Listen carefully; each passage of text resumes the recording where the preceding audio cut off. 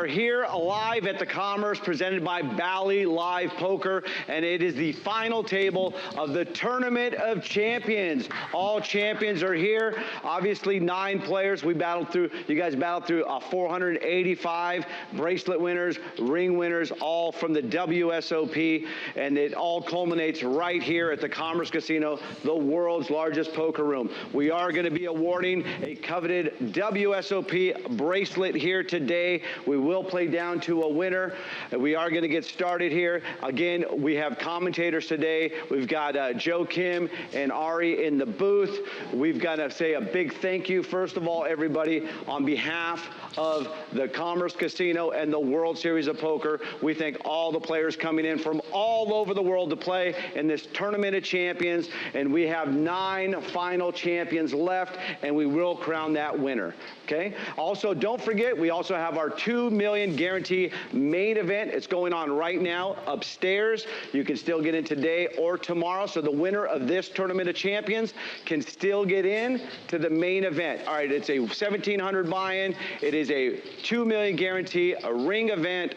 Winner of the ring event obviously also gets a special invitation into their choice in a summer event at the WSOP in Vegas. They can play either the Mystery Millions, where there's a $1 million mystery bounty and $1 million guaranteed for first place, or they can use it for an event like the mini main event. And that's an added addition, compliments of the World Series of Poker and the Commerce Casino here. So we're taking care of the players and all of that. So remember, you can still get into that main event, and that main event will also be televised and live streamed right here, presented by Bally Live Poker, and that's going to happen on May 20th. Time to be determined, but don't forget to tune back for that final table as well. Okay, we are going to get started. The button is on seat 6 here, okay?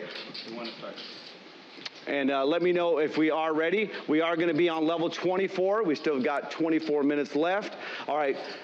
The blinds are going to be 25,000, 50,000 with a big blind ante. Button is on seat 6. All right, let's shuffle up and deal. Welcome to World Series of Poker Tournament of Champions final table here at Commerce on Bally Live Poker.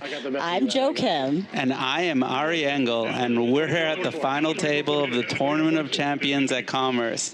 Players are playing for $200,000 up top. This is a $2 million free roll. They're doing something for like the... And Ari, this is all about you. Whoever wins the ring comes into these tournaments. Tell us all about how you can enter these tournaments. Yeah, so basically all year, if you win any WSOP tournament, whether it's a ring event or a bracelet event, whether it's in person or online, throughout the year, all the winners qualify into this free roll. And I was, no brag, but I'll brag, I was one of them. I came out here to Commerce, biggest poker room in the world, I believe. Awesome place to play. Luckily, I did not make the final table, so I'm here to commentate with you, Joe, and we get to see these superstars playing. What an unbelievable final table, and I think it's going to be really good action. Yeah, great to be here.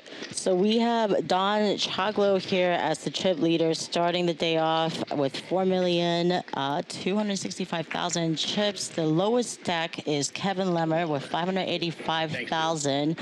And let's get in.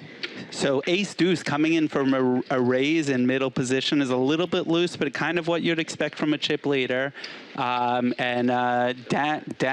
a lot of people know him as Danny, flops the flush draw. So let's see how this goes out. A pair against a flush draw. Interesting how Jack-9 suited is such a big favorite. Yeah, 58-42, you might think that having the pair would make you ahead, but no, the 2 overs and the flush draw is slightly ahead. And right away, it's 2 chip leaders going at it. A lot less ICM to worry about on this stage, or no? It's actually the other way. Okay. You would expect, especially Danny in second, he does not want to play a huge pot, and that's why I think we saw him just check call and not check raise and play this huge pot, which he might do under normal circumstances. But he just has such a huge incentive to not get out. I mean, it would just be awful to get out when you're second in chips. So yeah, and Don going for the second barrel here with his bottom pair has really put Danny into the blender already. It's not that exciting to call out of position because it's like, you know, you only have jack high, and if you hit the flush, you're not that likely to get paid potentially. But Danny does come along for the call and complete brick. Will Danny go for the bluff here? Is interesting. It is a scary card because a 4 gets there, and you kind of expect the pre-flop racer to have more high cards, and here he goes. Pot's already pretty inflated already for the first hand of the table. Yeah, I thought he was going to go, but exactly the opposite. He's not going, but the fact that he's taking so long, yeah, Danny is not going to just check his jack high and know he's losing. This is going to be hard to call if you're Don spot. And what is it, 800,000 it looks like? Let's see. Do you believe Danny's line here? The way it played out. That's definitely what's going through Don's mind. Right. And so 900,000 bet.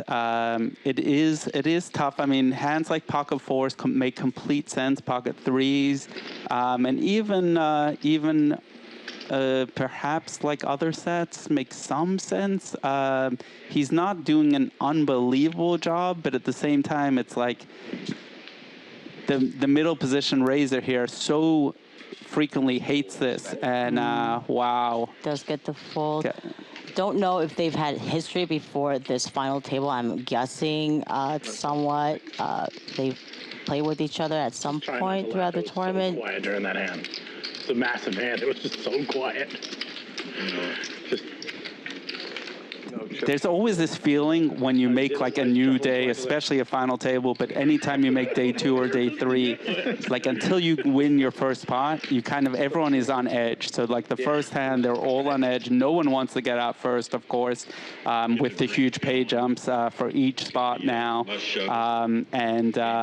So yeah, Scott was referencing that, how it just got so quiet in the middle of that hand. So you're saying it's going to take about a round until people start getting a little looser with their chips. It's amazing the way it works. You win one hand, and then all of a sudden you're good. You know, there's all these jokes about having talking chips and stuff like that. Sean folding A7 suited under the gun. You know, pretty standard, but maybe maybe not everyone would do that.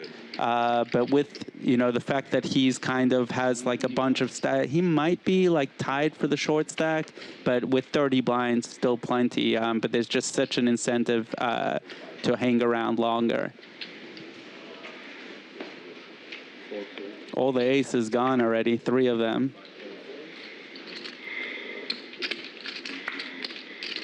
So at this stage, we're kind of looking like, of course, Don has played the first 2 hands. So it'll be interesting to see how it goes. Daniel wakes up with a king queen off on the button against Don again. So I know Danny to be a loose player. There's no chance that, I mean, most people are not going to fold, but he's definitely not going to fold. And we see him calling here. Max, another great circuit legend. That's our first glimpse of him, I believe, folding. And you know, if Yang is actually considering this, that would be an insight into the way he plays, but he goes for the fold. And everyone's making the heads up jokes, that kind of thing. Ooh, great flop for Danny.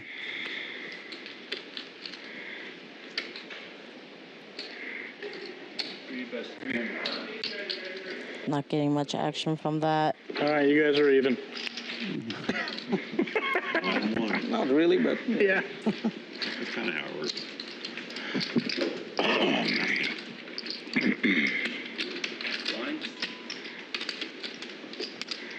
So we have quite a spectrum of players here. One end, we have player less, half the table is less than 50,000 in their hand and mob winnings, and then the other half is on the complete other side of at least 7 figures for life earnings. And you've played with a few of these players. Yeah, and I think you know them. I as think well. that's what makes for like a really great stream is having those like different player types and seeing how people respond to each other. So that's going to be really interesting. Yeah, and I'm gonna like so far just seeing the battle between the two chip leaders and one having what seems like more experience and the other having what seems like less. I say what seems because a lot of times the scores that you see online don't take a full account into a player's background. I know you play, for example, a lot more cash games, and the cash game players just there's no public database to see how they're doing. And so Danny has played every hand so far. Comes in for the 3-bet with 10-9 suited. And let's see how Carapet. Ace-3 suited is kind of the hand that a lot of like the young kids love to go crazy with, having like a suited wheel ace. But I don't know. It's kind of super scary to do anything here with when you're 9 people left and you'd hate to bust kind of 4-bet bluffing. When you have something like 32 bigs and, would you It's a really cool trophy. be just calling off a 3-bet here to see the flop out of position? No, I'd be a lot more likely to 4-bet shove it rather than call. And I think with 32 blinds, it would be reasonable to do that. I don't really love the idea of calling out of position against like a great player like Danny. And I think fold is completely fine too. So far we've seen Danny going pretty hard, I would say, overall with that huge river bluff and now 3-betting 10-9 suited. So yeah, it'll be interesting to see. Oh, by the way, everyone, like and subscribe. I know you guys are watching. Give us a shout out. Give us, and we're paying attention to the YouTube chat, so feel free to ask any questions in there, and throw some love. Yeah, Wayne Chang in your area. Thanks for joining us, Wayne. So Sean made a funny Facebook message this morning. He goes, you and I are going to be commentating, and there's a very famous player named Alan Kessler who has a lot of World Series success. And name drop already. Yeah, name dropping. And Sean goes, if I say anything bad about him, he's going to get Alan Kessler to fire me. So love Sean, West Texas man, an old school online player, and in person. He's been doing the thing basically ever since I've been playing. We used to play online a lot, and nowadays we play more in person. Huge respect for West Texas man or Sean. I always kind of go for the online name when I think about players, like especially that I knew first in the online background. But yeah. He was like also one of the players that were in when it was first like broadcasted, like poker, like way back in the days for WSOP. It was like the final table. I think they aired like 6 tables or something like that. It was 2004, and he was at the $2,000 buy-in final table, and the prize pool was like 1.5 million. And he was one of the beginner players that were on the screen. Oh wow! Okay, Yeah. I didn't know that. That's cool. Yeah, he's been around forever. Like I said, we see Max folding Ace-4, kind of a little bit of an insight into the way he's going to be playing. So yeah, just something to note. 8s is a standard hand to raise here. So I like to pay attention to things that are a little bit off what you might think. Like I know Max to be a very aggressive player, but let's put that on hold. And we got Sean with 10s in the small blind with 27 blinds. So how's he going to respond here? 2 raises to 500,000. He responds with a 3-bet to 10 blinds. Not an all-in bet, not like a kind of smaller size, somewhere in between. And 8s are now in a very tough spot here. I think it's too many chips to really want to call, but maybe he still does want to call in position. But this is a rough spot. You know, when you open the cutoff and you actually have eights, that's like a pretty good hand. You hate to just fold it to a 3-bet. But here comes Sean with this, you know, quite hefty size 3-bet, saying he's committed. Of course, he doesn't have to be. With tens, we assume that he would call the all-in, but very tough spot right away for Yang. So With a 3-bet like 500,000, you have to think like SPR Rice. It's most likely going to go all in post flop. oh, we do have a call. So yeah, the pot as you see on the screen is 1.1, and there's only 900 left behind. And Sean hates this flop. Oh my God. So yeah, how is this going to happen? So like, yeah, it did look like it probably would go all in on the flop, and now they both kind of hate this flop. Yeah, really tough. And is Sean going to do it? Yes, he is, and that With a little behind, I think. Yeah, very little though. I think the orange chips that he left behind, those are the smallest value chips. Yeah. So yeah, this would probably be most. And yeah, Sean, I would be very shocked if Yang ends up calling this off.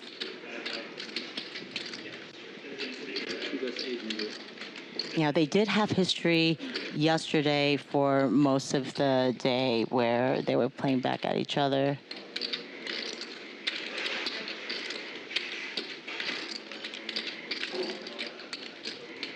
So it actually, Yang was kind of like thinking pre-flop, like he's hoping for a super innocent board. But the truth is that this was the best kind of board for him, as long as an 8 didn't come. Because now he has a pretty easy way, not easy, I should say, but a pretty decent shot of getting away. Now, you know, some might be looking and say, oh, this is super easy to get away from, but you're only calling 800,000 to win almost 2 million. So you're getting some really good odds. And if Sean did this with a small pair or even like an ace-jack or ace-10 kind of hand, you're more than getting the right price to do it. So yeah, it's a little bit tough, but I think Yang is going to come with a fold. Now, a lot of players, especially on stream, you just hate to fold the best hand.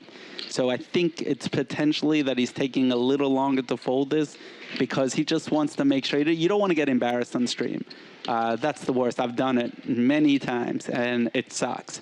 Would you say that it makes a difference that this is a final table in comparison to just a feature table or, you know, even cash games when you're making these folds? Exactly.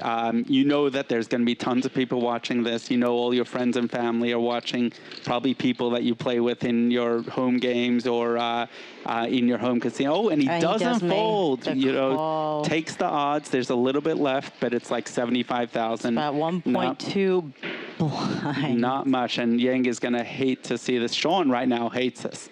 He's never folding, but Sean absolutely hates this. He feels like, you know, Yang probably has like a queen to like 10 call like that. But he does not think he's good. So yeah, 75,000 Yeah, we'll most likely left. be putting him all in here. But of course for the 75. No fold equity. That's a hand West Texas man thought he was dead, and all of a sudden he's like, all right, let's go. He almost did the get up, really. I give 2 nickels for my hand. All right, 2 outs. Can they come for Yang to send Sean home? And it holds. And Sean? Sean gets a full double up. 75. When did you start liking her? What's the rule on chip dumping here? Oh, wow. We got the needles coming. So soon. Yeah. Great start for Sean. Great start. For Yang, of course, it's the other way around. but still a healthy stack. And in tournaments, in all poker, how you respond to these kind of negative occurrences says a lot about how you're going to do in the game. These bet sizings that I'm seeing, like especially from Sean, just previous hand, like kind of like makes me think of online playing that I've like seen players do sometimes with like a little bit behind. Going out of control after. Is there any difference in like live and online players when you see them like play like on these streams? Final table, that like have you seen a lot of changes or like differences between players? So I think online players tend to play more aggressively as a whole. So in that regard, you know, the kind of game flow that we see online would be a little bit faster and looser. But so much is just going to depend on the 8 or 9 people that are at the final table. Yeah, we'll see what happens. These players have not been particularly tight though at all so far. So we have seen some extreme river bluffs. We have seen some hero calls with the 8s there. Don playing what seems like almost every hand, which makes sense as a chip leader. Danny playing very loose also, which makes sense as a kind of co-chip leader, and Danny's actually overtaken Don now for the chip lead.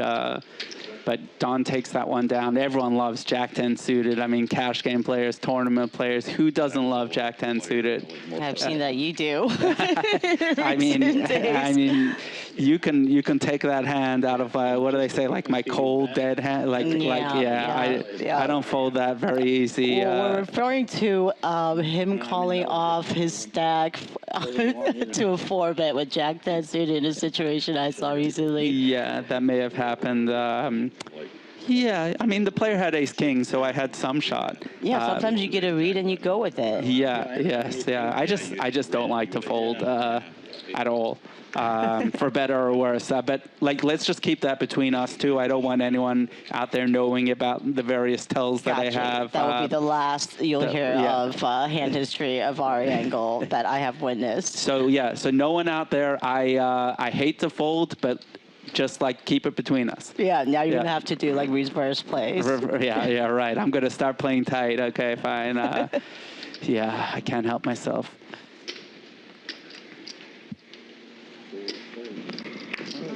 Good fall, guys. Look at that. Big hand. All in hand. Now Scott gets a walk. Yeah, I had it. Yeah. Love to see Scott. Scott is, he's originally from this area. I think he still lives here potentially. I always see him in Northern California too. I'm not sure. Kind of see him all around the West Coast tournaments, and very affable person. You know, when you see him at the tables, friendly. Of course, it helps. Like, he's hit a bunch of big scores recently, and I mean, everyone here has done pretty well recently because you had to win something within the last year in order to get here. What do you call them? The whatever. Almost everyone here. I don't think Danny won one of these, but the most prestigious title in all of poker, a WSOP circuit ring. Right. That's what almost all of them have qualified. Danny won something which I personally say is a little bit lower. It's still very, very valuable, but Danny won, I think it was a WSOP gold bracelet. And that's what they're going for today. That's what they're going for. I mean, to me, it seems a little off that they're not giving the most prestigious title in all of poker, a circuit ring for the winner. But I understand. I mean, a gold bracelet, and actually this is only the second gold bracelet ever given in California, and almost ever in the U.S. outside of Vegas. So for those of you who don't know, Ari Angle is actually the record holder of 19 WSOP rings, so he might be slightly biased. Biased? Oh, my God. Let's get back to the game. Oh, my God. Wow. That one hurts. All right, we're at an interesting flop, and these hands that are in it, let's see how it goes. Okay, the king checking back for like pot control, not wanting to bet and get raised.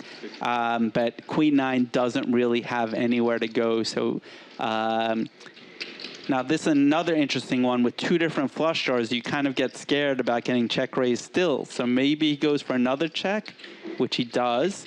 And will Queen 9 bluff at it? But now he doesn't have to bluff.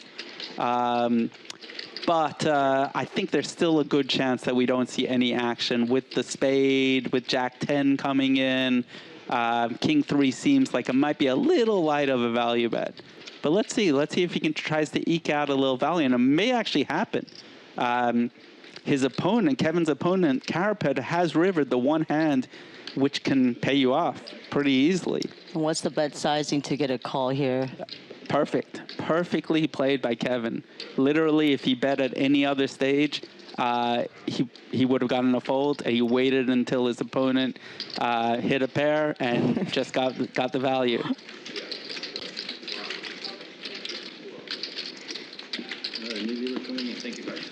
Thank you very much.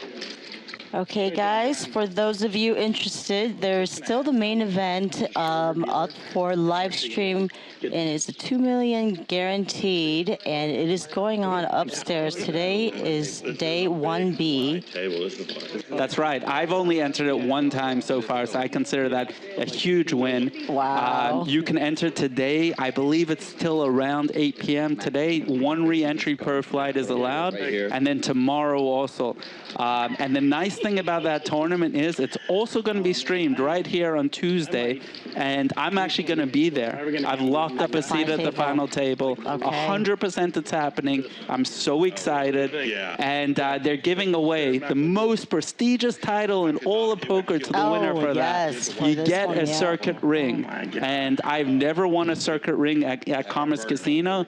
This is going to be the one. My shot has been called. Call me Babe Ruth. I'm winning that ring. But for all you out there, second place is available. It's a 1,700 buy-in main event. It's going to be huge amount of money. Highly recommend that you guys go for second place out there. And you did say I have a 2% sweat, so I'm totally rooting for that. Let's go. Yeah. Sean with Ace King suited here. He is off to a good start. I mean, I hope I'm not jinxing him here, but he's off to a good start. You don't believe in jinxes. Let's go. Let's hit them. No, I don't. Kevin with deuces. I remember the first time that I folded deuces pre-flop. It was around 7 years into my poker career. Oh my God. Wow. Cooler Central. Scott with lucky ladies. Queens. 6.8. Oh my God. This seems like unavoidable with queens and ace king suited. Will Sean be able to get away from it? I mean, will Scott be able? No, I mean, I don't see either of them folding this pre-flop. And I think Scott will probably just shove it here. But will he go for a smaller size? Right now, it's 25, 50. It's around 40 blinds effective.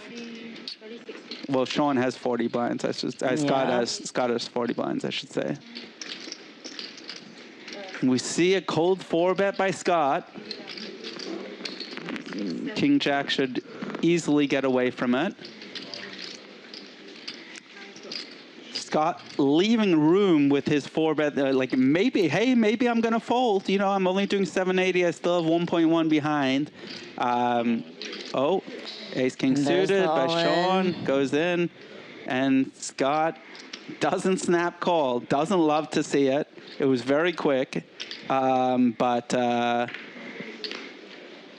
yeah, he's not folding. Queens against ace king suited, and the big flip for all the chips. Well, this is a big spot. This is a big spot. 57. Winner's going to be second in chips. And we know a king was folded also, so it's actually a little better for Scott. Innocent flop. We do have a heart. We do have a jack. So there's potential backdoor straights and flush draws. Queen. Oh, queen. 4 outs still. Queen does not mean it's all innocent. Oh, my God. Oh, my gosh. He hits it.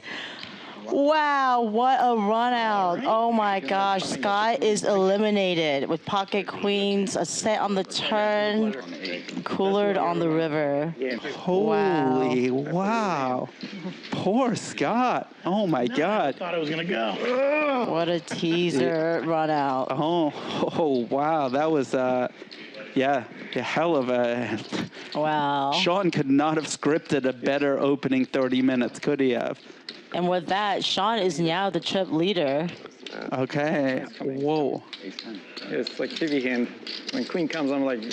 Sean's got about almost 100 big blinds now. Wow. Wow. Unbelievable.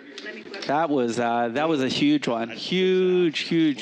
And you would feel bad for Scott, but he basically has won every tournament. I think he won 2 circuit rings in like a week. He won like other major tournaments. He's just like crushed the last year. So yeah, I feel bad for you, Scott, but not really. And also, like, if you'll notice the way he looked at the camera on the way out, I don't know, something, perhaps it's a little inside joke between me and Scott, but yeah, maybe you should let the viewers know.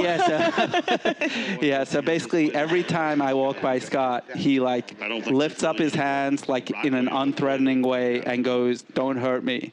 Yeah, we've had this running gag for a while now, and yeah, I've been the fortunate witness to it all. Yeah. So anyway, good game, Scott. It's a little unfortunate that he's gone already because he's a fantastic player, and we would have loved to see him play for longer. Sick run out, like sick run out. Wow. But good for Sean, and here he comes with Apple 4 suited. You love to see a hand like this. Again, the suited aces with the wheel card. Very, very much loved with the new school players. Sean, I believe, is like somewhere in between new and old school. Like I think he does, don't tell anyone, but I think he may do his fair share of studying. Sevens, just lay it down. It's a little bit of a tough spot there with 26, 27 blinds. With some shorter stacks around, Kevin with 460 is really affecting everyone's action. We don't really get to see what Danny folded here. Oh, King 10. King 10. So that's it. Ooh. Every time. So he's not as loose and crazy as Take it down every time. some people think. No, hey, Nobody wants to play. No coaching. You know, when I win a big pot, I don't like to look at my next hand. I just like to. Sean's showdown hands have, been I'm lying. like, great, decent hands. So I feel like maybe players know he's been active, but at the same time, he's always showing up with the value hands. I don't know that anybody else has there been many showdowns? Yeah, you're right that we haven't seen anything too crazy from him. But now that he's chip leader, I think people might expect him to be a little looser, as we saw the ace-4 suited in early position. May indicate, I mean, it's not crazy at all, but may indicate a little bit of looseness. Okay, cool. We do have Kevin now under the gun with 460. Now, Kevin, I spoke with him before play. Kevin is good friends with my friend Gershon Distenfeld, who final tabled the main event a few years ago and actually won a World Series poker bracelet in a shootout, which, again, no brag. I got 7th in. He owned my soul a time or two. Don't tell anyone. Wait, in a shootout? Yeah. Oh my gosh, shootouts are what? awesome. Yeah, I love shootouts. Gershon actually donates all his poker winnings to charity. So super cool, and he's friends with Kevin. We're wishing luck to Kevin today. I mean, I kind of feel like I'm wishing luck to a lot of players here. Yeah. But that's kind of the way it is, because like so many of these players qualified on the circuit, where I've played a lot of WSOP circuit tournaments myself. A lot of experience with a lot of them. Max and I have been battling for years. I mean, he's owned me like probably 100 times, I would say, in my life. Great player, phenomenal player. And here we go, Yang not allowing Max to just limp in and putting some pressure on, and Yang takes that down. And when you have 22 blinds like Yang has, winning the blinds and antes is actually pretty meaningful. Pretty huge. A lot of people come from like the cash game world where like winning a blind or two, it doesn't really matter too much, but in tournaments, that's huge. ICM value is a lot, much more in play where there's none in cash, so. Yeah, so Very, very exciting here. Being at Commerce, playing all these circuit rings tournaments this week. You know, me as a mixed game player, I really like that. I mean, I play No Limit too every now and again when they force me to, but I love the schedule here because they had a bunch of mixed games. They have tomorrow a PLO, the next day a PLO 8, and the day after a Torse event. And so basically, it's like, sure, I want to be in the main event, which I'm going to play tomorrow. 2 million guarantee. See you all there. But if not, it's a great. It's great to have other opportunities, and yeah, it's a great schedule. Now, Apple 10 is always a hard hand to play. You kind of feel like it's kind of good, kind of bad against an early position open. I think prudent would be to fold. Also, at early position, under the gun +2 right after Don's raise. Yep. So some people might like turn their hand into a bluff there and go for a 3-bet. Some people might call. Some people might raise. Might fold. I think most people would fold though. But it's always a little tough when you have a big ace. And Kevin defends his blinds. It was a small open, only a min raise basically, but defends with Jack 4, which I don't know if this is standard. A lot of people do like it when you have a short stack to defend their blinds. This could be devastation for Kevin. When you flop a pair, when you defend it off 6, 7 blinds, it's just really hard to fold. Now, when the ace and king came, it makes it like maybe a little easier, but this is not an easy fold at all. 400. And Don just shoves. Tough spot for Kevin. He only has 5 blinds back here, not even 275 at 60. So more like 4.5. Very tough spot after calling pre-flop. Very tough. He's getting really amazing odds here. Makes the good disciplined fold. That is much tougher than it looks. Much tougher off the short stack. And staying alive in tournaments are just so valuable. So we'll see if Kevin can ladder up a spot or two. We'll see if he can get a double up or two and you know, ride the short stack into something even better than. I mean, he's already guaranteed. All the players are already guaranteed 21,000. So. It's a really nice score, especially when you think about, I mean, do people know? I know it's Tournament of Champions. Probably a lot of people think, oh, this had like a $5,000 buy-in. No, this is a free buy-in that World Series of Poker does for all players. If you win a ring or a bracelet all year, you just get a free entry. It's Super such a great cool opportunity. And there were 1,169 players who were qualified to come into this tournament, and only about half of them showed up. Yeah, so much value, so much value. And Don here has maybe the most controversial hand in No Limit Hold'em. People love to hate on jacks. Like people say it's hard to play. I just say raise, and keep raising until you don't have any chips left. Maybe that's why I am not in this tournament anymore. Max, You like getting into scenarios and situations and play post-flop, which is great for the mind. All right, jacks. Let's see if we can get any action. Kevin in the small blind with Queen 8. Is he going to do it? He is going to do it. Okay. A little bit unorthodox here, but he does have the over, and he's going to run up against jacks. We did see a queen go into the muck. Unfortunately for Kevin, a queen was in the muck, and if Kevin cannot win this, he's going to go out in 8th and get $21,000. But it's not over in poker until it's over. Never easy. Wow. Oh, so it is We do have some outs here for Kevin. a 10 is what he's going for. That's his direct out, and that's his only out. It's going to have to be a 10 or a 10 only for Kevin to stay alive. And that is it for Kevin. So the shake hands all around. Nice run for Kevin Lemmer, finishing in 8th spot, $21,000, nothing to be ashamed of. Great run, and the rest of the table, they breathe a sigh of relief, especially the shorter to middle stacks. They were very handcuffed. Having a player with 5 blinds around, like, you just don't want to do anything until they either bust or double up. So yeah, you gotta, speaking of which, you must send a shout out to Ben Paris. Like, wow, what a guy. Nothing to do, like, I haven't even read the YouTube chat or anything like that, but come on. I mean, like, every time I think of, yes, very good. Well done. Okay, and he just happens to be in the chat. I just looked, and oh my gosh, what a coincidence! That is a crazy coincidence. Wow. I haven't looked at the chat at all. I had no idea.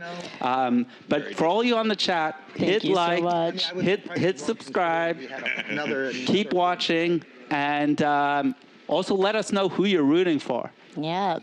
Next page up now. We are up to 28,000 for 7th place.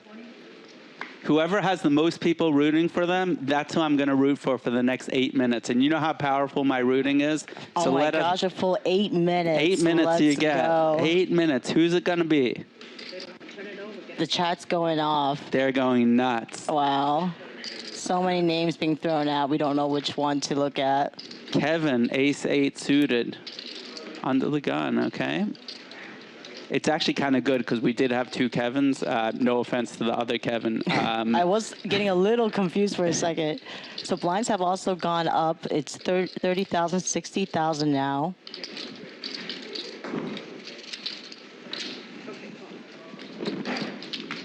Hand 14, wow. I would have guessed more. They keep us in line. Jack 3 offsuit defending. Don. You know, you might look at Don and say, oh, this is a tighter player, and you would probably get the wrong impression. We've seen him play a lot, and he's going for the lead here. And this is what actually, like, I don't know on this particular board necessarily, but supposedly, like, big blinds are supposed to, when they're chip leader at final tables, defend and lead at certain kind of boards. So it's interesting that we see now. It's a very small lead, but how's Kevin? You hate to be in this spot as the middle stack with Apple 8. How's he going to respond? Oh, Kevin reads right through it and gets the raise in. Love to see this. They're playing some poker here. And Don's not instantly folding? What? What is going on? Oh my God, we got a lot of maxes. Well, like you said, Don had an image, and now he's, looking like, I did have something, but I'm going to let it go. Yeah, Kevin gets that one through. Not knowing Kevin is just basically, Really? That's bad. raising in position and getting that full through. So there's a lot of, replays and all that going on already. Hand 14. Very well played by Kevin there. Update, I know everyone's eagerly awaiting, but we have tallied up all the comments on YouTube. I'm looking. For the next 8 minutes. I've set a timer. Next 8 minutes, all my rooting abilities are going to Max. Max Young, Wow, Max. legend from Oregon.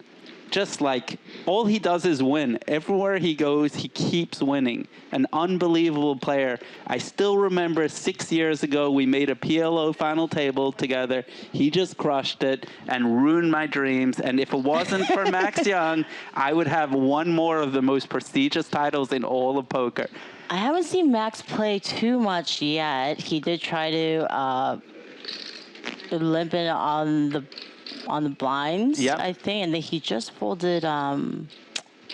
What was it? I don't know. It was a hand I think I would have played, and just quick glance, but I got distracted there for a second.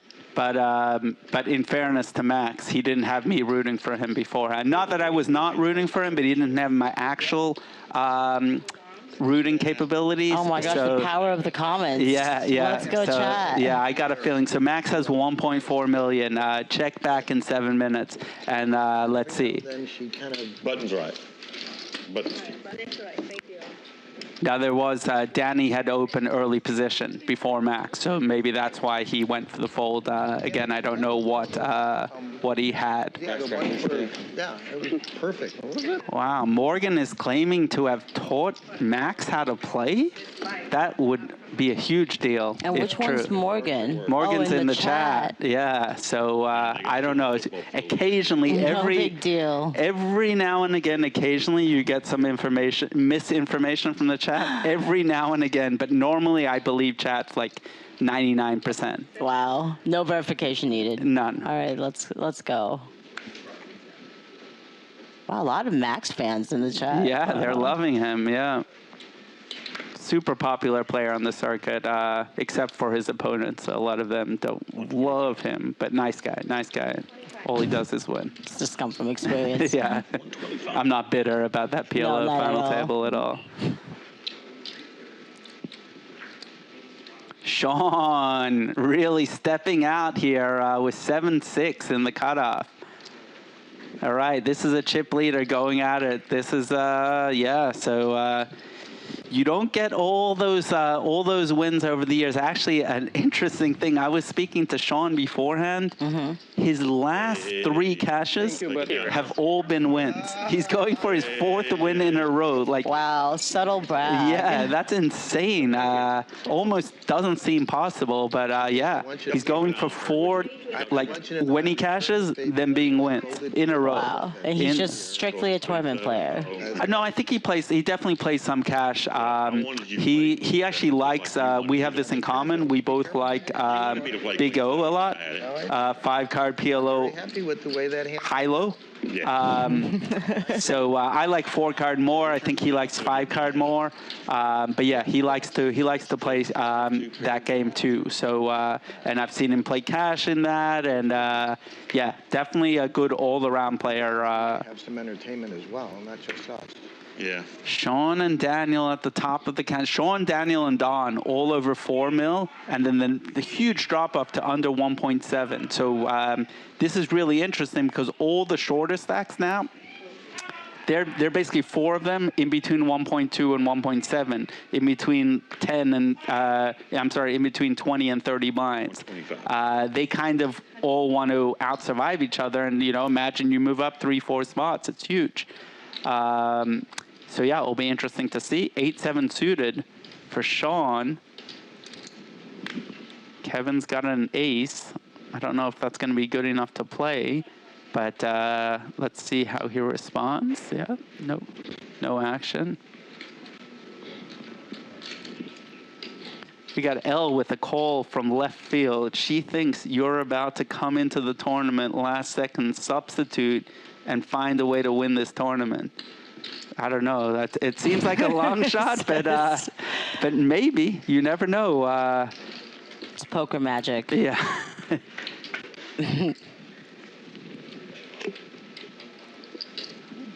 And Danny defends the blinds, and look at this amazing flop for Sean.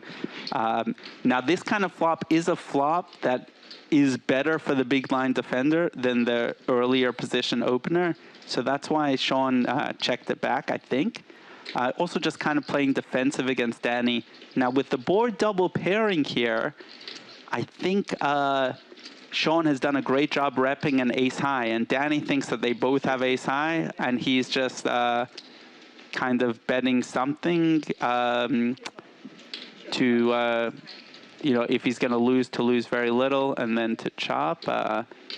Yeah, that was an interesting bet by Danny, and he lost the least possible. I think if he would have checked there, he probably would have wanted to call a bet from check Sean. Call. So, yeah, we see Danny's got a lot of tricks up his sleeve. Sean opening 8-7 suited and playing it like kind of defensively, not wanting to lose a lot there. As it happened against Danny's hand, Sean made an extra 60 crackers that he probably wouldn't have made in any other way. So for those guys who don't know, crackers is 1,000, apple is ace. Just so you guys get Ari's lingo here. Thank you for the translation.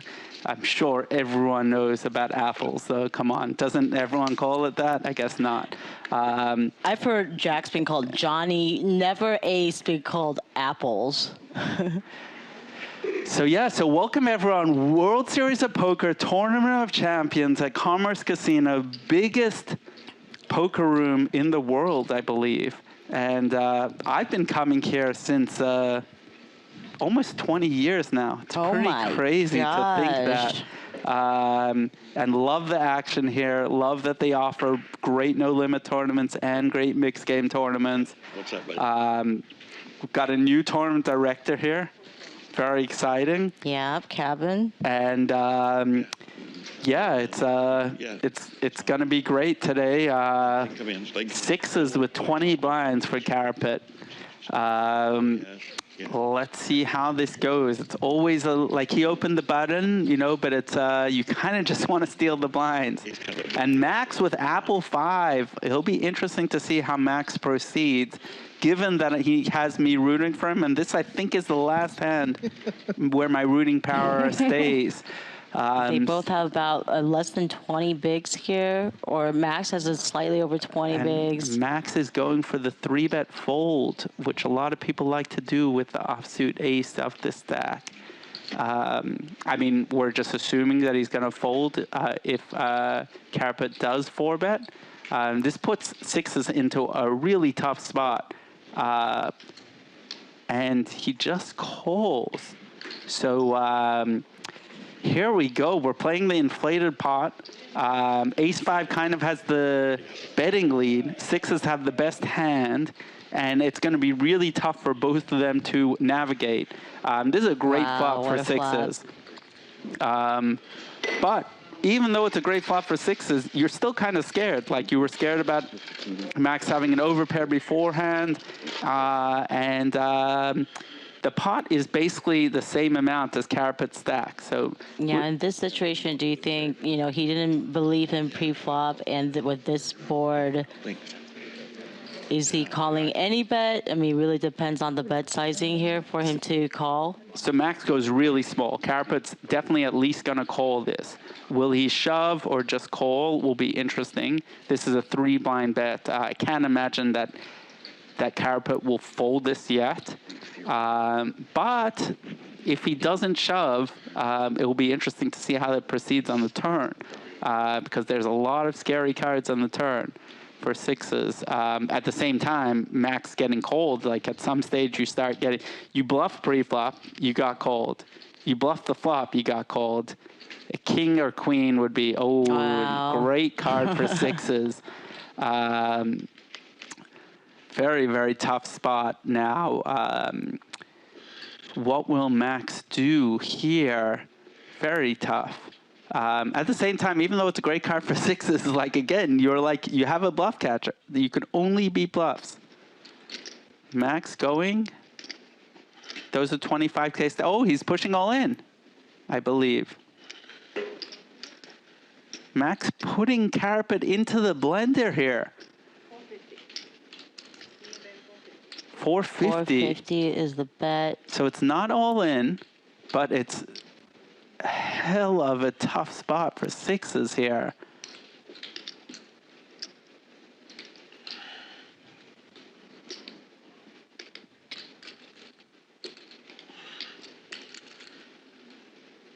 And in the meantime, during this tank, I want to apologize to anything goes. Oh, we got an all in here.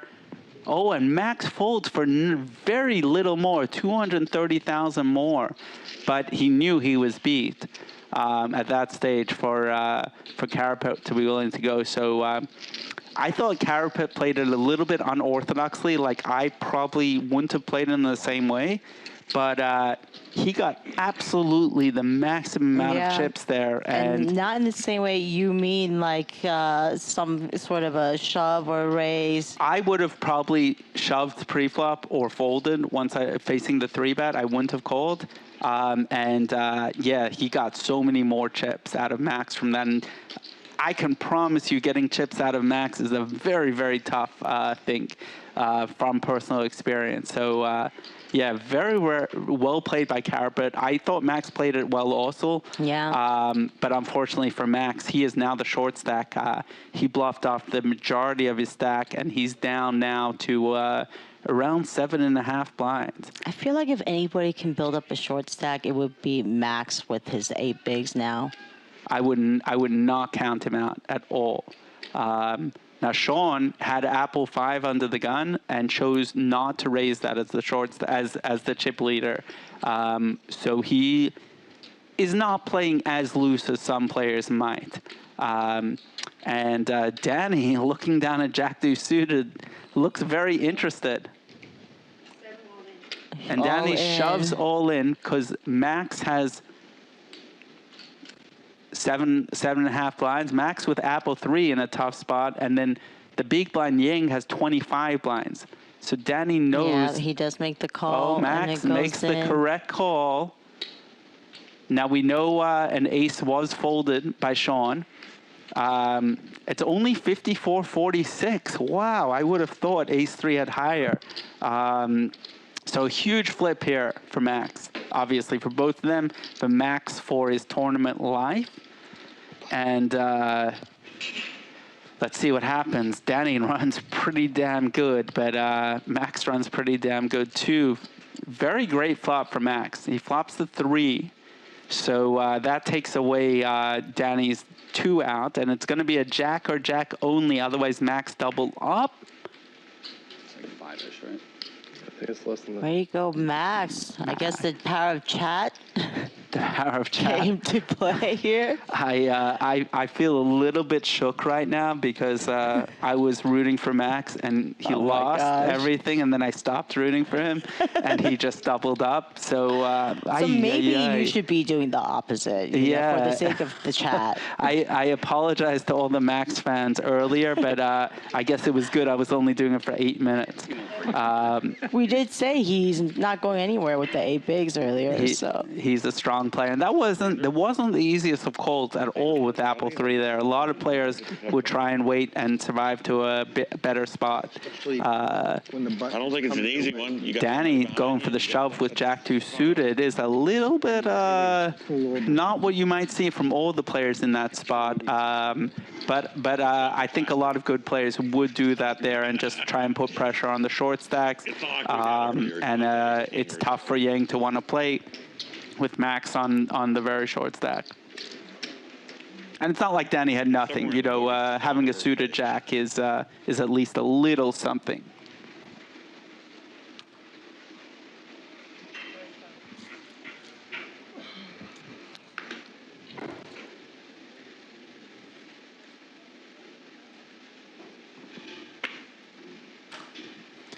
King Queen for Kevin with 30 blinds. Tony Costa thinks that it was a bad shove with Jack 2 suited by Danny. Interesting. I don't know.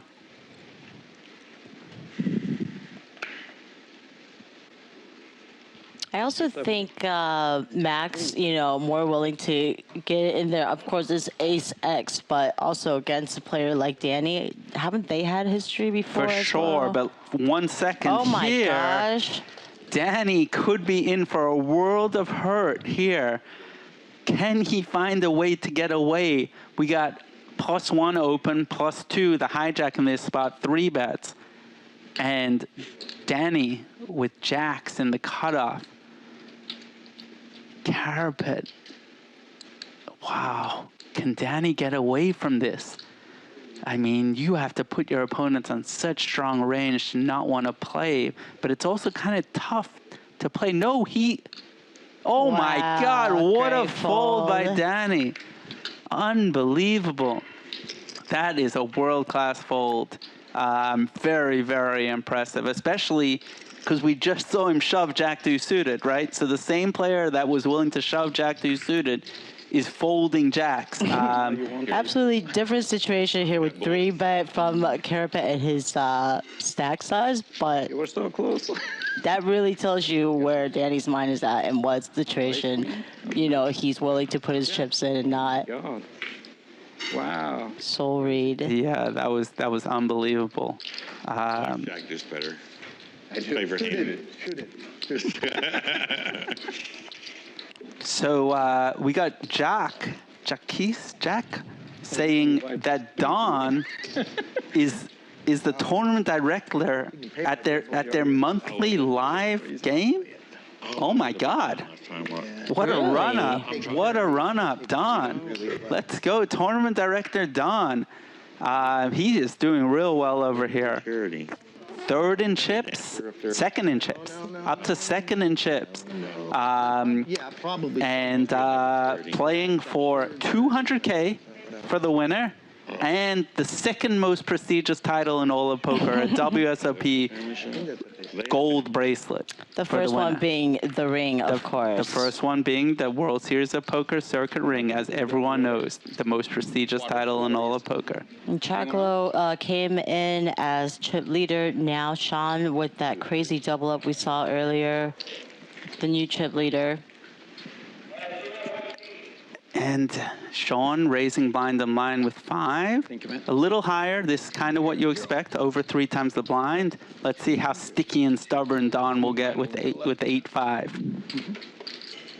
Yep. Very good. Thank you.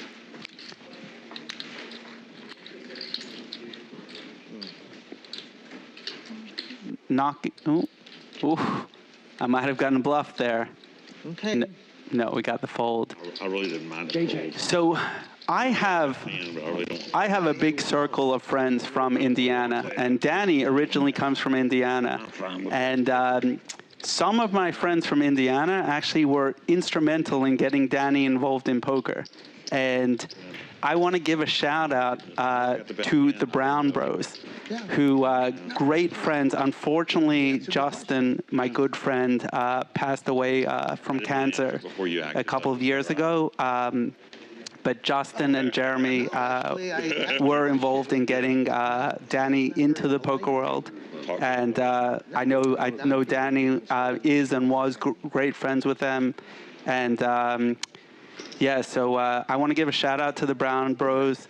We're all thinking of Justin, especially at this time, seeing Danny at another major final table. Just kind of can't, you can't really, separate the two. So yeah, shout out, I see Jeremy in the chat, great friend. And yeah, so I know Justin is probably rooting for Danny from up high. Great guy, and try not to get too emotional here, but It's been years of camaraderie, especially like poker friendships. You know, it goes far. And I know, like, you left leaderboard here when you heard that news to go to his funeral. You got the button. Yeah, and Danny was at the funeral too. Super sad, of course, like losing a friend in their 30s. Not something you wish on anyone, and we're not going to curse on here, but we all hate cancer and F cancer. So yeah, a little bit extra rooting for Danny today, and a shout out to the Brown Brothers. Sounds like a margarita mixer in the back. From what I understand, everything sounds like a margarita mixer to you. Yeah, exactly. What kind of skinny I got.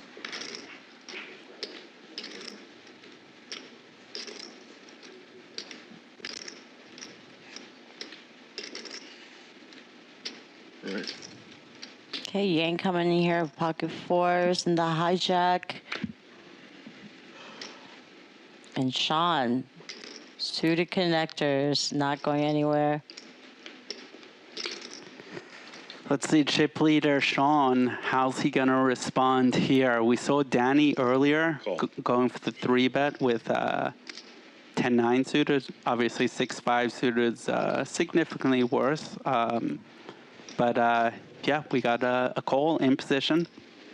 Actually, somehow is flipping against the opener. You wouldn't expect that.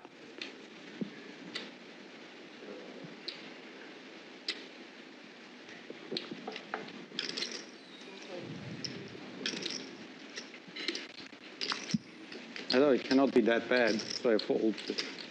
It is. Sorry. Okay, headset. Sorry. Oh, yeah.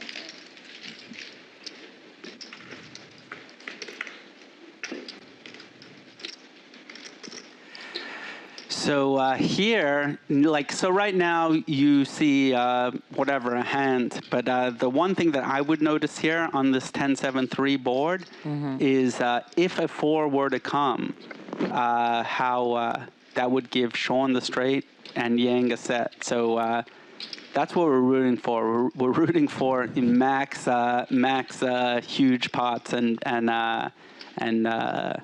destruction. There is just 1 4 left in the deck. Oh my there God! It comes. How does that happen? Oh my God! Unbelievable! And I think we missed the run out on what was the turn, but I think it was a queen. It briefly showed up on the screen, and this feels like it's. I mean, no, this is 100%. This is the end of Yang.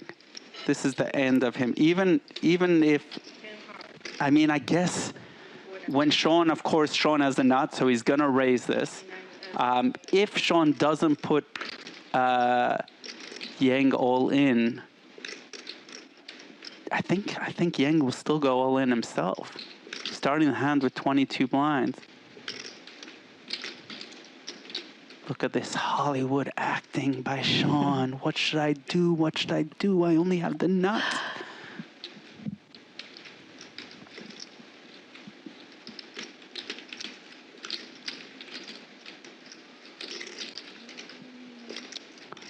Feels like Sean's running a little okay so far this tournament. Just a little okay. A little okay. Timing on this tank is just.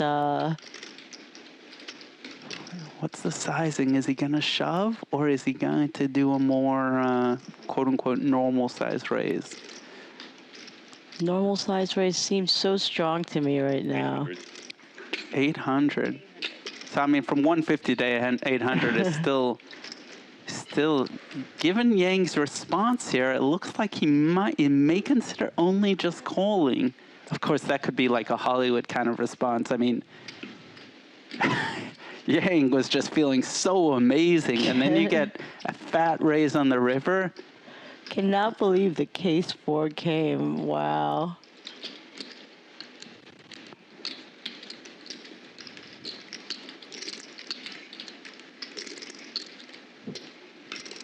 Of course, he cannot consider folding this. I don't care With this run who out, you it's are. such a hard fold to make here. Do not consider folding. Do not do that. But if he doesn't go all in, that's already would be unbelievable. Yeah. Yeah, he does go all in. There's a 5-6. Wow, And, what a sick cooler. Good what a game to sick Yang. cooler. Whoa. He's gonna feel even sicker when he goes home and sees that it was the case 4 that came out. Oh my God, that is sick. And he started with a big stack, so finishing 7th for 28 crackers, probably a little bit bittersweet right now. Of course, free roll entry. You have to, after a little bit of reflection, you can't be too upset. Sure. 28. But, when you get this deep and there's a bracelet, the second most prestigious. Yes, yeah, number 2, yeah. Then it starts getting a little serious, and of course it's gonna hurt. Yeah, that's true for sure. And we got my old buddy Kyle Cartwright, the Kiki in the chat. And he completely agrees that rings are the most prestigious title in all of poker. I think most people would when you think about it. Yeah? Yeah. And we got La in the chat. I wasn't so sure before, but just since, I've met you, I'm starting to think, maybe there's something to that. It's definitely prestigious. I've seen how people interact with you, just from that alone, I'm, starting to change my mind a little. Exactly. Yeah, very exciting. I'm very excited to get my 20th circuit ring this week at the Commerce Casino. The main event, 1700. Seat's already locked up. Can't go anywhere. You can play it today. I'm not going to be playing it till tomorrow, so I'm going to see those coming tomorrow. And then I'll see 8 of you at the final table on Tuesday, playing for the $2 million guarantee. Probably will be bigger, I would guess. And there's 8 spots at the final table available. I have You already knew? first and the most prestigious title in all of poker locked up, but I'll see the rest of you there. Before you're at Yeah, I think that's fair. Yeah. Poker Gods delivered. Okay, we are down to 6 players. 6th place now pays 37,000. Pay jumps are getting bigger and bigger. Yeah. We got Tony in the chat saying that he would take the 28 crackers for 7th over nothing. Personally, as a person that got nothing in the tournament, I see where he's coming from. But on the other hand, think about the pain of getting 7th. So much pain that I don't know if it's worth $28,000 US to do that. I love how you got the chat started to say crackers. All right, let's go. Let's go 3-way. We haven't seen many 3-way flops here. Wow, what an interesting flop. Yeah, Carapet flopping best, but out of position. Got Kevin on the button with mid pair. Everyone has something here. These are the hands where you know, this is what you call poker. We got the check around. And so now, when the turn comes so brickish, I think everyone kind of feels like they have the best hand here to some extent. Yeah. I don't see Danny folding. Leading out, though, you know, of course, Danny's not going anywhere. And then once Danny makes that call, Kevin might be feeling a little less confident about his hand. Right. So now Kevin has a tough spot. This is the only way that, but even still, it's a small bet. It's only 2.5 blinds. There's tons of draws out there. And Kevin has a decent kicker. As we see, he's beating the caller. He's beating Danny's 10-9. Yeah, let's see. Matt doesn't think anyone says crackers. Okay. Well, I'm here to learn from the chat. As we all know, the chat is always right. See Kevin making the disciplined correct fold with Queen 10. It's a scary river card, and Danny checks. Yeah, King 6 behind. is gonna win. Smaller clubs? Okay, yeah.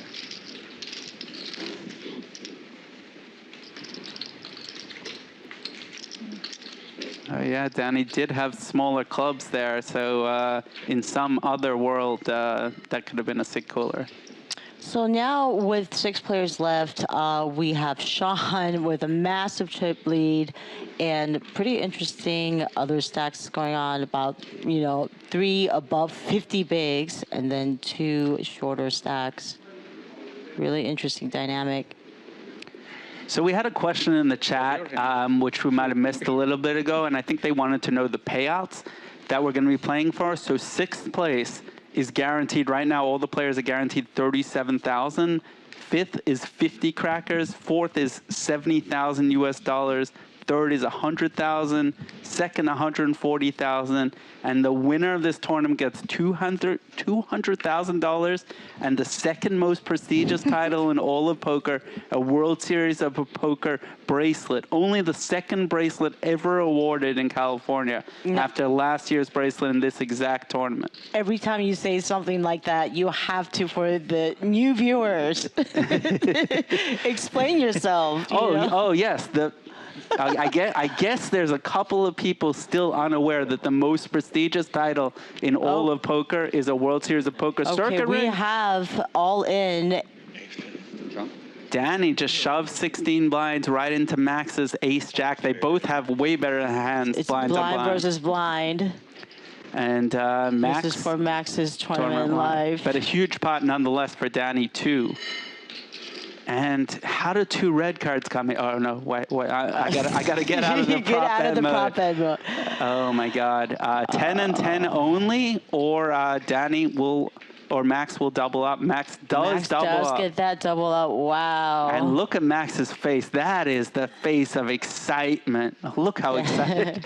From 8 bigs to now over 30 bigs. So yeah, a lot of poker players, when they get deep in tournaments, they just kind of keep the poker face going. And Max, as the consummate professional there, didn't go with the big celebration after winning. He has a permanent poker face, like in real life as well. I don't think it's very hard for him. Big pot here. Danny down to 2.5 million, Max up to almost 2 million, and really evened out the stacks there. And I think most of the table would be disappointed in that. And of course, like you hate to see Danny, a great player, get chips, but you also hate to see Max, a great player, get chips. But just most of the time when there's 6 people left, and you know, right now they're guaranteed 37. If a player gets knocked out, they all move up to at least 50,000. So big difference there, and you're kind of always rooting for the short stack to bust in those spots. Yeah. Kind of doesn't even matter if they're good or not good or where the chips are going. You just want people to get out and pocket that real US dollar. Unfortunately for Danny, that was a blind versus blind spot. Of course, he wasn't going anywhere. Complete cooler there. That is the definition of a cooler when it's Apple 10 against Apple Jacks, like 16 blinds effective, complete cooler there. Oh, you see, nobody wants to play. Expensive.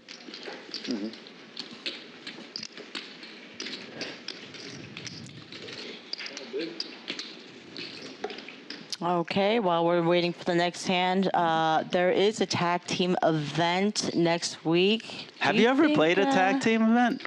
No, never. I think it would be kind of cool. I've played like 1 or 2, but not too many. But I really like the idea of taking a break when you want. I can't imagine you taking breaks from playing poker ever. I have my prop bet where I need to do 10,000 steps every day, and sometimes it gets tough. Like you're deep in the tournament and you got to do steps in between hands. It makes it much easier if you have a partner. Okay, yeah. So you have a stand-in for your steps. Got it. So if any of you guys have a 10,000 steps a day prop bet, what you can do is bring along someone else. They can play. You can go do steps, and you can switch in. Commerce has, I believe it's on Thursday, a $400 tag team event, and meaning it's $200 per player. It's got a $25,000 guarantee, and it is on Friday, May 23rd. Yeah, so tag team, for those of you guys don't know, 2 players can enter the tournament. Just 1 player plays at a time, and you just, tap the other one in and out throughout the tournament. We got another 3-way pot here. Kevin does have some fans in the chat, especially an Eagles fan in the chat. So not sure if Kevin is an Eagles fan or if it's only their friend who is an Eagles fan. Kevin actually is from Ontario, Canada. Oh. Yeah, and he got into this tournament by winning the No Limit Hold'em and Pot Limit Omaha. Oh, mixed tournament in Calgary. Cool. Very cool. Now we got Don betting out and getting Kevin to fold the best hand. Don has 10 high. No pair, no draw. We got Carpet with a flush draw. What happens if it bricks? Well, Don hits a pair now, and this should be the end of the hand. Does go for the very thin value bet with his 10, with his 8. And Don really showing some poker chops here. Some of his friends in the chat were claiming he's a tournament director, but he looks like a tournament crusher more than a tournament director. He's been definitely switching things up, like doing things that I really can't expect what his next move might be with like his hands. It's almost like he's playing without looking at his cards at times.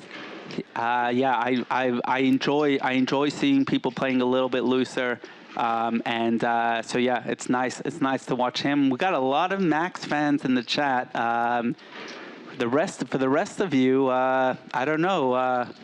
Let's hear it in the chat. Of course, while you're letting us know who you're rooting for, hit that like button, hit that subscribe button, come on down to the Commerce.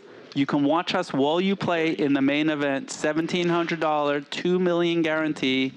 Final table is going to be on Tuesday, and I'm going to be there with you. Yeah, there's still 8 seats left to go in that final table for the main event, so come on down, y'all. All right, Don just calling with Apple 4 in the small blind here versus the button open of Sean, 10-9. Kevin has Jack 7 and chooses not to call, which certainly more than okay. Sean flopping middle pair and Don just going betting out. Don loves his like out of position. Like, Yep, and it's so interesting to watch him play. it's I not can't going to guess work. anything. It's not going to work against Sean's hand, but let's see what happens here. Now Don has what's called like the fake flush draw. So he's got ace of clubs and there's king, queen of clubs. If another club were to come, will he fire it off? Now, as it happens against this 10-9 hand, if he goes again, triple barreling but he goes here. very small. But Sean hates it. Sean cannot feel like he very good, but when it's only 300 to win 1.7 million, maybe he will. But Don has certainly put Sean right into the blender here, and a super tough spot here. I'm interested to see what Sean would do. And if Sean does end up calling, I think Don is going to regret not adding a couple of 100,000 to this bet. If he made it 5 or 6 or 7, I don't see Sean calling. Even at 300, Sean very well may not fold. On the other hand, Don is just getting an unbelievable price on this bluff. If it works, he only risks and... Oh, not yet. Not yet. Sean, long-time player, trying to get reads. Now brings out the big chips. I don't see him raising, but he does have the blocker to the straight. Is he doing it? Oh, my God. Sean, you bluffed me. What are you doing?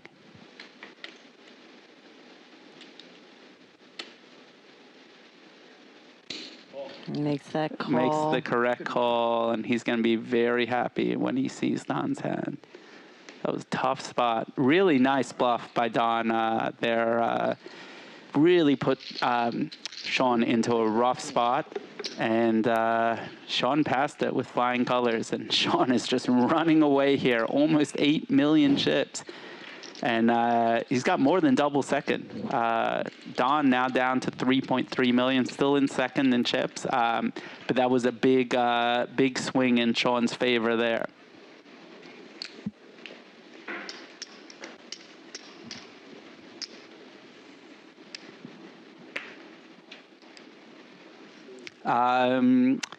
Shout out to Eagles guy in the chat. Definitely no disrespect to winning in Calgary. That is not what we meant at all by that. That might have been misinterpreted. I myself was born in Canada. Love to win tournaments in Canada and a big fan of that. While I've never played in Calgary yet, I am looking forward to going there at a time where it's not the middle of the winter. Yeah. Sean now with the chip lead just comes out Queen 6 suited. As the chip leader, he's going to be looking to bully the rest of the table. They're all looking to survive. And this looks like it's going to win. And Sean takes down the blinds and antes. It's looking very good for Sean right now. But 6 people left and a long, long way to go. Let's not give it away to Sean just yet.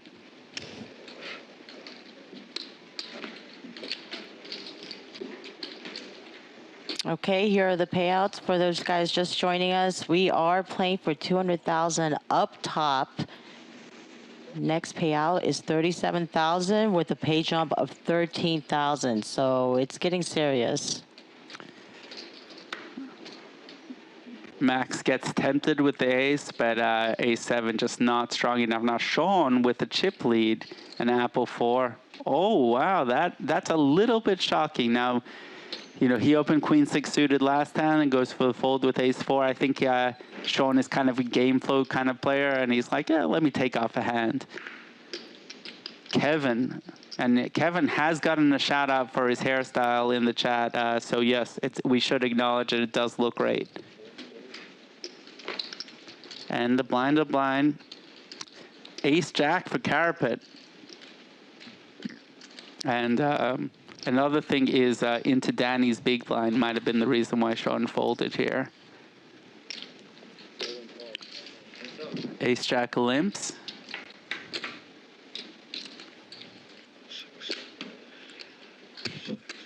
My name is Ari Engel, and alongside me is Joe Kim in the commentary booth. Hey guys.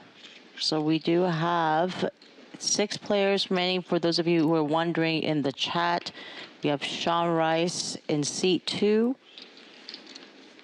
Longtime player, Don Chagalo, seat 3. Kevin Lee from Canada, which we respect, seat 4. And Carapet, seat 6. Daniel Sepio and Max. Wide variety of veteran players to, I'm not sure, novice players, but lesser-handed mob results. Danny's going to win this small to medium-sized pot there.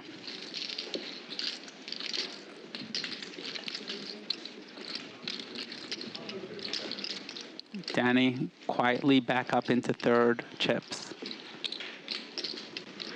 Kevin, the short stack with 1.1 million, still almost 20 blinds. Nothing to sneeze at.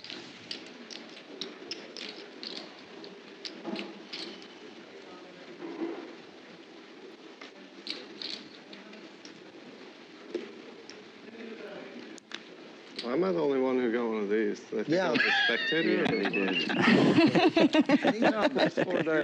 Max just does not look like a player to the security. Check his big blind. Probably will be after this time. Yeah. I wanted to keep an eye on you.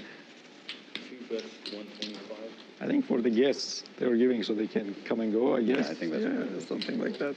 Sean coming in with the standard open, yeah, I don't have. Has everyone in the chat hit like and subscribe yet? Oh my gosh. I don't know if I've seen enough people liking the stream. So We must just have 5 people in the chat. Oh my God. That's what it is. Yeah, give us a like. Why don't you? I mean, I have no friends, so it'd be be nice if a couple of you hit like. This is the closest I'll get. 9-8 suited on the button for Carapet. Calls with over 40 blinds. And Max with an ace in the big blind, but bad kicker. Unsuited. Max, is he going to go for the bluff here?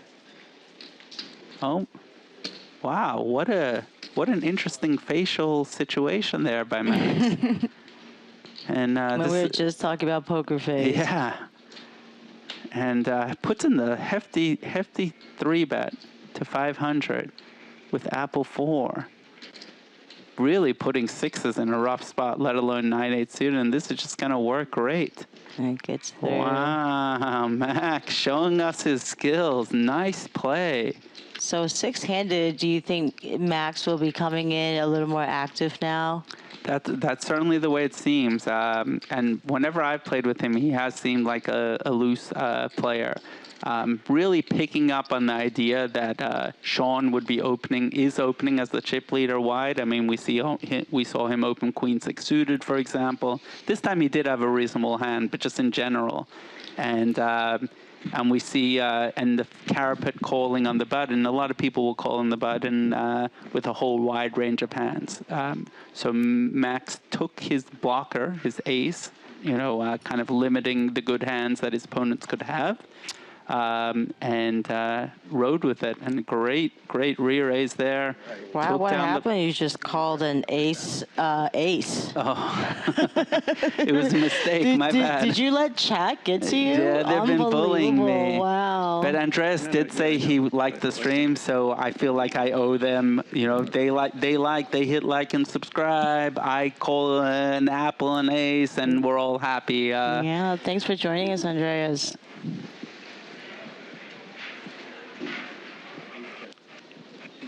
Max limping with Blind versus blind between Max and Sean here.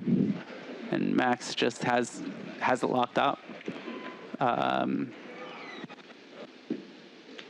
to get any chips from Sean here. Any bluff at all?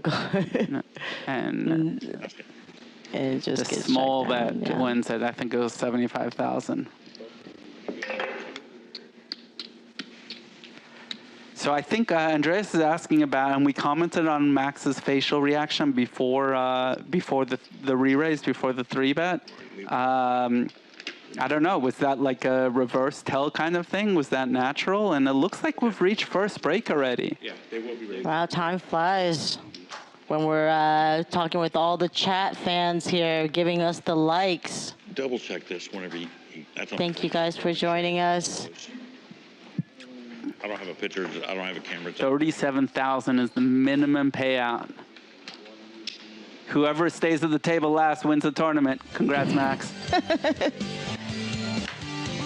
I think Sean might have a word for that. We'll be right back after the break.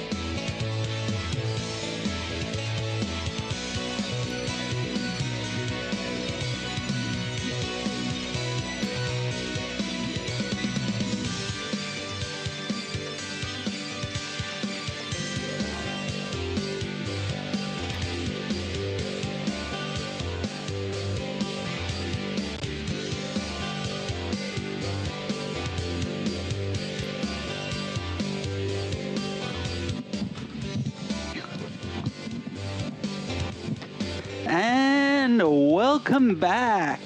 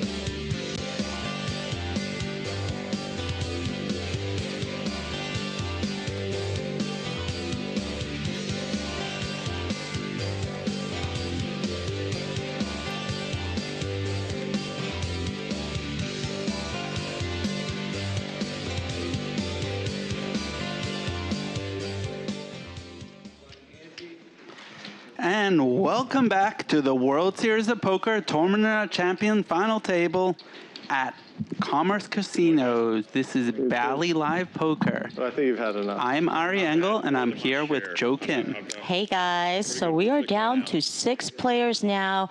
Payout is 37,000, and all the way up top is 200,000, and the bracelet for Tournament of Champions.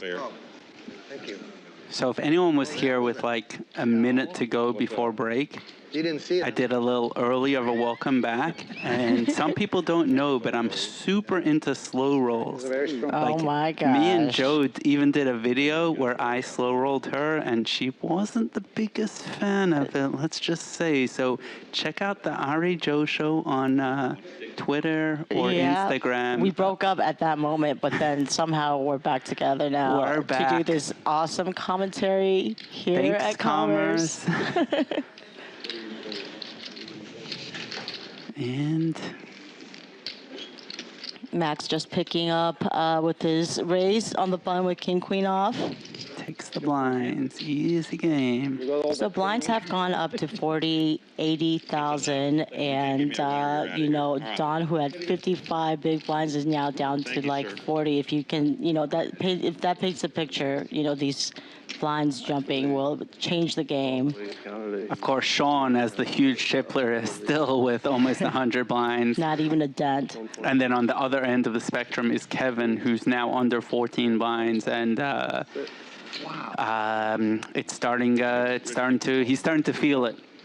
And now it looks like he is big blind, and so he's gonna have to pay the big blind 80,000, and also the big blind ante another 80,000. So that's a hit on the stack. That's a big hit on the stack. 6 people left. They're guaranteed 37 crackers though, so they're all having the time of their lives, and so are we watching this highly entertaining final table. It is 37,000 payout for 6th, but the pay jump is now 13K. For 5th, it's 50,000. So. Thank you. 50K. Ooh.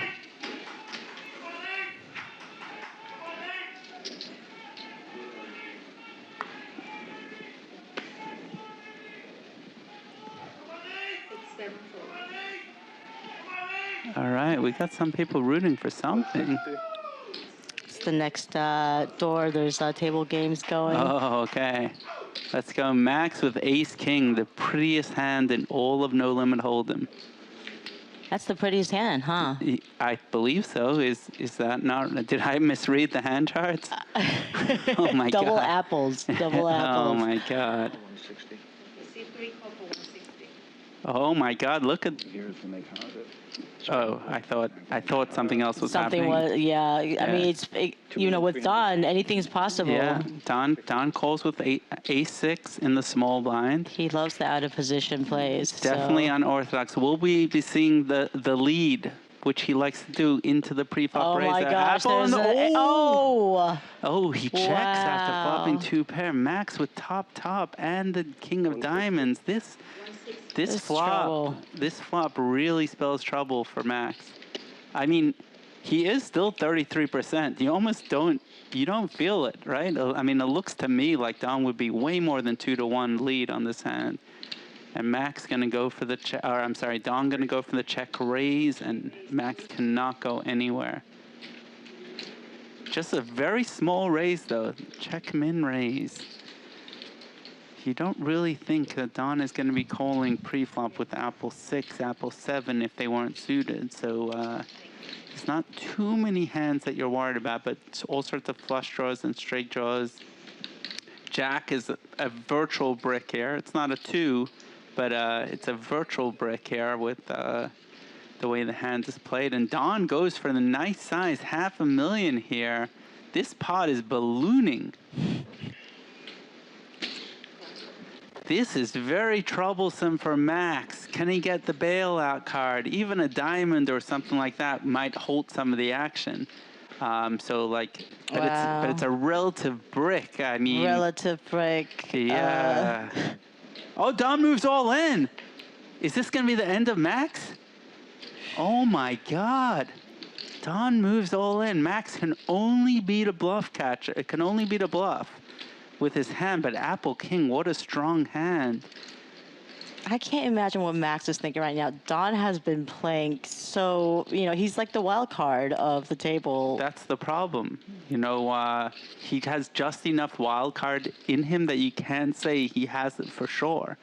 And when you have Ace King here, you're like, oh, you can even talk yourself into saying maybe Don has Apple Queen or something like, maybe he's value betting worse. I mean, generally you wouldn't think that, but maybe he was raising with his Ace 8 to see where he's at. And he just kind of got himself stuck in this spot, and he's just like, oh my God, Max calls it off. And sees the bad news. Oh my God, wow, GG Max. to Max. Thank you.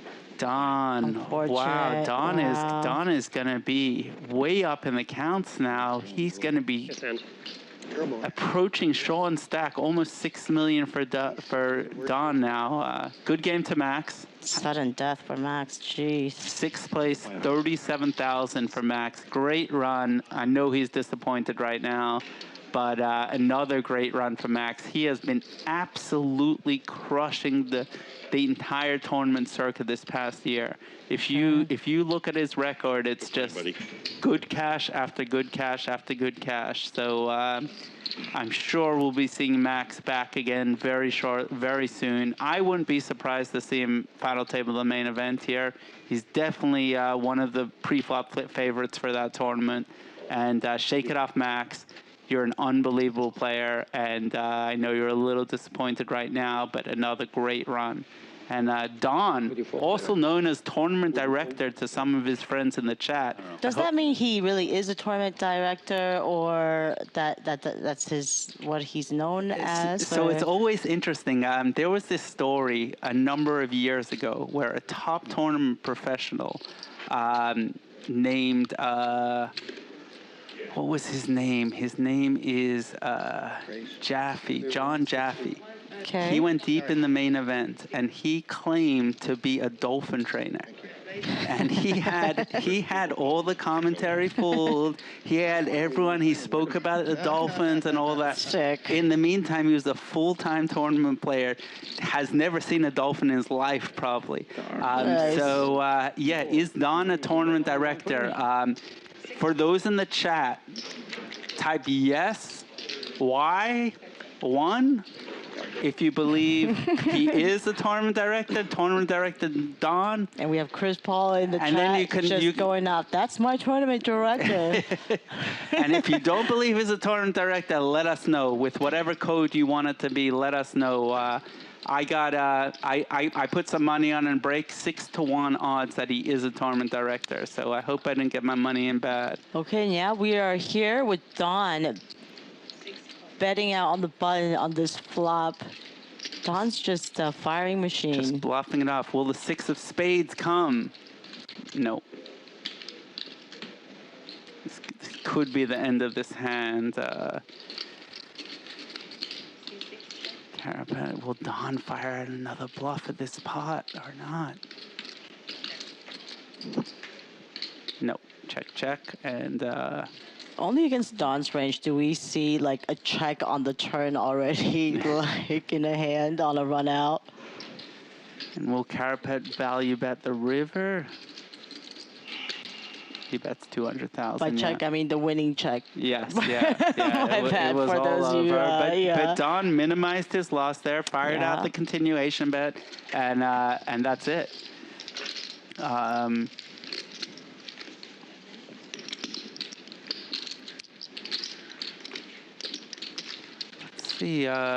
Let's see if we got anything interesting coming from the chat. It looks like everyone is just being super positive and loving our commentary. So gotta love that. I love YouTube chat. They just make you feel great always. So that's cool. We got Sean, runaway chip leader right now, but just to completely go against what I just said, Don on his heels now with 5.5 million. Kevin got that pay jump though when Max busted. Kevin holding on with just over 11 blinds. Sean with fours. C2 is 160.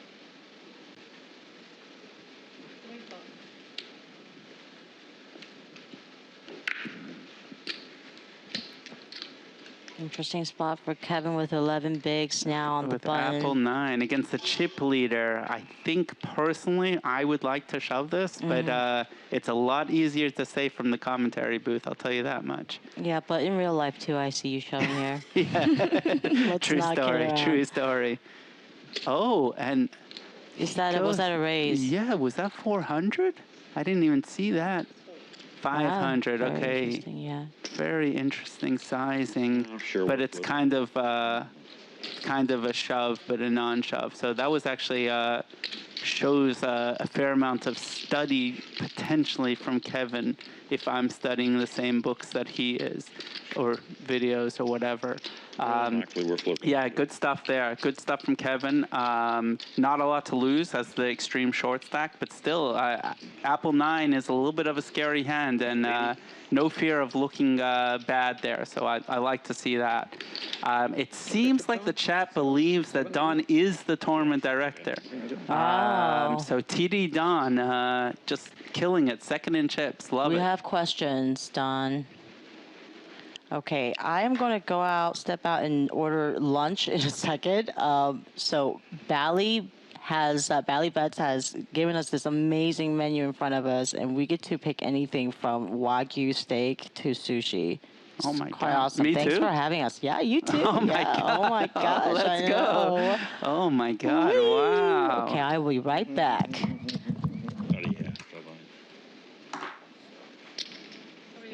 Thank you. Okay. All right. So thanks for joining us here. World Series of Poker Tournament of Champions final table. 5 people left. They're all guaranteed 50 crackers. Just enough to buy in to the 50K mixed game championship at the World Series. The one where it has Chip Reese trophy to the winner. Will any of them do the ultimate parlay? I doubt it, but if you can get more than 30-1 odds on it, always fire. All right, Sean with 10s here. Is he gonna go for the squeeze or just call? Got Don as the opener here as number 2 in chips, Queen 9 suited. I love it. I love it. You might look at Don and say he's gonna be a little timid. He's not been too timid. Sean is going for the squeeze. What sizing is he going to use here? 535. 535. 400 more. 580. Oh, 580, he says. Okay. 560. Oh, 560. 560. That's right. 160 plus. Yeah, Okay. Well, it was a little bit tough there, but 560. Raphael has a great question about prop bets, and I have a couple of things to say about that, but I'll wait until the end of the hand. Of course, it would be completely inappropriate for someone in the commentary booth to be doing prop bets. So Don folds, and what will Carapet do with King 9 suited? It's not the most exciting hand to call a big 3-bet with. Sean takes it down. So I actually got a text from a guy. You'll never believe the audacity of this guy, David Avina. So David and I have a bet that anytime he sees me, for the rest of our lives, we did one time a red or black flop, and now he gets to ask me for $10 every time he sees me.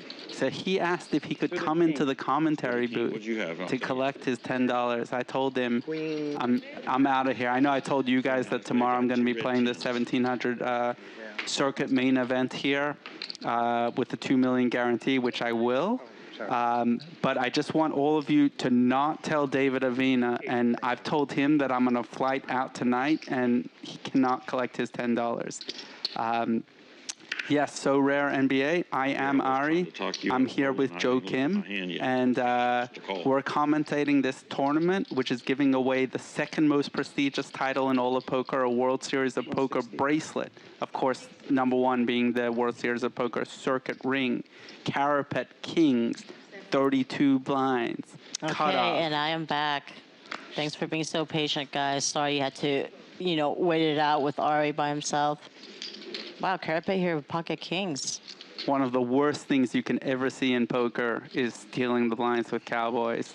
Oh my God, Don defending 8-3. Carapet, look how excited he is. Carapet's like, hell yeah. Put in that extra blind. Let's see. Carapet well aware of Don's wager. Oh, wow, what an action-killing flop. What did they used to call it? When I was growing up in poker, they used to call kings, like, apple magnets or something like that. Like, an ace always comes when you have kings. I mean, it's never happened to me, but you could see this flop. I guess it happens to Carapet. Yeah, for the commoners like me, I definitely have seen that happen, yeah. Wow.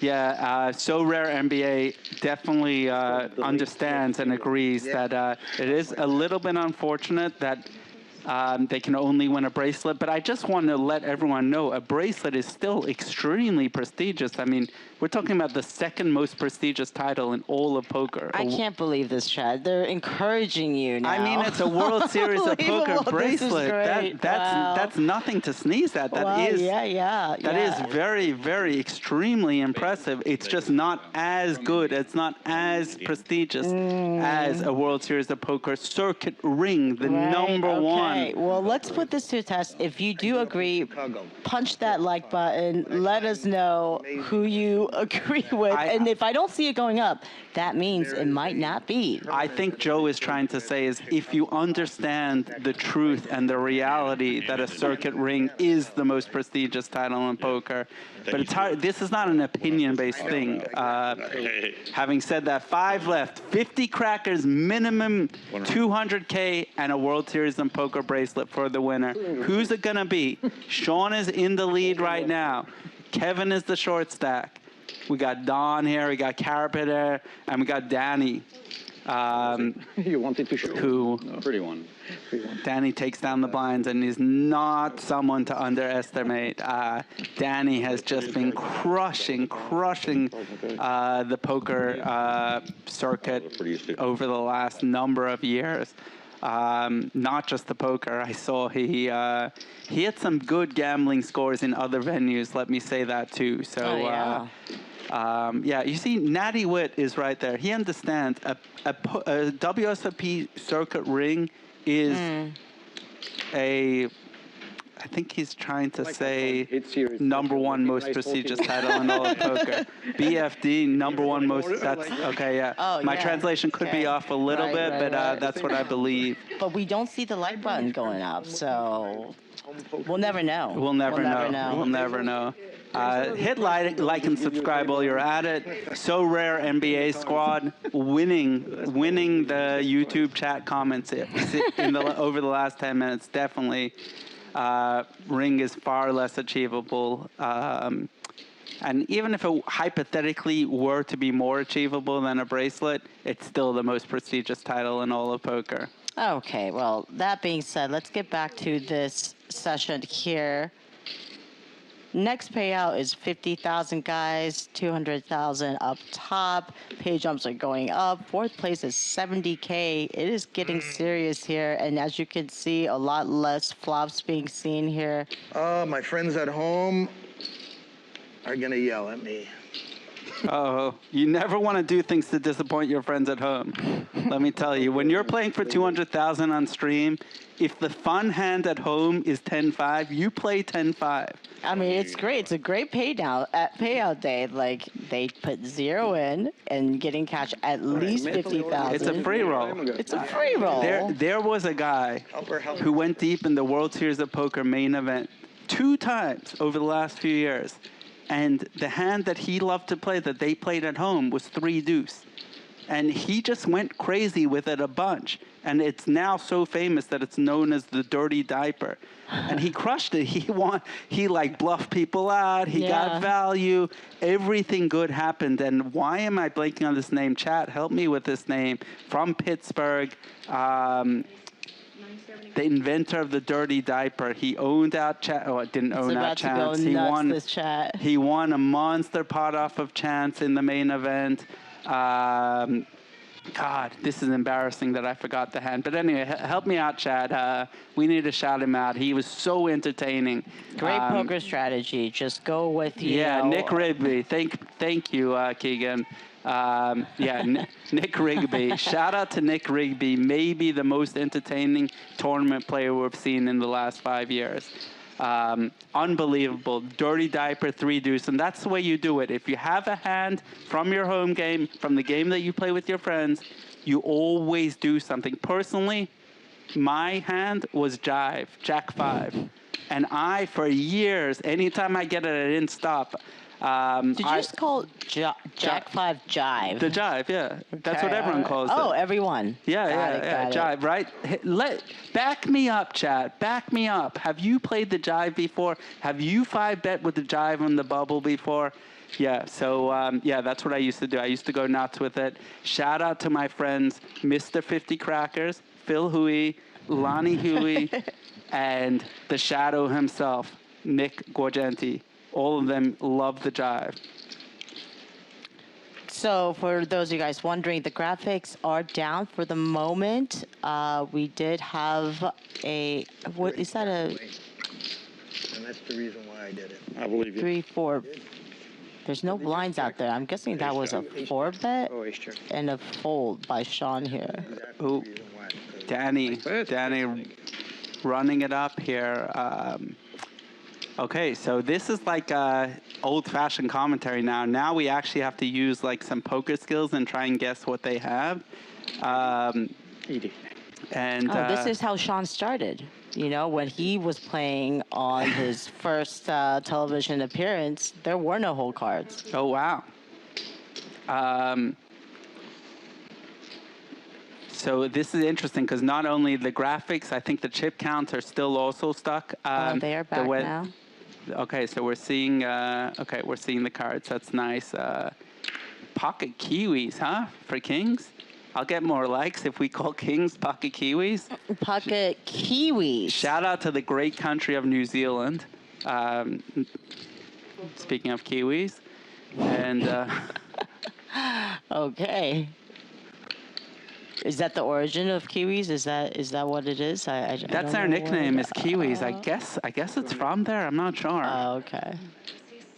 Chat, help us out. Kiwis, origin, New Zealand, kings.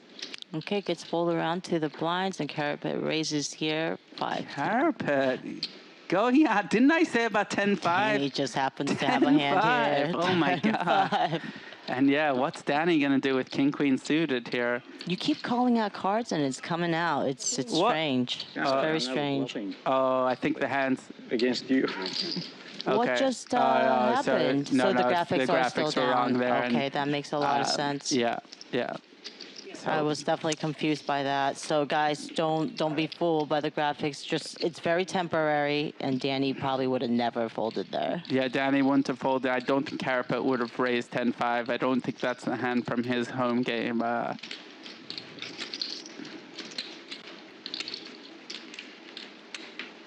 It was fun while it lasted. I thought he was definitely trying something new there.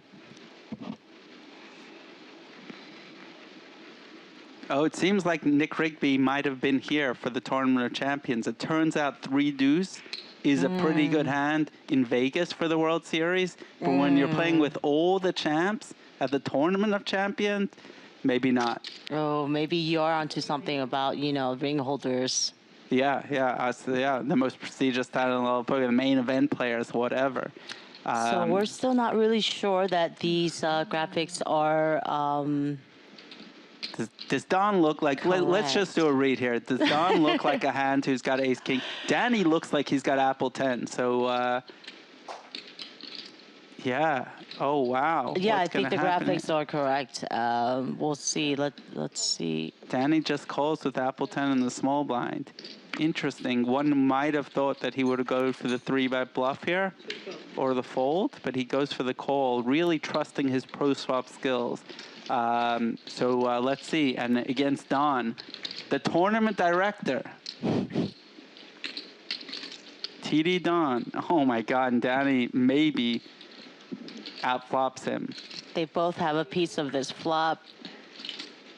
Interesting what Don does. In position now. Don puts out a nice size C-bet here. Very well studied, I think. I don't study, so I wouldn't know, but I think betting big on this kind of flop is what they like. Oh, okay, so I'm not sure if the graphics are correct. Yeah, that does not seem like Danny would have folded apple 10 there. So yeah, who knows? But Danny keeps getting misrepped, I feel like. These graphics. Poor Danny. But well played by tournament director Don, just crushing if it. that was the right. Yeah.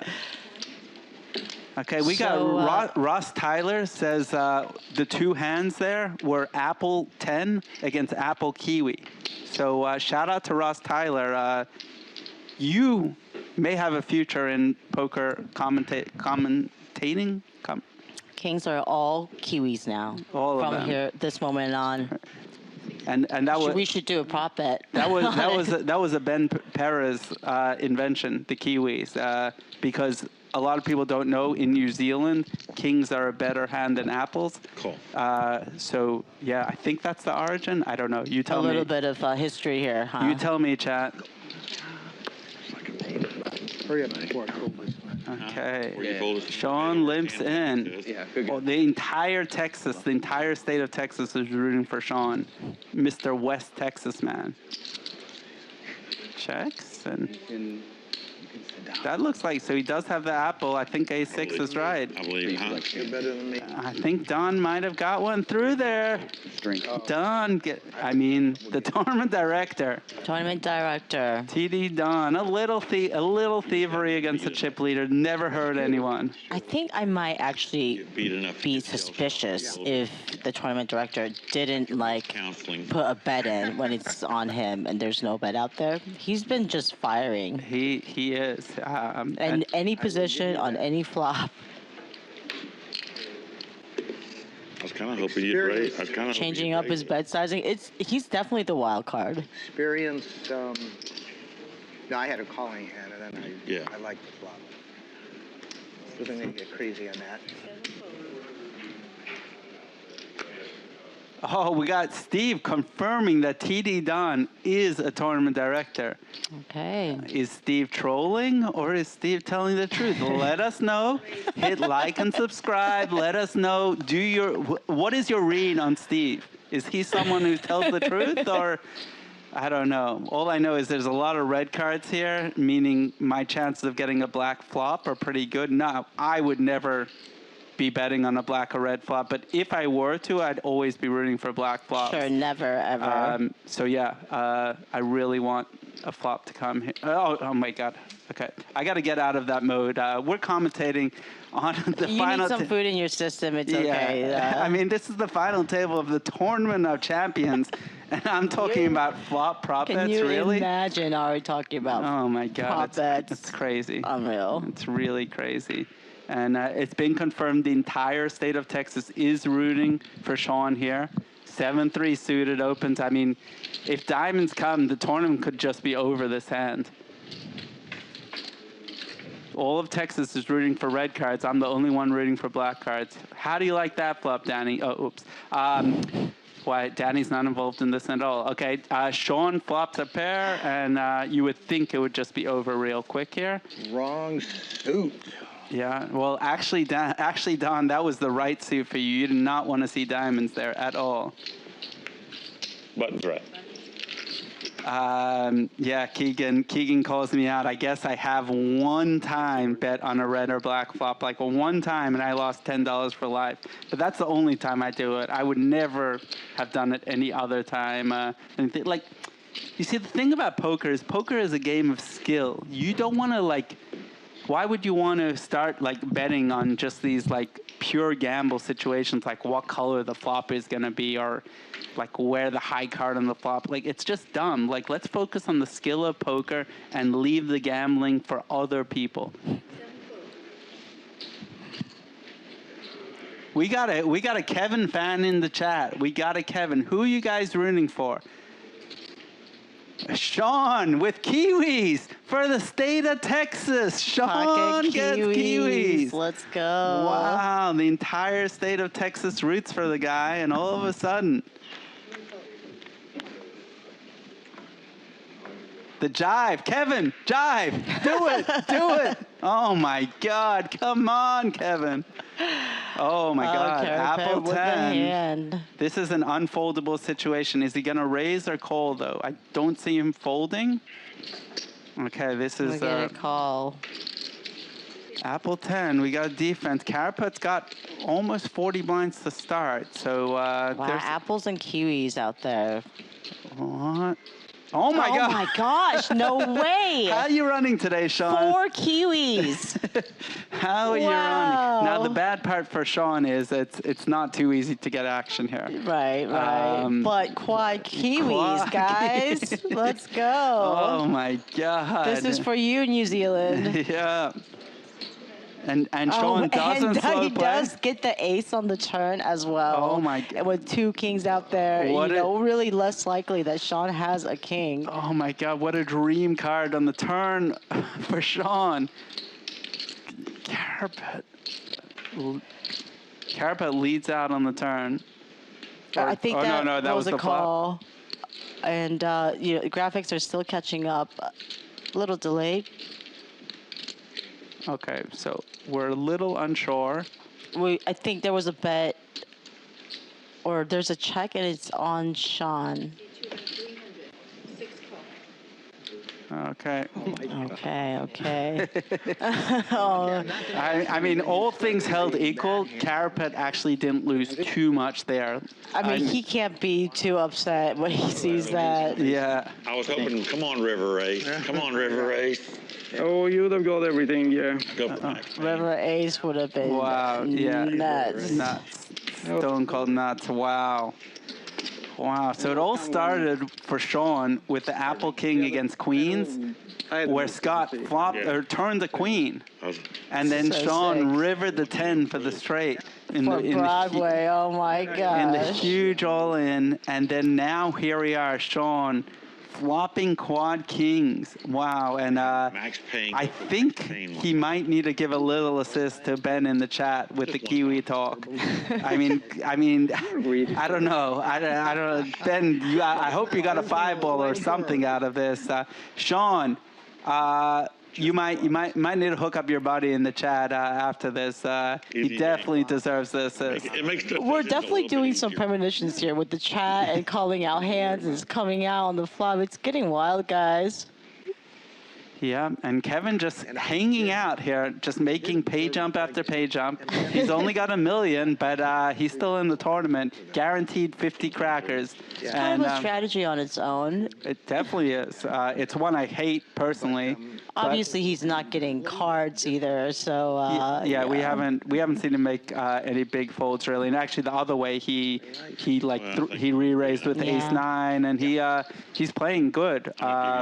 Picking his spots whenever he can. I'm gonna wrap myself. Unfortunately, the blinds are going up. You had quad kings in that previous hand. I'm gonna wrap myself up as well. Okay, we're here at blind versus blind. And it was suited, and it was the hand that I won the World Series with. Oh, really? And they What was both that? turn a king. You're going to have to go up and do some homework. It'll be Kicker battle of does the play blinds. for right now. Oh, anyway.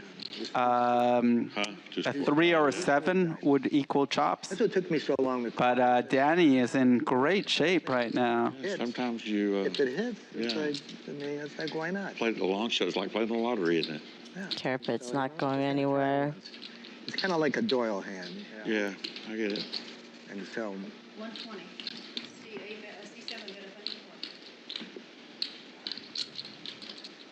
He might even be thinking he's setting up a trap here. Makes the call.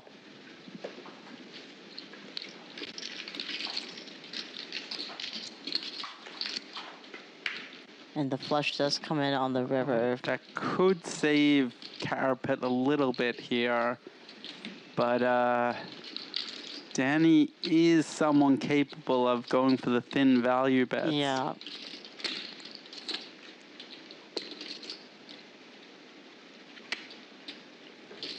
What's Danny gonna do? And it's gonna be hard to fold. I mean, top pair against a guy like Danny who's more than capable And of bluffing. snap called. Look at the size gross. And C6 call. Yeah. That was a gross turn or an amazing turn for Danny. Yeah. Great value bet on the river by Danny. Just slowly but surely building up his stack. Danny's gonna cross 3 million and kind of separate himself now big time from the two shorter stacks. Killer hand there for Carpet. Now Kevin and Carpet kind of in a little bit of a battle for shortest stack.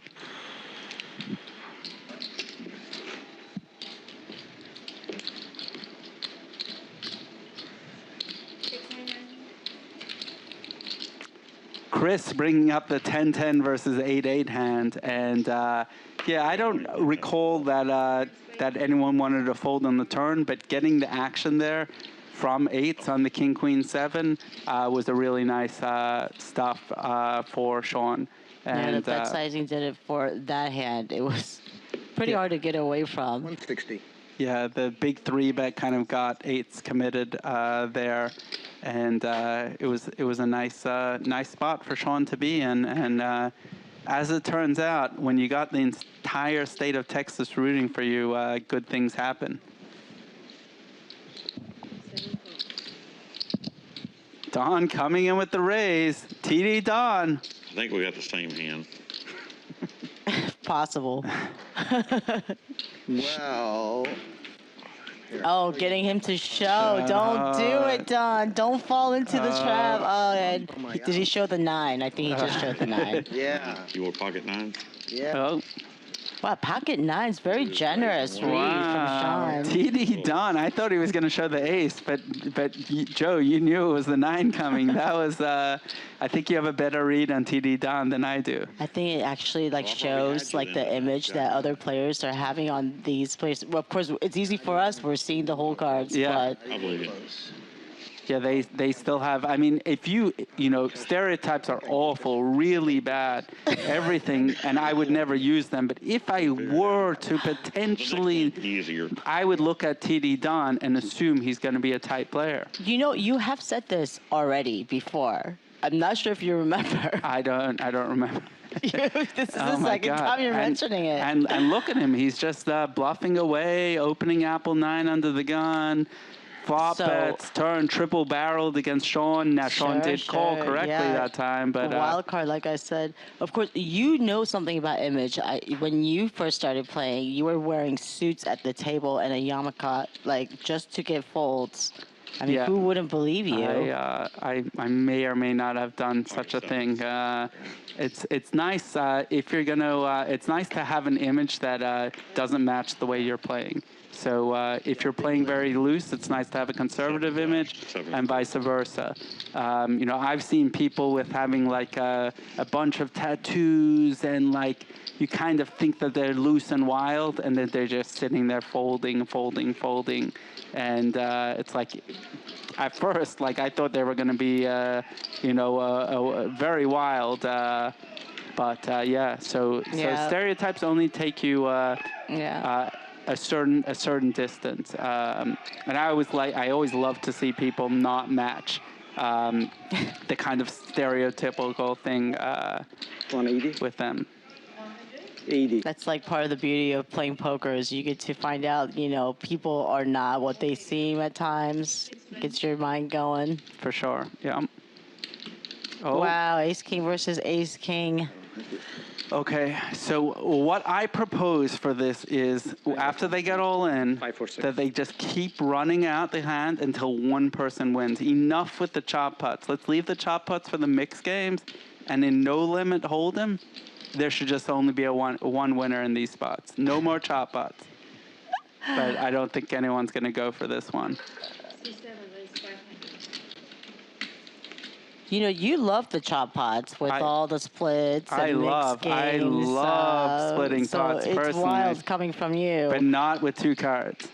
Oh, is TD Don going to do something here? This is very painful for him. This is very painful, but you don't see people make that reaction and then put in the cold 4-bet too often. Yeah. It's over when he does that. Yeah, Oh, another ace in the muck. And Kevin is so happy when there's an all-in and call here, but then he'll be disappointed after there's a shot. All in and call. Let's. Okay, there's a See the run 72% chance that a 6 is coming here. Just to tilt TD Don. Can I get any action, chat? I want a 6 coming. I don't know. I promise I have no pre-access. Slowly conditioning the chat. Okay. Here we go. We got black cards. Not that anyone cares about that. It's going to be a chop. It's going to be a chop. 6 on the turn. River, I meant. No, okay. I lost action. Don was away from the table, and you know. Yes, they were. No, get that run out of there before Don sees. He saw it. Confirmed. This is the Kevin that won in Calgary. Crusher of Calgary, as he's known. That is a delayed game penalty, right? He was wearing green corduroy. Oh, Kevin. There's a lot of talk in the chat about Kevin's looks. We're not really sure if the chat is. We need to start verifying. Yeah. So much trolling from this chat. But we love the chat, and if you love us, hit like, and if you hate us, hit like twice. Oh wait, no, 3 times. 3 times. Don't do it twice. Please do not do it twice. And if you just feel neutral, you see that bell? Just click on that bell if you feel neutral about us. The way I'm running the last 20 minutes. Hello. Yeah. Could have been 3. So once again, my name is Ari Engel. This is Joe Kim along with me. We're at the final table of the World Series Tournament of Champions here at Commerce Casino, the biggest poker room on the planet. On the planet. Let's go. And if you're not here, where are you exactly? Because you're missing out. But you still have time to get here. Tomorrow, tomorrow, main event, 1,700, 2 mil guarantee. Up against him. And I'm going to be at the final table, so if you want to play against the fish, come on over. There's 8 seats left, guys. 8 seats left for the final table of the main event, which Ari has not entered yet, but has locked up a seat. Lock it up. For those of you confused, you know. Yeah. Sean folding ace-8 to Danny's open seems super normal and fine. And will Carapet have? He has nothing.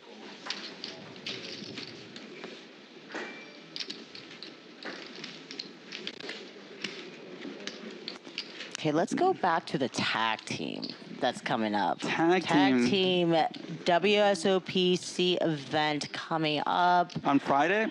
Is it Friday? Yeah, Friday. All right, Friday. 200 per team member for 400 total entry fee. Yeah. 4 p.m. 4 p.m. 25 4 cracker. p.m. is a great time. It is a great time. 25 cracker guarantee. and you actually get to walk away and not blind out, you know, because you let your partner play half the time, you play half the time. Or you play most of the time, and then your partner sits in while you do your 10K steps a day that you have a profit for. That's a good plan too. Yeah. There's a lot of different plans to work this out. Yeah, it can be any type of tag team, any type. Yeah, so that's a fun tournament. I always like to see when venues kind of experiment with different formats. What's Kevin going to do with Apple 5 suited here? We've spoken before, this is kind of the way the kids like this hand to make moves with. Maybe solvers, I've never used a solver, so I wouldn't know, but maybe they like it. That's what people say.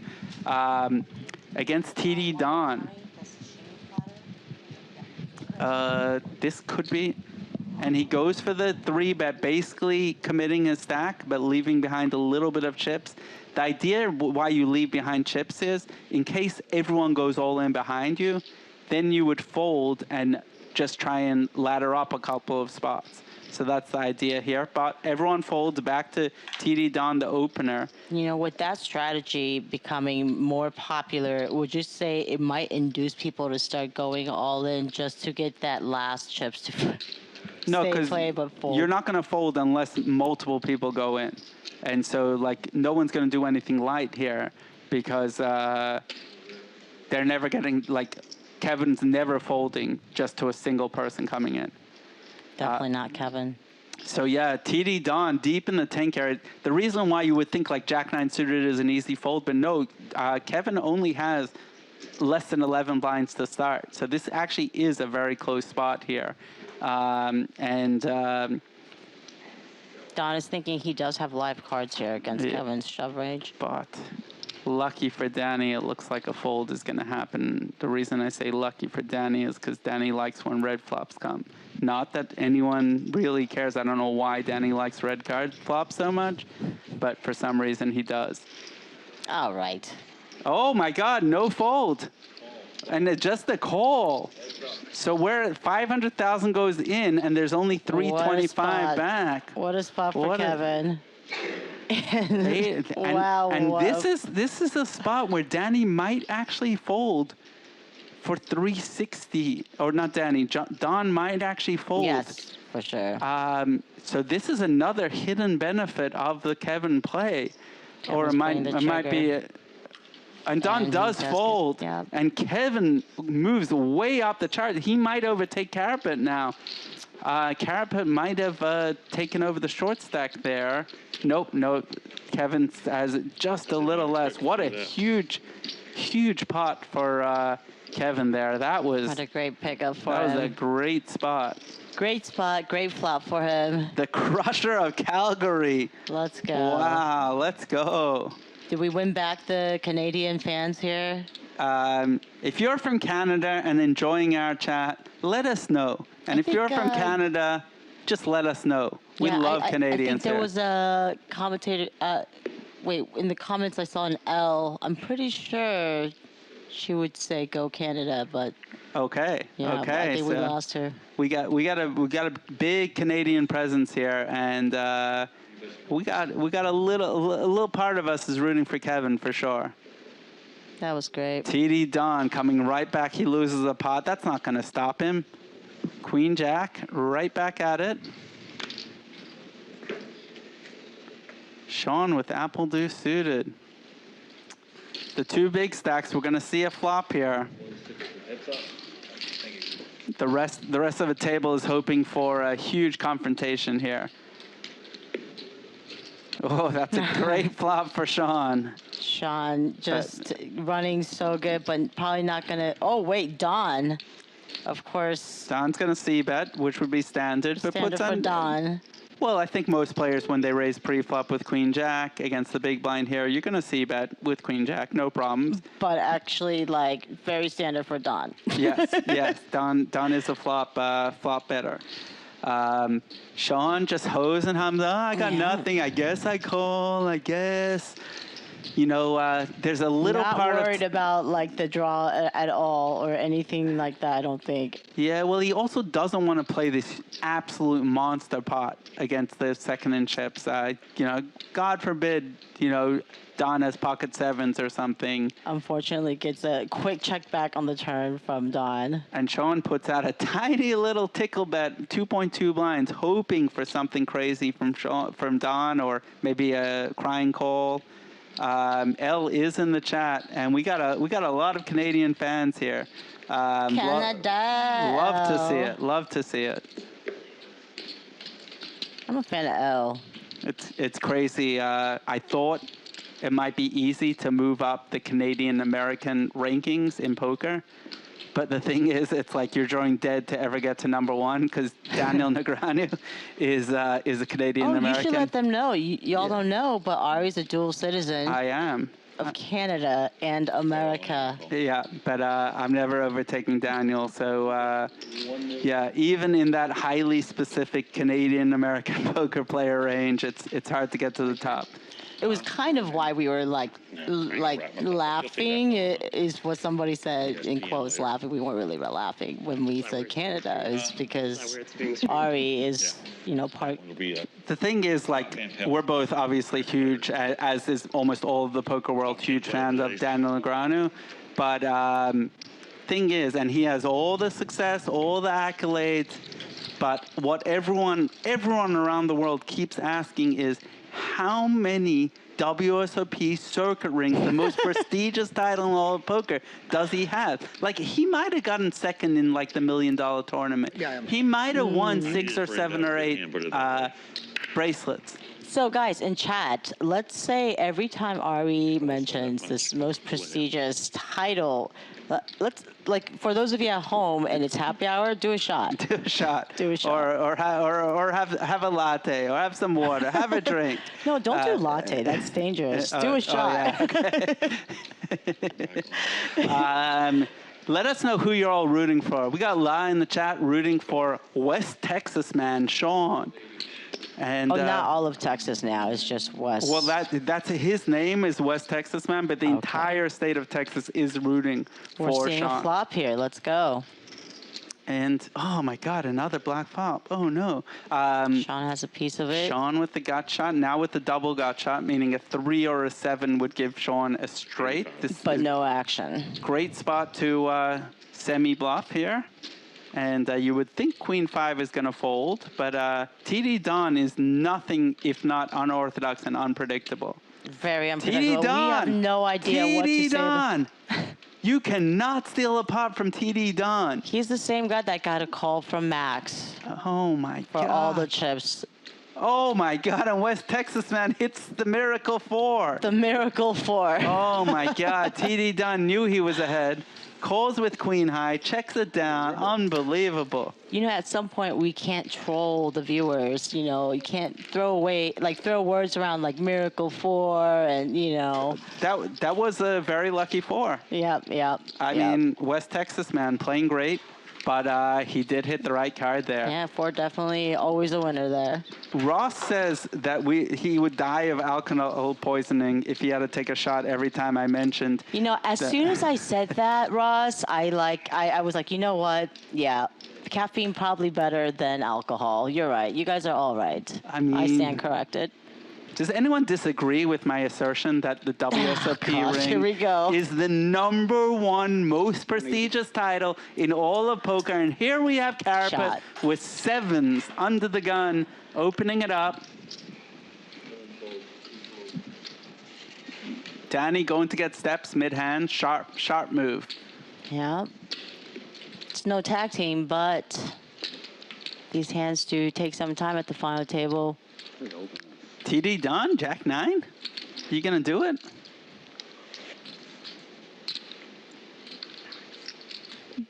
Give us a like if you want to see the next flop be a black flop. Give us a like in the chat. Oh boy. Darren. So much conditioning going on here with the chat and Ari. Is Apple 5 for Kevin in the big blind?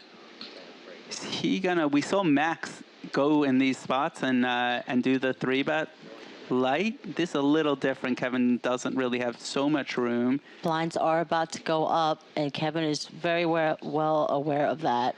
He does make that Apple fold. 5 lays it down. Just got the filet mignon in front of me, and it looks delicious, guys. Ooh, that looks Let's go to the golden. flop. Good stuff. 650 total. Pretty good flop for sevens with the 1 over and fours. 8-8 deuce. Okay, that's one. Is Don going to do something against the C-bet? Oh, yeah, Don does not. Well, yeah. No, other way around. Nice spot for Carapet.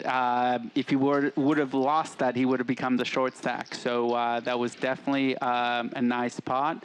And we got Raphael in the chat saying, basically agreeing with me. He says that a ring is the most prestigious title in all of poker. If you agree, you're supposed to be pressing the like button. I don't see that like button going up. So I don't know if I believe this. It might be a troll. So I won't, you know, I so much liked what Raphael said that I'm not going to mention that if you won a bracelet, you would also qualify for this tournament. It's not just the ring winners. The bracelet winners also qualify. But either way, you know, that's neither here nor there. For sure, a ring is the most prestigious. A WSOP circuit ring is the most prestigious title in all of poker. Number 2 is the WSOP gold bracelet, which the winner of this tournament is going to get. I believe all these players have at least one circuit ring, so they all have the most prestigious title in all of poker. And now they would like to match that with number 2. You want to have some of one, some of 2.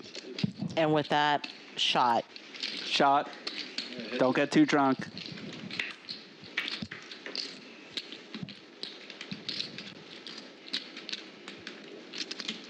We have an action killer flop here. Now Sean in position with all the chips. Definitely taking a stab at it. 125. That's 125.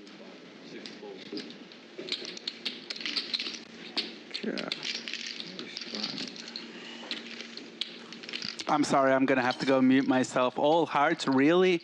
All hearts in the flop? Gets away with what the about hell, 20% Danny? pot bet. Yeah, but nice hand there. And Sean's going to win another one. Just running away. Almost 9 million. He crosses the 9 million mark. It's pretty sick. 9.2 million. Imagine having over 100 blinds at the final table of the Tournament of Champions, the World Series of Poker Tournament of Champions. Imagine no longer. It's happening. Here at Commerce Casino. You know, I regret not getting A1 sauce for the steak. That's Oh what my it. God. Hey, if you agree. Oh my God, you're that admitting. A1 sauce is great with any steak. Come on, guys. You're Come on. admitting it publicly? I've Oh always my God. admitted it. I don't That's know like- what the big deal is. That's What's like the me. stigma, guys? I mean, Oh, you know, so I told the story about how I 5-bet shoved Jive, Jack 5 on the bubble of a tournament about 8 years ago. What I didn't, or like 18 years ago, what I didn't say is I never told my backer at the time about that hand. So finally, 18 years later, I'm admitting to it. Oh, the guilt was weighing in on you. Yeah, I mean, sometimes those backers don't need to know about every hand. Okay, so now we are here on the flop, blind versus blind, and What a Carapet just flops the world, and Daniel has a piece of it. And Danny's betting. Is Carapet just going to check call or raise it here?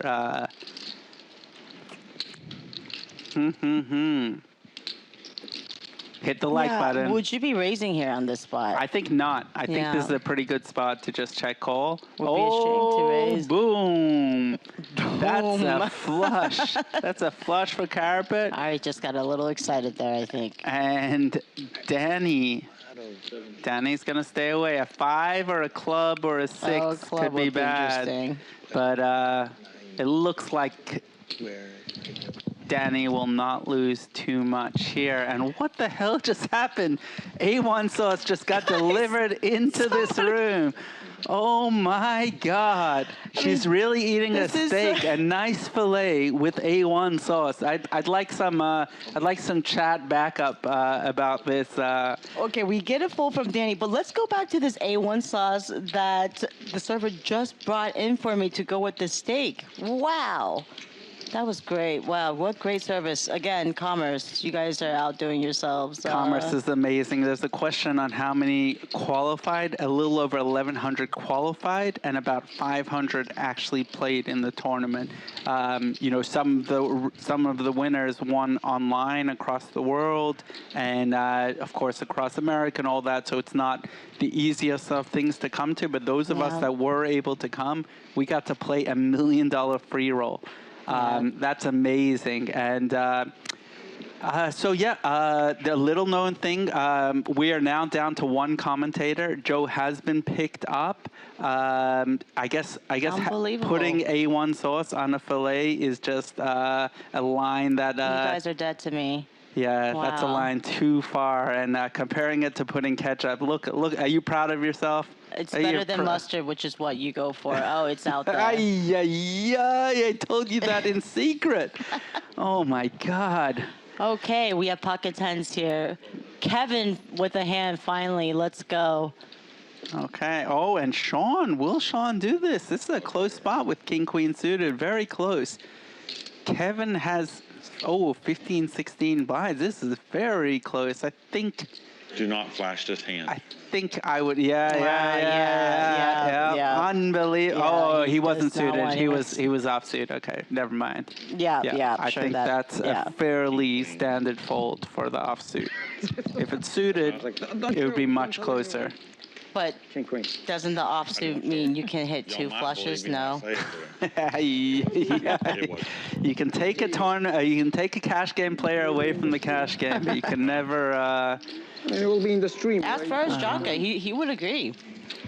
They might change the graphics up for me. Okay, I was about to sign up for his course, so I guess. Oh no! Don't never mind. Never mind. Let's not put that out there. Oh my gosh! Why did I say that? There's no truth to that at all. Shout out to the toilet. Faraz Jaka. The toilet was his online screen name. Very good player. Okay, for a second there, I was a little confused. Yeah, and Carpet at Ace King.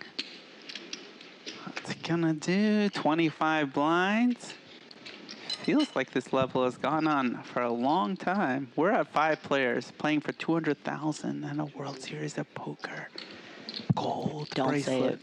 Gold bracelet. Gold bracelet. I would never say ended anything. at that. Yeah. It's the second most prestigious title in all of poker. Shot. All right, we got Jay watching from Tampa, Florida. I was just in Tampa, Florida. We were just in Tampa, Florida, not too for a few days, not too long ago. Unfortunately, couldn't cash in a tournament down there. Good. But we got Canada in the house. Let us know where you're from. We know the great state of Texas is rooting for Mr. West Texas man, Sean. We know the entire country of Canada is rooting for our boy Kevin, our man Kevin, who is currently in the big blind. Where else is everyone from, and who are you rooting for? We know the great state of Indiana is rooting for Danny. Carapet here with ace-5 suited on the gun. Let's go. He has 22 bigs to start. Apple 5 suited, such a beautiful hand. Oh, Don. Another Apple 5 suited, the battle of the ace-5 suited. Here we go.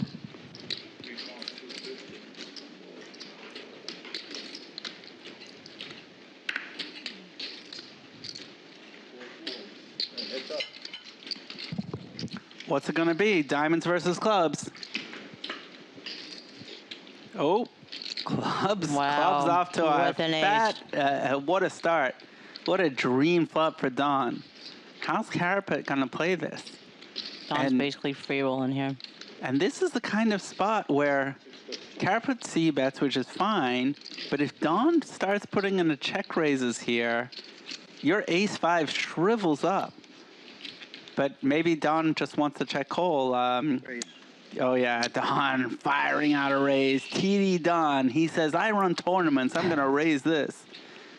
And puts in the big raise. And if you're a Carapet with ace-5, you're not at all enjoying this. Don's not thinking Carapet's kicker is 5. And TD Don takes it down. Okay, we got Jeremy Brown from Mitchell, Indiana. The entire state of Indiana is rooting for our boy Danny. We got Wisconsin loves Sean. Sean? Okay, What Wisconsin. happened? I thought it was Texas. That's not just anyone. That's poker royalty right there. Mark Kroon, otherwise known as Poker Ho, runs a bar in Wisconsin. Fake news. A lot of poker players have come through. There used to be games in that. And a good friend of West Texas man, Poker Ho, he was the first guy that just didn't fold hands. I used to love watching him play online poker. You look so excited talking about Poker Ho. Oh, yeah. Hated to fold. He might have hated to fold more than I hated to fold. That's unbelievable. And you know I do not enjoy folding at all. This story might not check out.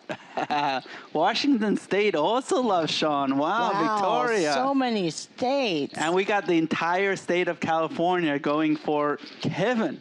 Not only Canada, Kevin moves all in for 13 blinds, kicks it. Let's go. And takes it down. Yeah, blinds are at 50,000, 100,000 now.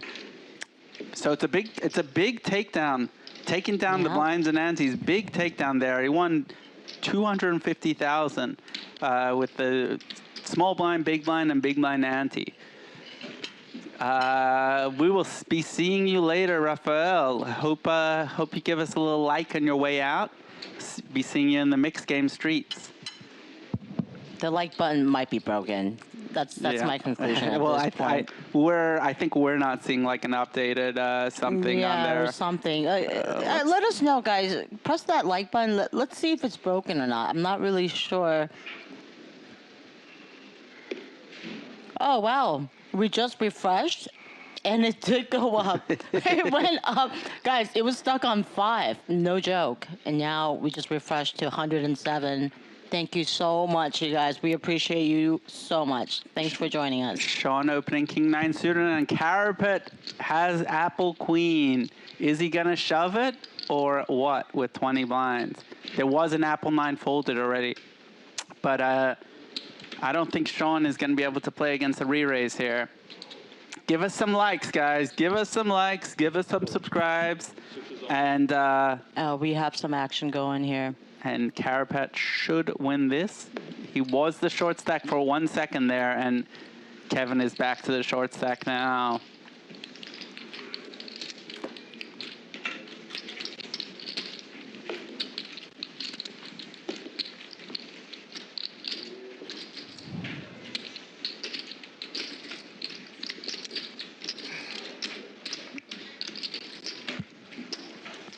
For those of you just joining us, next payout is 50,000 from 0. That's right. This is a free roll, $1 million free roll, and it's getting pretty heated here with the blinds going up.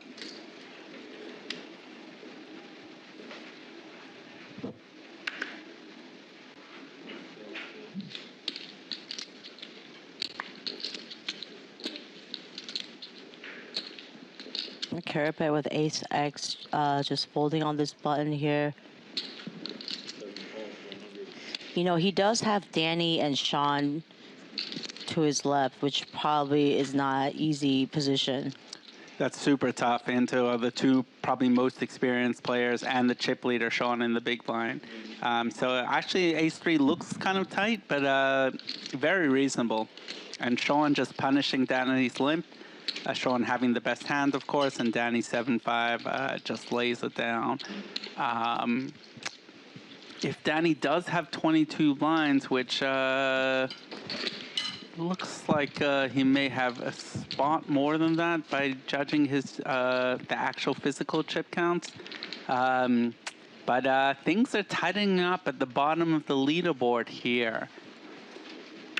So a lot of survival. Like for example, like we said, fifth gets 50,000, but third gets 100,000, and fourth is 70. So just huge pay jumps here for just surviving a spot or two. Danny with Queen 8 suited. This is not a hand you can fold. On the button, opens up. 20 looks like to me. 220. And Sean with King 5 suited doesn't look to put pressure on Danny. TD Don, what's TD Don gonna do? I don't see him folding this kind of suited connector, 6-4 suited. We got John. He's gonna start referring to aces as apples, kings as kiwis. Let's go. Of course.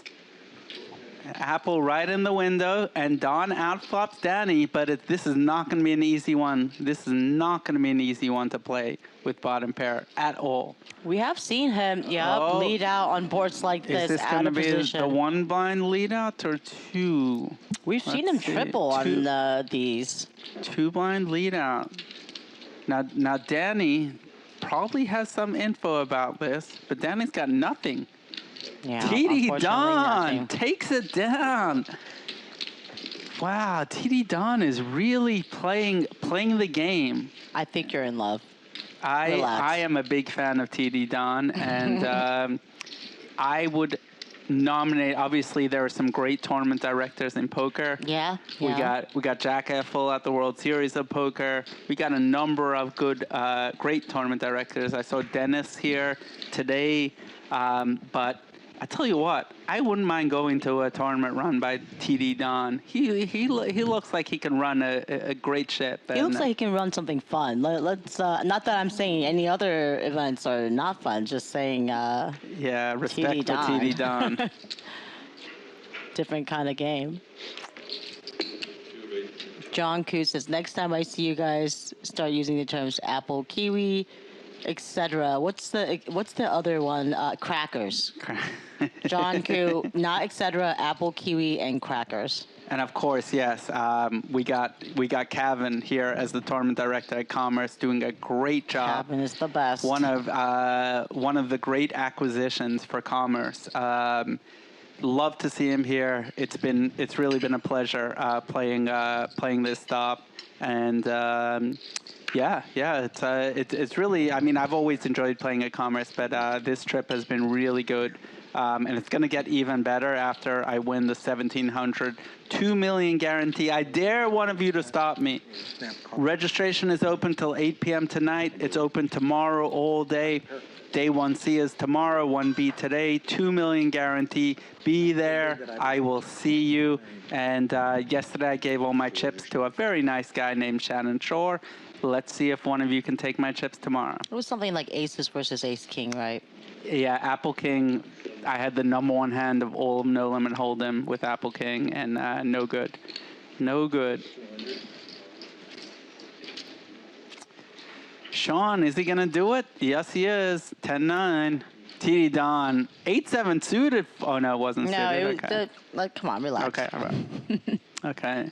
Kevin with King 10 here. A little bit of a rough spot.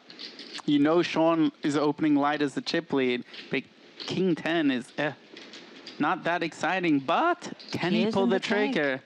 If he can pull this, this would be a great acquisition for him. When you got 13, 14 lines and can get the re-still in, that was a tough one. I don't blame him. I do not blame him. I like where his head's at. Stuck in the middle with you. Isn't that a song? It is. Big stack to my Don't start left. singing it. He is kind of stuck, between short stack Like, oh man. and the big stack. Jokers to the left of me, jokers to the right. Here I am. That's right, exactly. That's right. But Don's definitely not stuck in chips. Okay, so a little known fact, registration was supposed to only be open till 8 p.m., but because we've had over 100 likes today, we're going to extend late registration tonight till 9 p.m. in the 1700 main event. I'm assuming that's what it was, because I would never have gotten it. This is Keegan, right, in the chat. Keegan from Poker.org. I would never have gotten know. a detail wrong like that. So congrats. Thanks to Commerce, one of the great places to play poker. Extended late registration until 9 p.m. tonight. So you can get here after the traffic's done in LA. Make it, just stroll on over. And, of course, I hope you have this playing as you drive. Yeah, what time is it now? You might actually jump into this after the tournament's over. Who knows? I'm just saying. Yeah. So you guys might, be able to lock up that seat that Ari has claimed. If you just get here by 9. Ari looks so confused by that. Yeah, well, I'm thinking, am I actually going to do it or not? Oh, boy. and we checked it down so far into a chop. But, okay, Danny doesn't bet, and we're just going to chop it. Or? Oh, some people there, not TD Dunn, he's too sharp, but some people look at the Apple 9 and say I have it Apple 8 and I lose. Okay, that's not happening. This is the final table. I mean, it's happened. I mean, Phil Ivey was 4 tables left in the World Series main event. His opponent turned over the hand.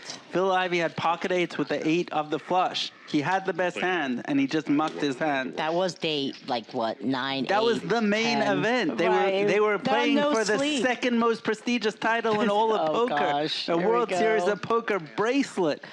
And again, for those of you just joining, it's because Ari believes that... I know for a fact that the most prestigious title in all of poker is a World Series of Poker circuit ring. If anyone in the chat disagrees, let me know, but you would be wrong. And shot. That was shot number 4 since we began this. Oh, my God. I hope none of you are alcoholics. But for the rest of you enjoying it recreationally and having fun, well, you're welcome. It's happy hour somewhere. Okay, Kevin in the tank again. This time, King 9 suited against Don. TD Don opening it up. I mean, this is a hard one to go with King 9 suited. I would have liked the King 10, the hand before, a little more against the chip leader. Sean. That's a good fold, I think. You can either split it or take it. What do you want to do? I always want to take it. All right, give the man the pot. Pocket pair. Your option. Pocket pair. Your option. TD Don steals the blinds with 4s. No, it's not. Over 5 million. Poker. And look at this at the bottom of the count. Things are getting very, very close over there. Very close. 1.3 million to 1.9. Oh, after I win can't be generous during the tournament. No, just hang around after I win the bracelet. I'm very, very generous with my tips and all the rest of that. Yeah. Hell, I even gave $100 to the reporter that was doing the report after I won my ring. Wow, who's that lucky reporter? Oh my God. $100. TD Don. Ooh, flex. Gotta love TD Don. I had a feeling this man, yeah. This man, yeah. Kevin, 13 blinds under the gun. He is doing the half his stack thing, putting in 6 blinds. I've seen this before. Oh yeah, that's the move. But 13 blinds, he's going for it, and he's gonna take it down. Yeah. So strong.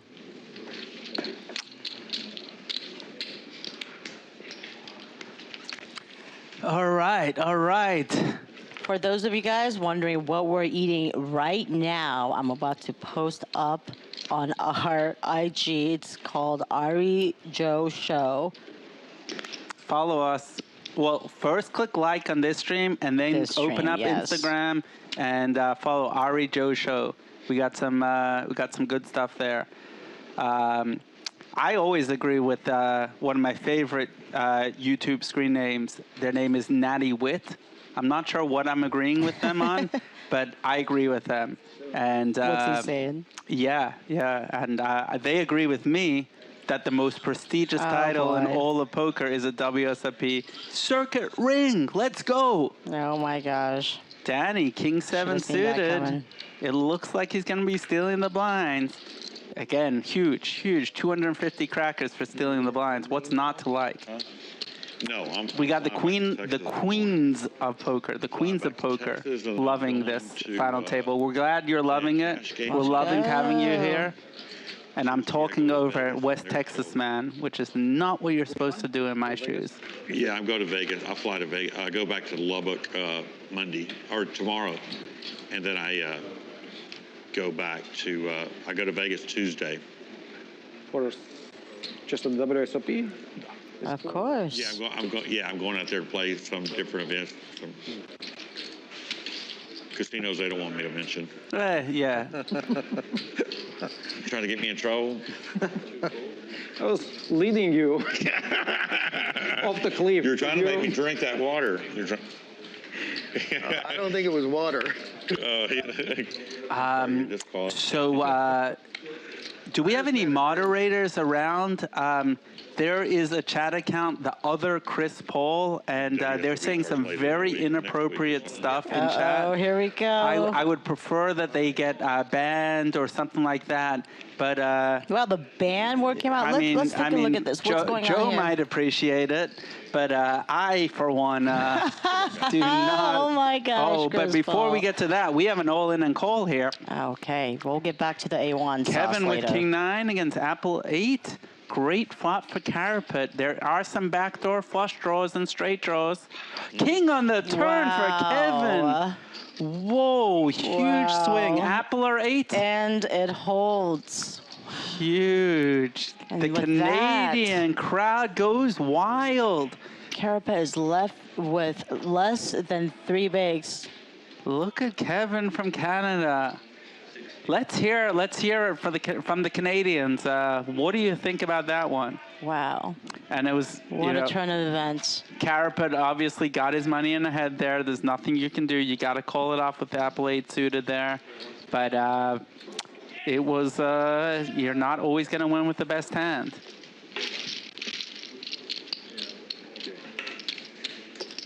And Ross Tyler is drinking a lot for some reason. Oh no! We got Kyle drinking only too. you have the power to stop this from happening. Okay, well, I for sure am going to stop it, and I'm not going to mention that they're playing for the second most prestigious title in all of poker. They're playing for a World Series of Poker gold bracelet. Of course, only one title is more prestigious than that, and that is the World Series of Poker ring. And here we are, 5-handed, playing for the bracelet, the World Series of Poker gold bracelet.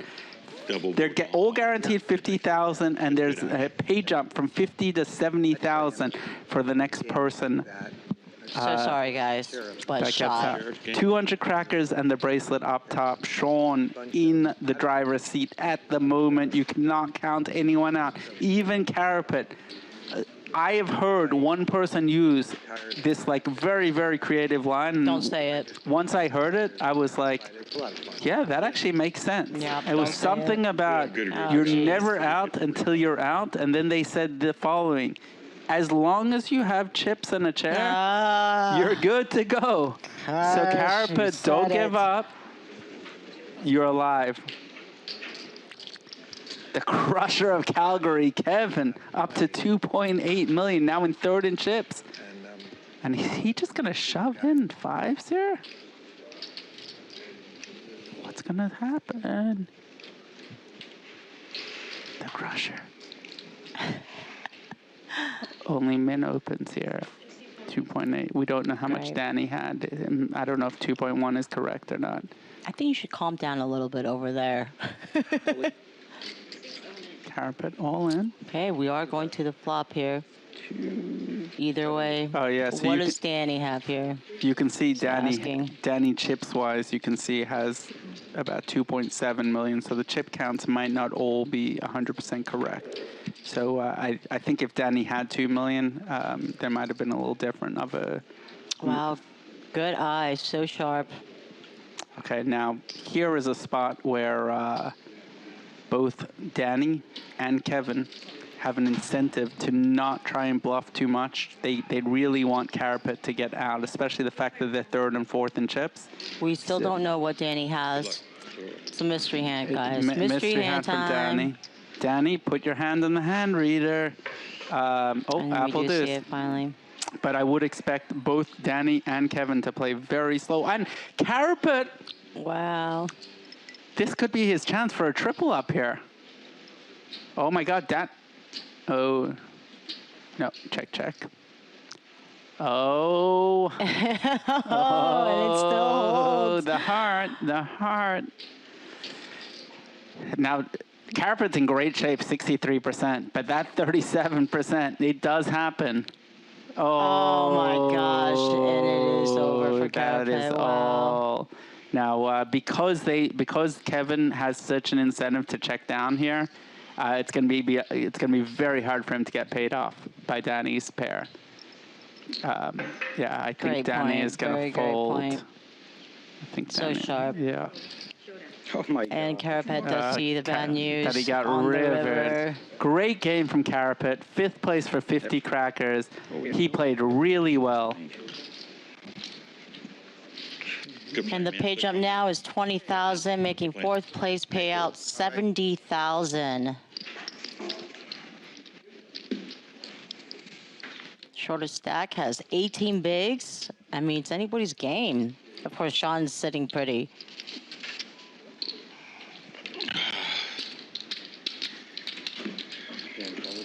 And the thing is, everyone is super excited, obviously, to get 20,000 more. Yeah. They're all guaranteed 70,000. But they're also one step closer to winning the second most prestigious title in all of poker. Yep. Let's end it at that. Now, we do have the main event going on upstairs. It is day 1B. I'm wondering, what kind of trophy would they be awarding for that kind of total? Yes, it's true. The most prestigious title in all of poker can be won at Commerce today. There's also a $400 one day today. There's the main event, $1,700. There's all sorts, every single day here this week. Yeah. You can win the most prestigious title in all of poker, a WSOP circuit ring. I'm inviting all of you to come here. If you come to my table, ask to do red or black prop bets on the flop, and maybe I'll say yes if you ask nicely. You know, our viewers might be belligerent at this point. They might not even know what you're saying, but shot. Shot. Kevin opens it up. Oh my. Is this the end of Danny? Well, let's not go that far here. Oh, no. Remember, he has more than the 1.8. Yeah. You can see the blacks are in stacks of 5, so there's 500. Oh. 7 all in. Is that, if it's 1.8, this could be, Yeah, sure. but I don't think it was. This is 2.5. Yeah, exactly, yeah. That is 2.5. 2.5, absolute full equity coming to play. That's super hard to call off this many chips with Applejack. But if he can find the call, then Kevin is going to have Danny in a world of hurt. This is just a super tough. So basically, you're like, oh, what's the problem? Call. No, the problem is that Danny has a range of hands here, and Apple 10 is probably the worst hand that he's doing with. Maybe there's some suited stuff, but in general, Ace-Jack is not going to be doing particularly well.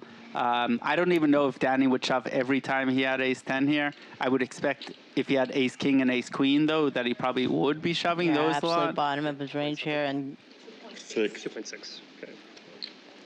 Now, there's a lot of pairs also. Yeah. You know, like, oh my God, he makes called. the call. Oh my God, Kevin makes the correct call, and Danny is in really bad shape here. Wow. And 73-27. What a call from Kevin. That was tough. That was a lot of chips. 26 blinds or so each. Now, four-handed, yeah, sure, but that's a tough call to make. Where's he fucking go? And And as if to add insult to injury to Danny, it's 2 black cards on the flop. All 3 black cards. Oh, clubs, but ace jack still has a All clubs. Now sorts of Danny is draws rooting for a coming in. jack, or 8 or 9 would be chopped. Kevin is holding a jack, Oh, and yeah, straight. with that, The 10 finally came that Danny was rooting for all the way until the turn. Danny Sepio eliminated in 4th place, taking home 70,000 from 0. Wow. Not a bad Great run day. for Danny. Another amazing run for a great player, a great young player, I may add. Shout out to the Brown Bros from Indiana. And great run from Danny. And now we're 3 left. Sean is the chip lead. TD Don tied with Canadian Kevin, the crusher from Calgary. And 3-handed, playing for $200,000, the second most prestigious title in all of poker, a World Series of Poker, bracelet, not the most prestigious title, a ring, but a little down, just a little bit down, a bracelet. Let's go. Shot. And how do you like it now? All 3 players are guaranteed 6 figures. $100,000 is the minimum payout. You know, anything can go here, Sean, with the chip lead, but you know, Kevin did come back from the shortest stack, and now he is 2nd in chips. And he was quite short at one stage. Ross, cheers, l'chaim. Have a drink for me. L'chaim. And it's not my fault that I acknowledge the truth. You know. Okay, let's just stop it at that for now. Okay, calm down, calm down. That was shot number 6. That was a little too much, Ross. Have a sip of water in between shots. Queens of Poker asking a very interesting question. Isn't bracelet above a ring level? See, that's a common misunderstanding, Queens of Poker. A lot of people. I tried, guys. I tried to avoid that shot number 7. The short answer is a bracelet, and I'm raising my hands really high. A bracelet is really prestigious, but it's number 2. Ring, raise your hand even higher. Number 1 in prestige. Okay, we are 3-handed here, and Kevin does have a great hand 3-handed. This goes 3-way to the flop here. TD Don crushing this flop and bets out, and it's likely to end the hand right here, right now.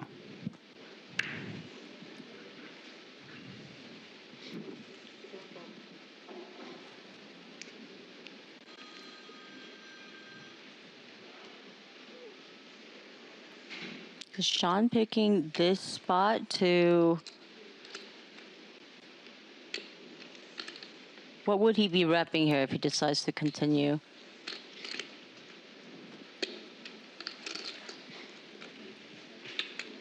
So you would kind of expect a king not to bet out like this so much, and we've seen Don lead out without it so often that he's kind of not so much worried about his own hand. He's more saying that TD Don doesn't have it. Right. Yeah. Just wondering if he repping that king here. He's trying to. It doesn't seem like... He does have the backdoor flush draw as well. The fact that TD Not Don... that he's going for that with this with the parrot and this texture, but on the flop. It says 1.5 million, but I thought I heard 1.1 million. I think it is 1.1. But yeah. And unfortunately, Don actually does have something here.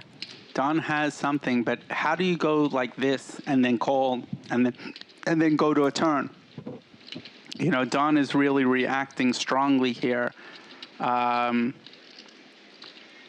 There's a question about the ace-jack against 10 hands by Isaac, and it wasn't 17 blinds. That was 27 blinds. Blinds are 100,000. There was 2.7 million shoved. Isaac is correct that I haven't won very much, and it's hard to count the 2.7. But I appreciate the feedback. And yeah, that was 2.7 million at 100K. And Sean gets it done. Sean. Wow, what a sick one. And I think I probably just got trolled.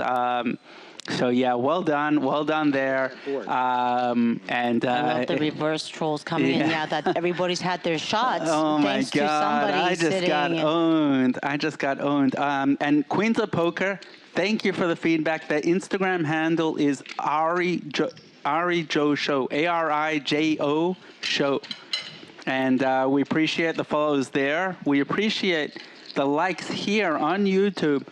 If you're enjoying this stream, click like. If you're hating this stream, do a hate like. Click it 3 times. And if you're just here enjoying the poker and hating on the commentators, I say hit subscribe because they'll have other commentators at different times. What a sick play by Sean. That was 7-6 on King, King, Queen.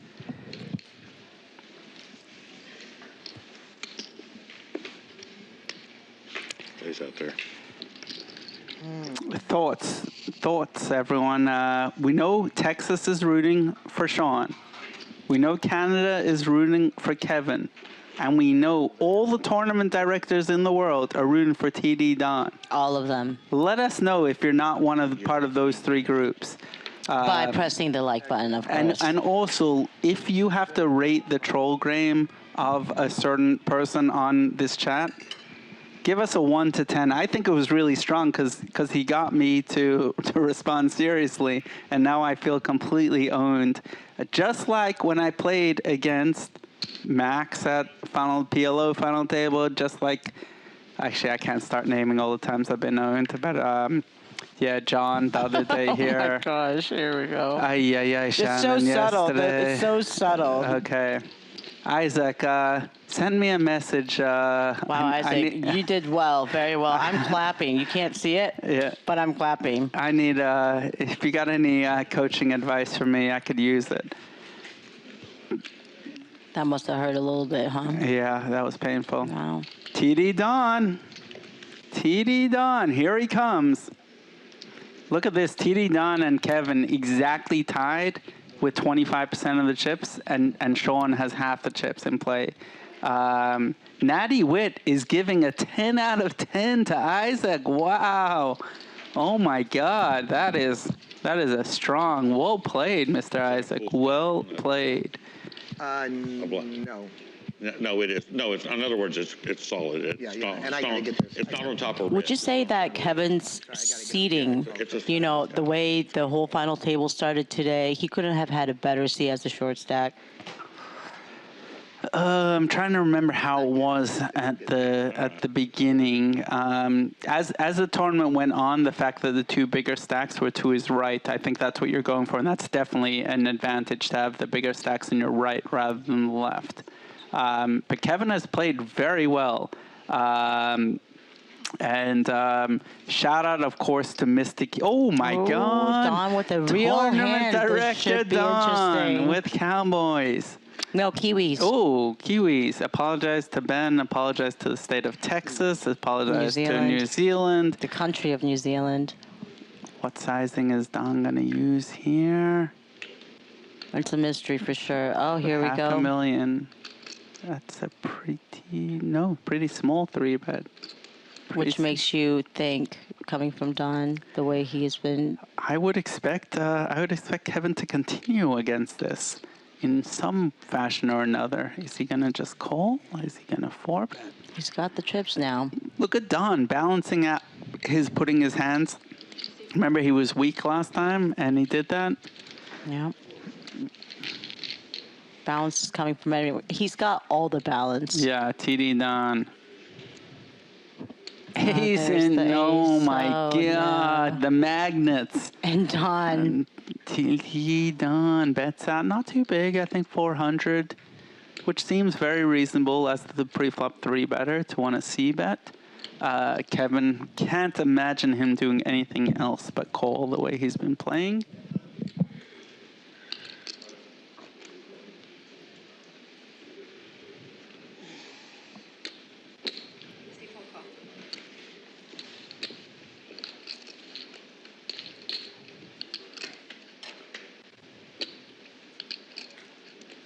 the scare card comes in, 8 of hearts. Of course, none of them have a heart, but that is scary for both of them.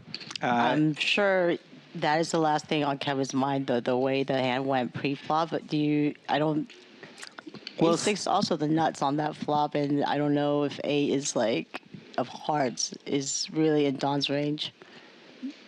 Well, you still are scared. Let's say Don could have like what he has, but with a heart. You know, like Right, so. with the heart. Yeah, so And you then still. he checks behind. Now at this stage, once Don checks here, then Kevin is going to feel very comfortable. I think Don may still go for the blocker style I think bet. so, with the check behind by Kevin on the 10. Kevin is just going to call here. I don't think he's going to raise. It would be very thin to go for a raise here.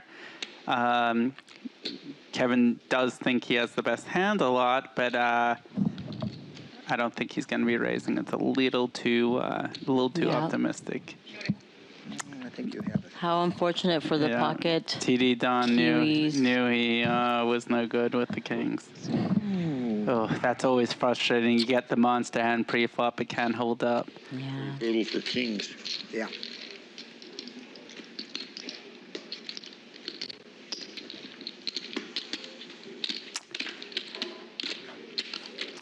Man, Don's balanced there.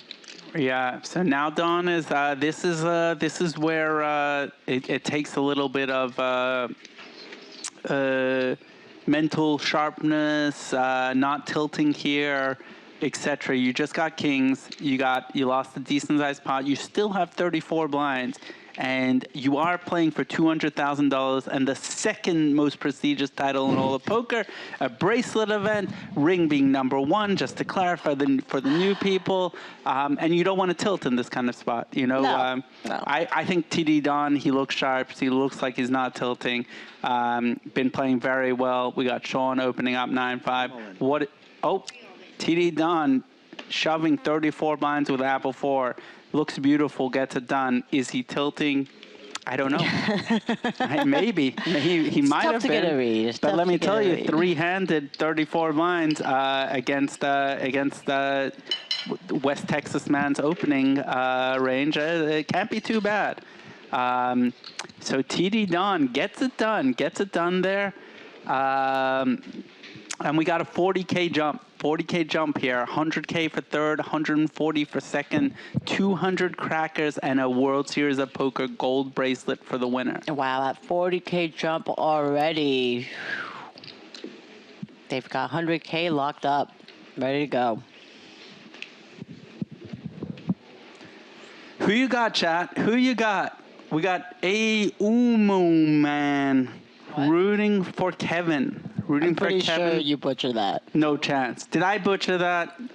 Man. Did I say that just perfectly, or did I butcher that? What about like Uman? No, that's probably wrong. Yeah, I probably butchered it. Oh my God. Oh, Kevin. Wow. Pocket aces against it, all in, and of course. Is he? What are we waiting for here? That's a snap call, right? He's waiting for a trip count. I believe. I'm not. Whose money is that? Yours? Mine.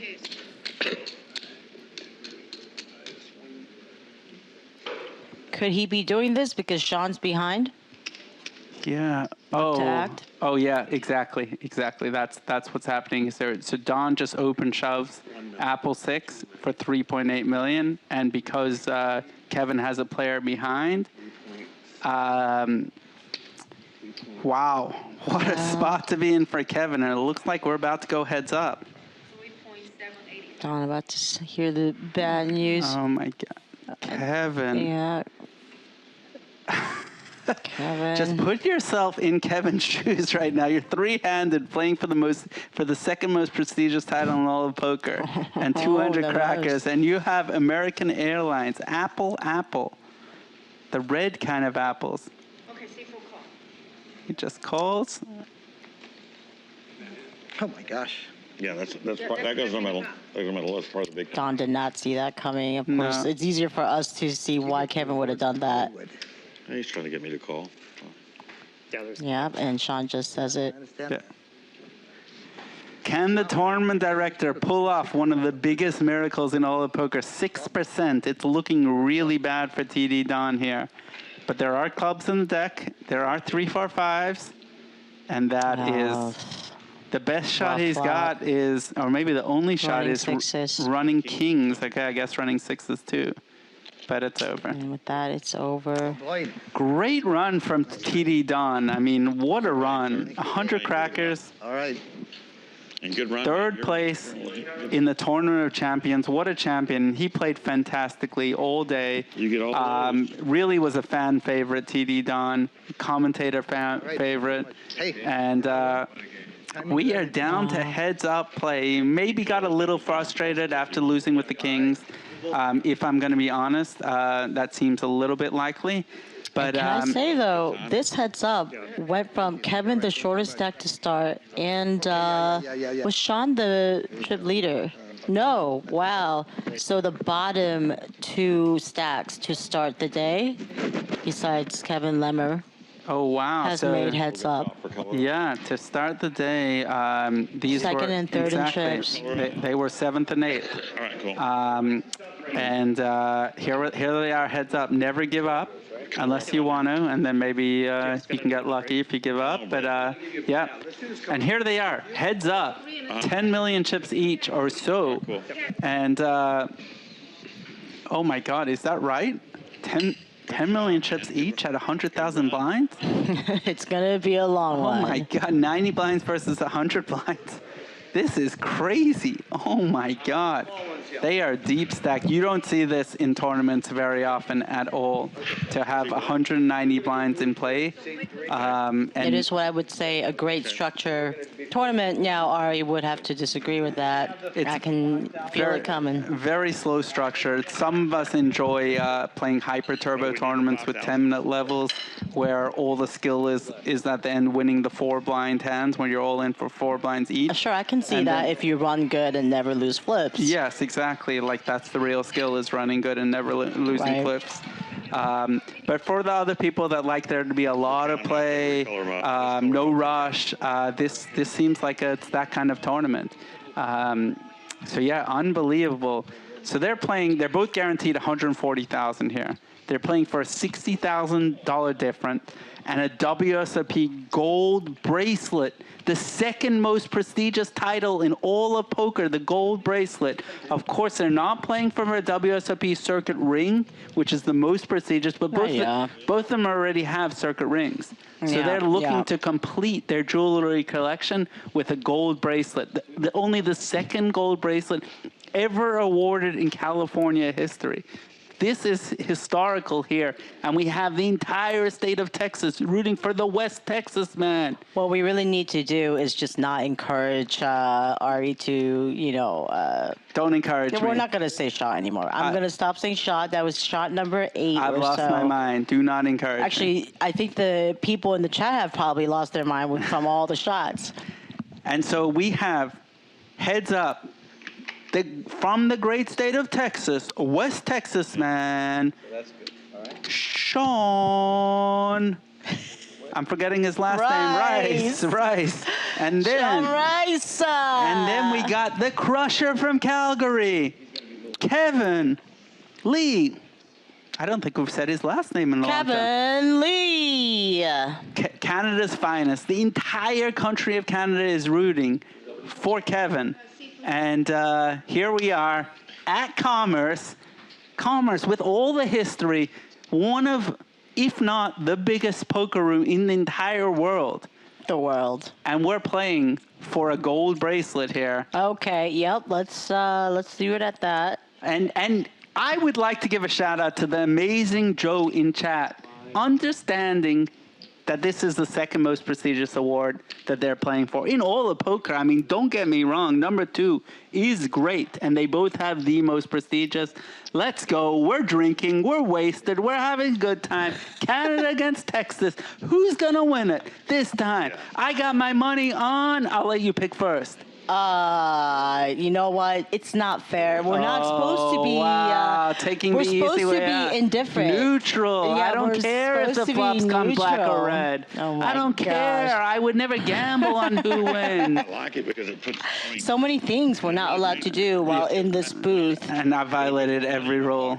Oh my gosh, it's out there. I was trying to save you. Wow. And yeah, so anyway, little known fact, but maybe some of you know, but Oh boy, what's Sean, happening? Mr. West Texas man, threatened me on Facebook this morning that he would get Alan Kessler to fire me from my job if I said the wrong thing. So I'm going for Canada's finest here. Kevin, I am rooting for you, Kevin. I hope for the great country of Canada that you win the second most prestigious event in all of poker. And by default, Joe is rooting for Texas finest. No, I didn't say Sean, Joe, I can't believe you're rooting for someone in the box. Isn't that a little bit unprofessional of you? Unreal. Wow. Wow. Why would you do that?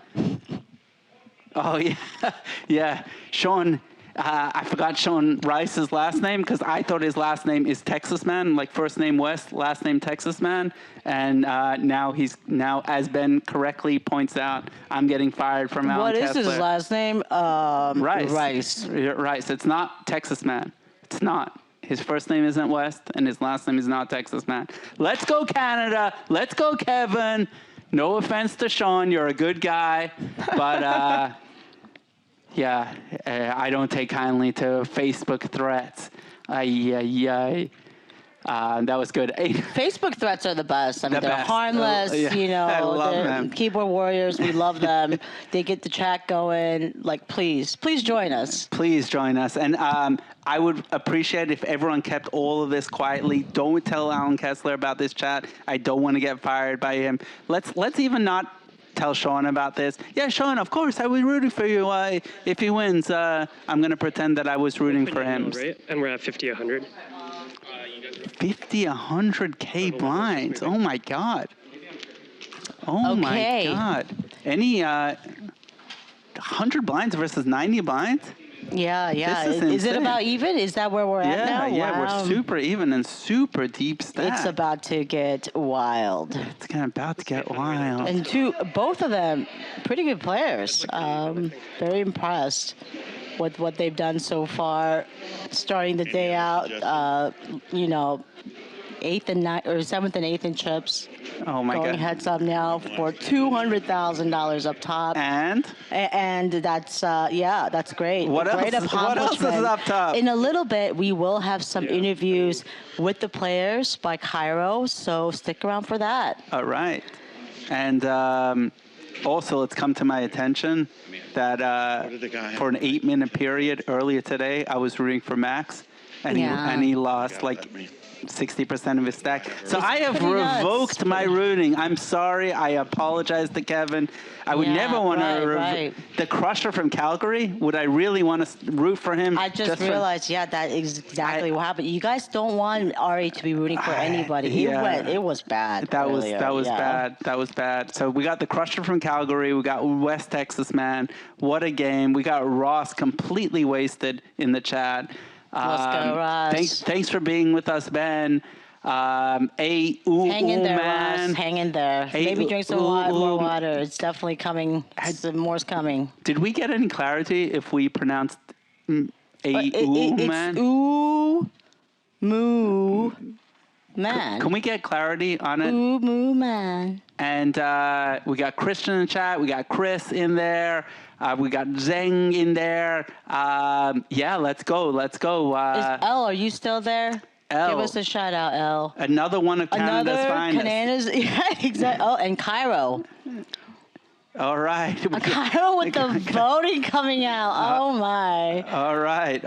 Let's go. Let's go. For those of you who are, at least on shot number 5, you guys have been with us since at least halfway through, and thank you so much for being there, If they're watching. if they're only on shot number 5, they've only been with us for like 30 minutes. Well, since we started the count. And there's the music. We'll be right back after this break, and all the interviews are coming up from Cairo. It should be fun. Let's go. Hit like, go get another drink, and we'll be right back. No more drinks. Oh, don't Okay, drink. no, don't drink. Are just you waters, crazy? Waters. Stop drinking. What is this? We'll be back. Okay.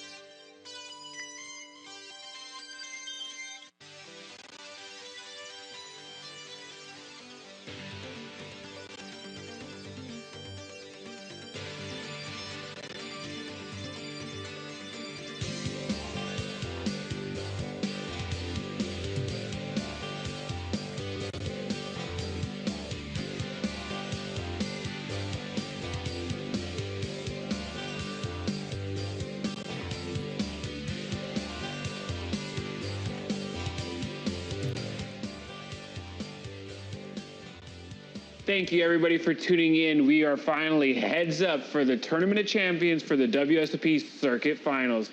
We have Kevin Lee and Sean Rice to my right. You guys have fought throughout the season to get here, but we wanted to know a little bit more about you guys and your story before we move on. Sean, you've had an amazing run at this table, but tell us about the year and what events did you play to qualify for the Tournament of Champions? I actually played in Choctaw. I won the Monster Stack back in January.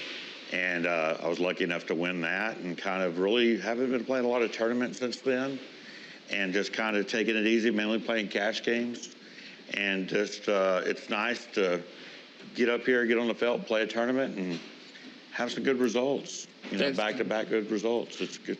That's good. Besides all the people who you've claimed their chips from to get here, is there anyone out there that you would like to thank or recognize that helped you get to this point? Well, I do have a lot of family. I do have a lot of friends out there watching.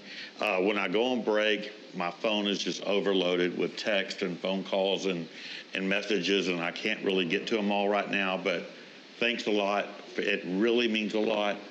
It's, you know, when you're out here and you're grinding and stuff like that, to know that you got that much support, it just means the world. It really does.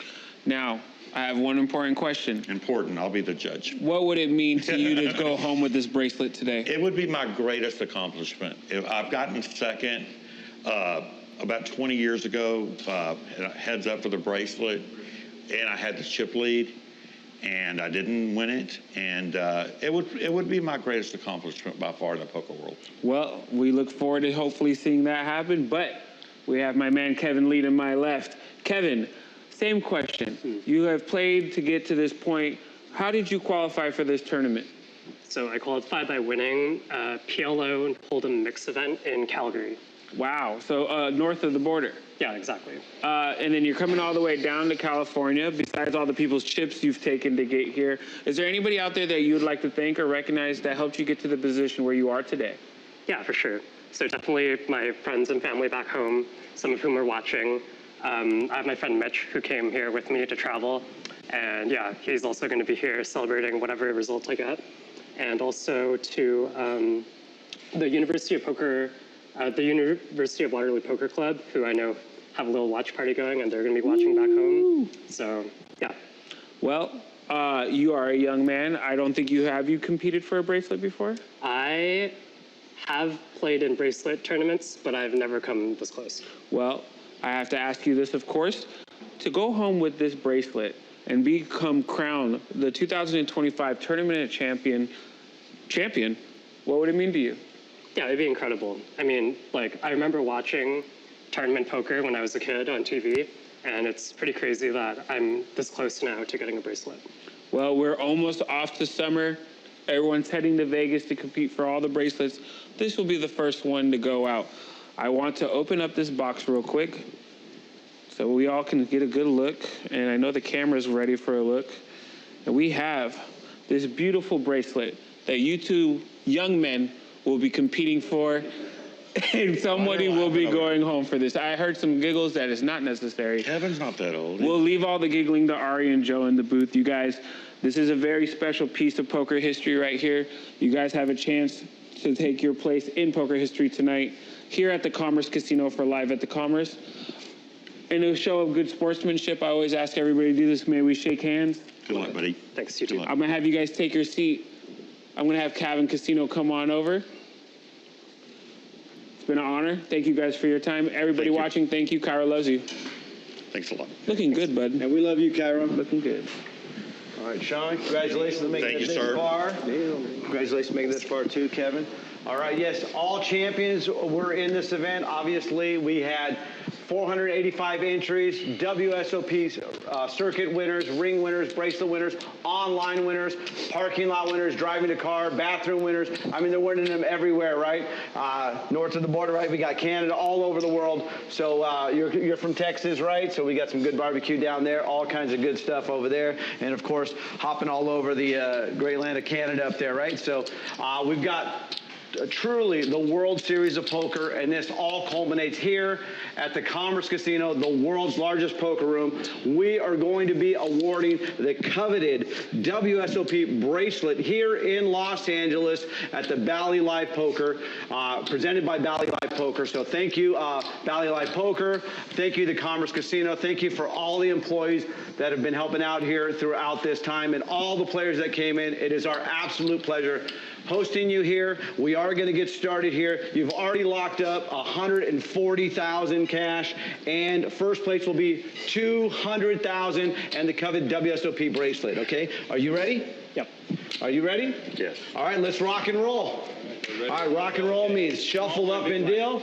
We've got 50,000, 100,000, big blind ante, small blind on the button. You will act first pre-flop. Post-flop, you will act first, Sean, okay? All right, everybody, act in turn. Let's have some fun. Welcome back. We are heads up in the Tournament of Champions. I'm Joe Kim. And I am Ari Engel. And we are playing for the second place is going to get $140,000. Winner gets $200,000 and a World Series of Poker bracelet. Let's go. Pretty sick here. Very exciting. We got Texas finest, West Texas man Sean Rice. Heads up against Canada's finest, the crusher from Calgary, Kevin Lee. What a match. Let us know in the chat, who are you rooting for?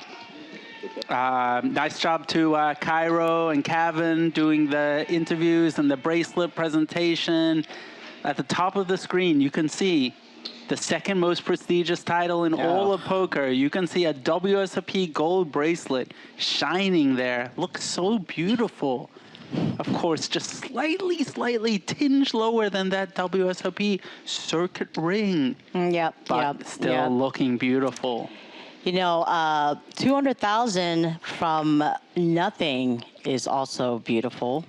This free roll, $1 million prize pool, such a great event every year by WSOP.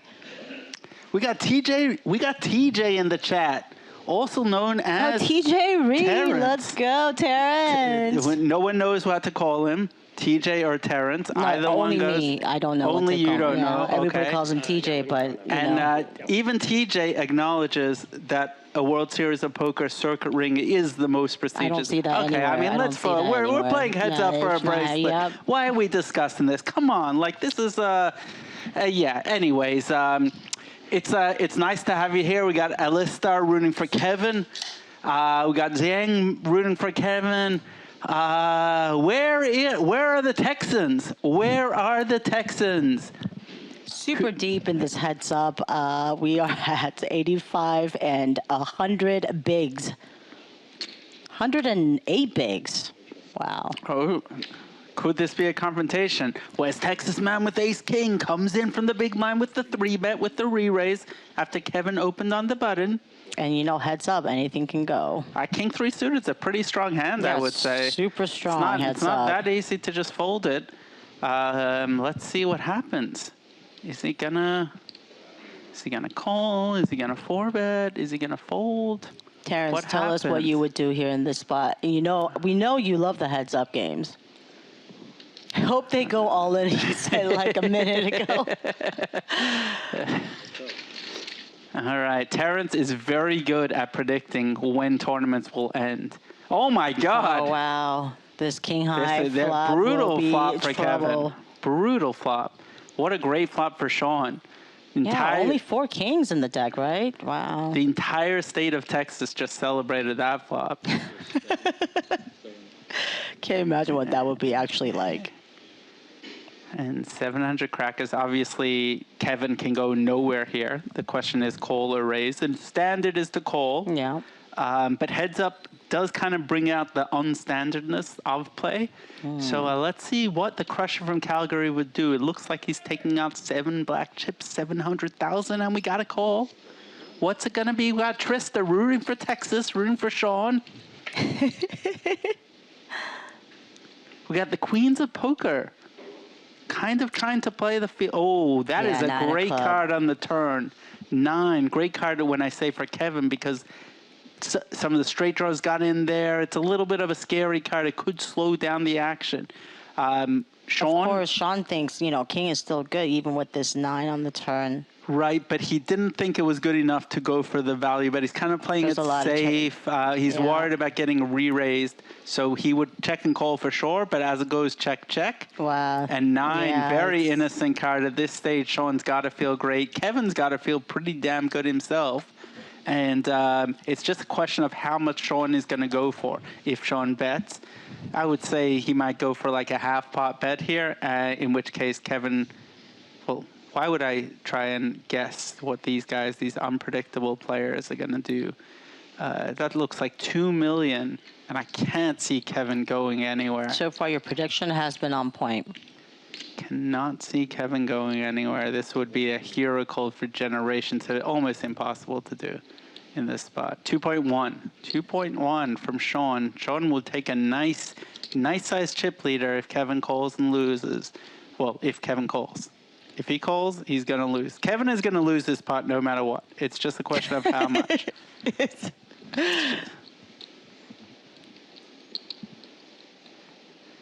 We got John rooting for TJ. TJ seems to have as many fans in the chat as either of these two players. So if you're rooting for Sean, let us know. If you're rooting for the Canadian Crusher.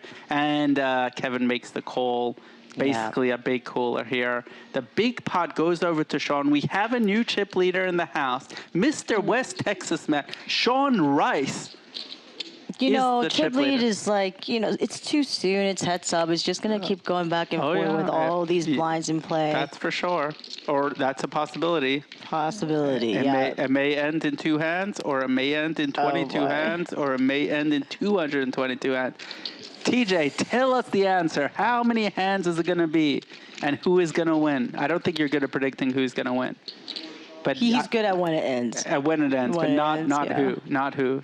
Terrence Joseph, L. Really? Terrence Joseph. Okay. Oh, whoa. That's what the J stands for. Man, L with all the info.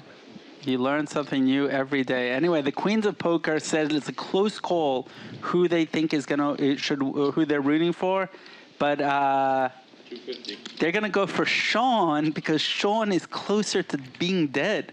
I mean, that's not really what they said. You shouldn't say dead. Okay, then maybe I shouldn't have said that. Okay, that wasn't the most well put. I love you, Sean. Sorry, apologies. Apologies to the chat, everything. Yeah, you know what I meant. They said Kevin's a young guy, so he has a lot of time to win. You don't want to win the first time you get heads up, all that. Is that so? It was pretty funny when Cairo was doing it, the interviews, and Cairo goes, "Yeah, and you two young men, congrats," and Sean's railed starts laughing when he calls them young men. Yeah. It was good. It was good stuff. Good stuff. Nothing like a true laughter as a troll. Okay, so we got John predicting that Kevin is going to win in 103 hands. Yeah. All right. What's it going to be? Where is Kessler? He's on his way to have me fired. Let's not, please, don't bring him up.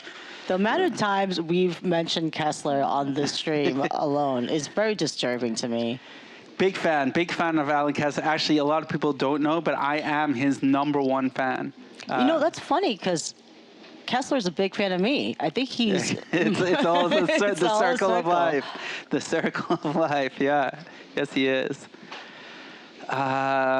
Okay, here we go. 9-7. When I started playing poker, the 9-7 was nicknamed the Johnny Backs. Johnny Backs, his real name is Cliff Joseph, a legend of the game, an old school online poker hero. He backed half the poker world in 2008. Wow. He's since final tabled the World Series of Main Event. He's won some bracelets. Oh my God. Oh wow, Sean with. Oh my God. Should I say it? Pocket apples for Sean from Texas. Pocket apples. And he makes the call. Oh, slow playing. What can it be? So we got pocket apples against the Johnny Backs. And 9-7 just completely whiffs. will Kevin put out the C bet with no real shot? To be determined. 2%. Hey, 2% happens. It happens for our angle. Yeah, but it's not going to happen here, right? Well, there you go again with your predictions. I mean, too soon. not against Texas finest. Come on. He keeps up the slow play, Sean. Is there any cards that will convince Kevin to keep betting? I think this could be over. This is it's a pretty good card for Kevin to continue here. I don't know, because a king is not going to fold. A queen is not going to fold. Well, may fold are straight draws. So that is, but you have a 9, so that's some of the straight. Ooh, he does get that 9. Now you beat a deuce. You beat an ace-jack. You beat an ace. Oh, my God. It's just going to be a check-check. Oh, my God. No, you could actually think a 9 is good here. Sean is just, wow. Checking this is not what you see too often here. What was he? Was he worried about Jack 10?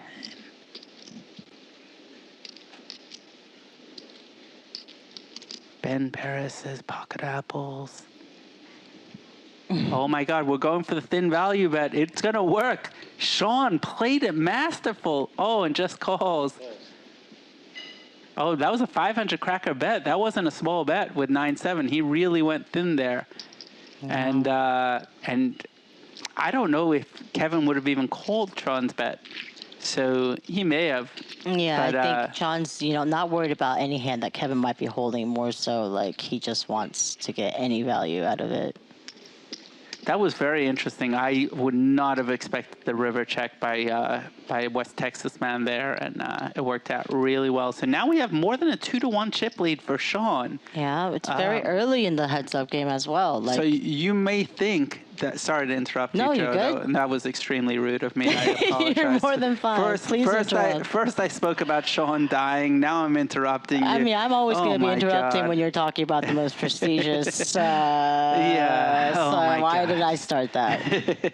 So Sean with the ace 9. I interrupted you. I didn't even remember what I was going to say. Oh my gosh. All right. Apple 9 against 7-6. These are hands that you don't fold heads up. These are hands you do not fold. The one doesn't fold these hands heads up. Let's see. Ben was very happy with the way Sean played that last hand. Pocket apples. And for the record, I do not believe that Kevin was bluffing with the 9. I think he was value betting, hoping to be called. Not called super quickly, but called nonetheless. Yeah. Pretty great flop for Kevin, and yet Sean is still 51%. Kevin goes way ahead. And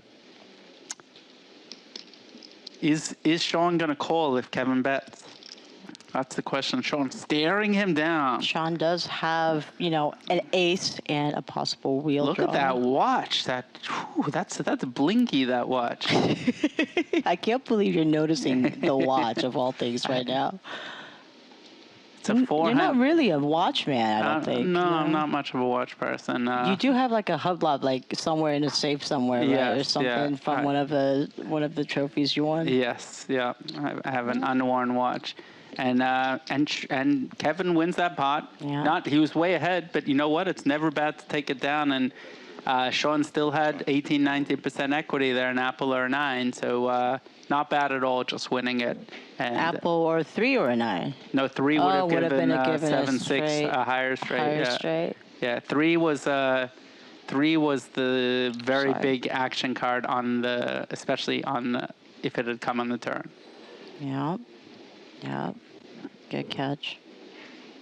Okay, we got Zhang telling Kevin to breathe. I believe that's a powerful thing that humans do want to breathe when they're playing poker. If you don't breathe, it's not going to be good. So I'd recommend the same thing. All the trolls are coming out. All the trolls. Kevin takes it down. West Texas man not defending 3 deuce. I mean, it's a bad hand, but it's connected. I learned today that's called dirty diaper, right? Oh, Am I learning? Yes. Yeah. The dirty diaper. So basically, Sean saying, hey, I represent the entire state of Texas. I hate Pennsylvania. That's what he was saying. I hate Pittsburgh, and I hate Pennsylvania. Repping Pennsylvania, the Dirty Diaper. The Dirty head? Diaper. Oh my the entire state of Pennsylvania loves to play the Dirty Diaper. But I don't think that's true. I'm kind of from Philly, kind of. Wait, Sean just folded a suited hand. Yes, it was 7 deuce, but Sean folded 7 deuce suited. Wow, very interesting. Yeah, so we'll see. We'll see. I think who was it? I think it was John that predicted 103 hands. Do we have other predictions of how long it's going to take and who is going to win? And before you submit the prediction, hit that like button, hit that subscribe button, go to Instagram, follow the Ari Joe Show, ARIJO Show, and then write into the chat here and tell us who's going to win, how many hands, what the hand's going to be, and if you like red or black flops more. Oh my gosh. I'm just saying, like, what do you like more? Danny is no longer here, so. Danny's no longer here. No one, if someone were to be betting on red and black flops, they wouldn't be betting anymore because the action would have stopped when Danny was out. Of course, for some reason, we don't know why. No one would do that. Why. It's so unprofessional to think that a commentator would go on a stream and bet on red and black flops when they're watching. Oh, no, absolutely that's unhinged thing to do. Completely crazy. We got, supposedly some people are drinking in the stream.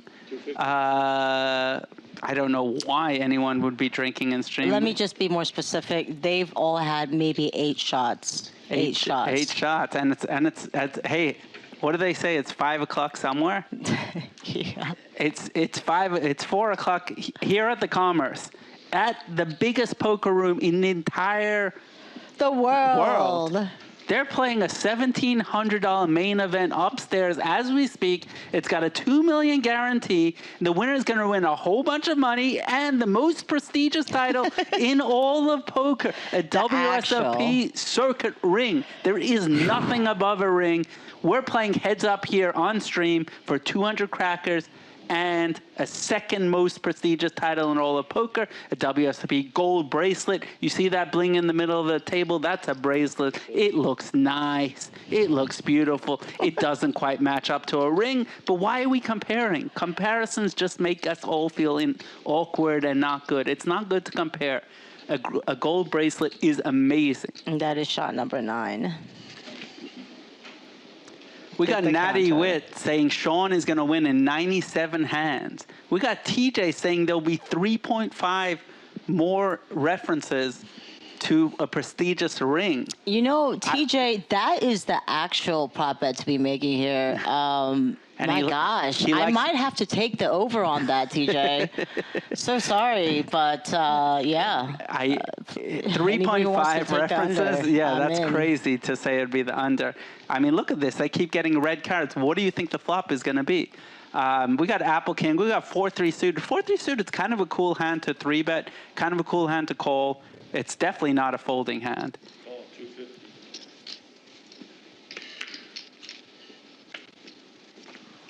Okay, we got a lot of fans of the black flops. Like what I say, the red flop.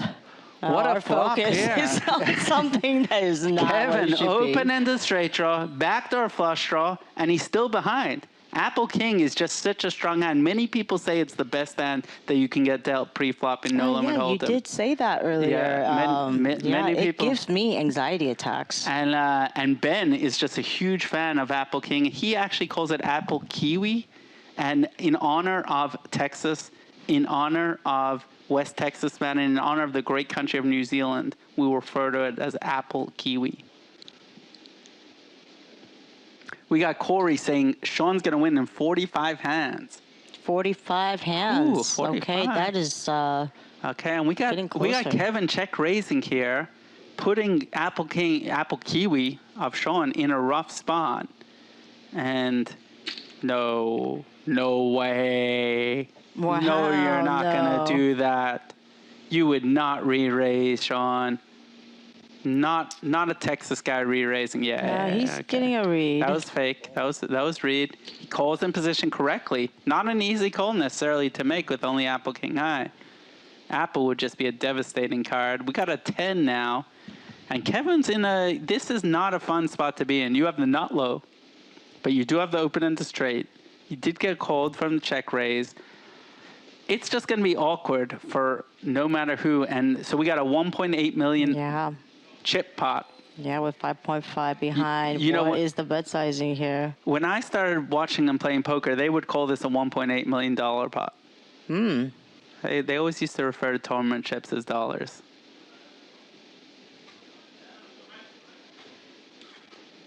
Just sounds so much cooler, $1.8 million. And what's the bet here? 1.6, a fat pot bet, almost pot bet. This is putting Apple King in a world of hurt. This is super tough. I do not see Sean calling here. I do not see it happening, but I've been shocked a time or two before. We got Eric saying Kevin is going to win it in 26 hands. And by the way, I heard Kevin talk about the University of Waterloo Poker Club. And when I started playing, there were so many great players coming out of the University of Waterloo. Bunch of Canadian players. It really warms my mind to think 15, 20 years later that there's still great players coming out of University of Waterloo. Love it. Shout out to Waterloo. Shout out to the Canadians. And that's awesome that you know. Yeah. There it was. It's like this super advanced like math, tech, science kind of school, and they just loved their poker there for years. I didn't know it was still happening, but that's super cool.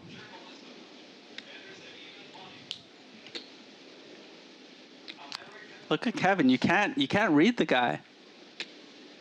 He was definitely not breathing now if he was breathing earlier. And he gets it through with 30% equity. What a bluff by Kevin. Wow. Gets it through. I mean, credit to Sean for even thinking that long about a super tough spot there with Apple King High. Yeah. Representing a lot of, we got representation from UW, Waterloo UW. That part I didn't know about, but it's called UW. Water. Wow. What's that? Lou. So these are all from UW. Oh my God. Okay. Let's go. Kevin crushing it. Wow. And they say, you know what, Mr. Texas man, we might need to send you back to West Texas. Okay, don't start yet. Okay, not yet. Not yet. It's 73 blinds. Kevin with blinds are up. Pocket apples here. Oh my God, Kevin. Just in time.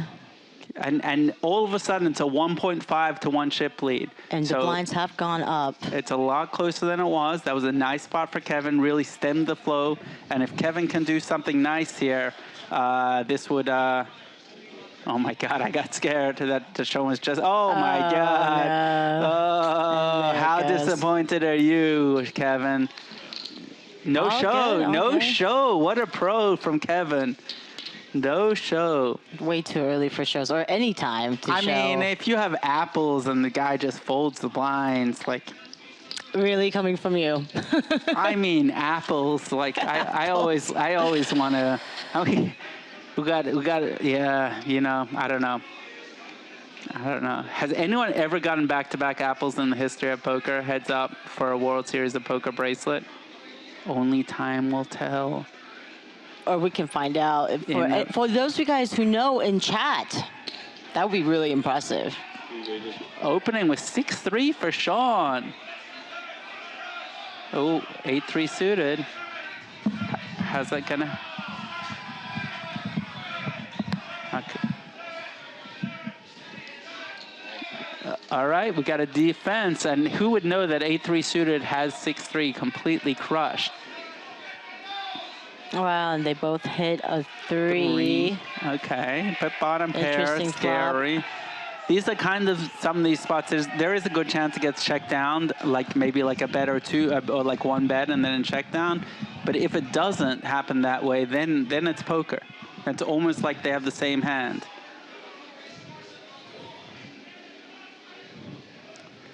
What's it gonna be? What's it gonna be? If you want Sean to win, hit us up in the chat and say Sean or something like that. Tell us where you're from if you're from Texas. But for now, the Canadians are on a heater. We got University of Water. Oh, a flush draw comes in for Sean, exactly 50-50. If a card above an 8 comes, it's going to be a chomp. Oh, we got another heart. Oh, wow. Sean from Texas, Mr. West Texas, man. You know what they say, runner makes it funner. Yeah, that's And what they do say. They do say that. And here thanks it for is. letting us know. Yeah, here it is. You know, all the high card hearts are out there too, but definitely. Check. And Sean is going to win unless, is he about to misread? Come on now. Oh, no, not about to misread. Okay. I like that they're not like so far apart, you know, they can like see each other's hands. Yeah. Oh my God. There it is. Number 2. There it is. Second most prestigious. Look at that. The gold bracelet. The World Series of Poker gold bracelet. Yeah. That's what we played for. Yeah. Okay. Wow. And players here have locked up 140,000. Guys, I'm trying so hard. Let's not make it number 10. Let's not make it number 10. You know what? When I see a gold bracelet like that, it just gets me thinking about the most prestigious title in all of poker. A World Series of Poker Circuit ring. Is there anything more beautiful? I mean, this is beautiful. This gold bracelet, only the second time ever awarded in California. It is so beautiful. Yeah. But a ring, a circuit ring, whoo. All right, so nice. now we are at double digits of the counter in shots. First whistle of the... You're so good at the whistles. Yeah. 6-5 suited, absolutely whiffs. What a great hand 6-5 suited it is, but no, nothing like that. We got Team Sean in California. Wow. California's a little split. We had some... Oh, look at that turn. Interesting turn card. Action turn. So Kevin checked back his second, his middle pair. And now Sean is going to bet the bottom end of the straight draw and the flush draw. Got to expect Kevin is just going to call. Force a nice healthy bet by Sean also. Like, none of this small little bets. We got Natty Witt saying raising here. I don't know about this. I guess Miss Jane invented runner makes it funner. Unbelievable. You know everything that YouTube chat has ever said in the history of man is always 100% true. Ben would not let us down. What's a Miss River Jane comes reference? and it bricks for Sean. Everything misses. And will he fire out here again with no hope of winning? I mean, that 4 spade, no, and he does check. He does check, and I don't think it was going to work. So, oh yeah, spade. Spade was a little bit scary. I said everything misses, but I was completely wrong. Nothing. Canada's finest. Kevin wins another pot, and it is getting close to even again. Close to even. It pimped me. So we are at hand 90, but how many hands are we in heads up? I think it's about 10. Ooh.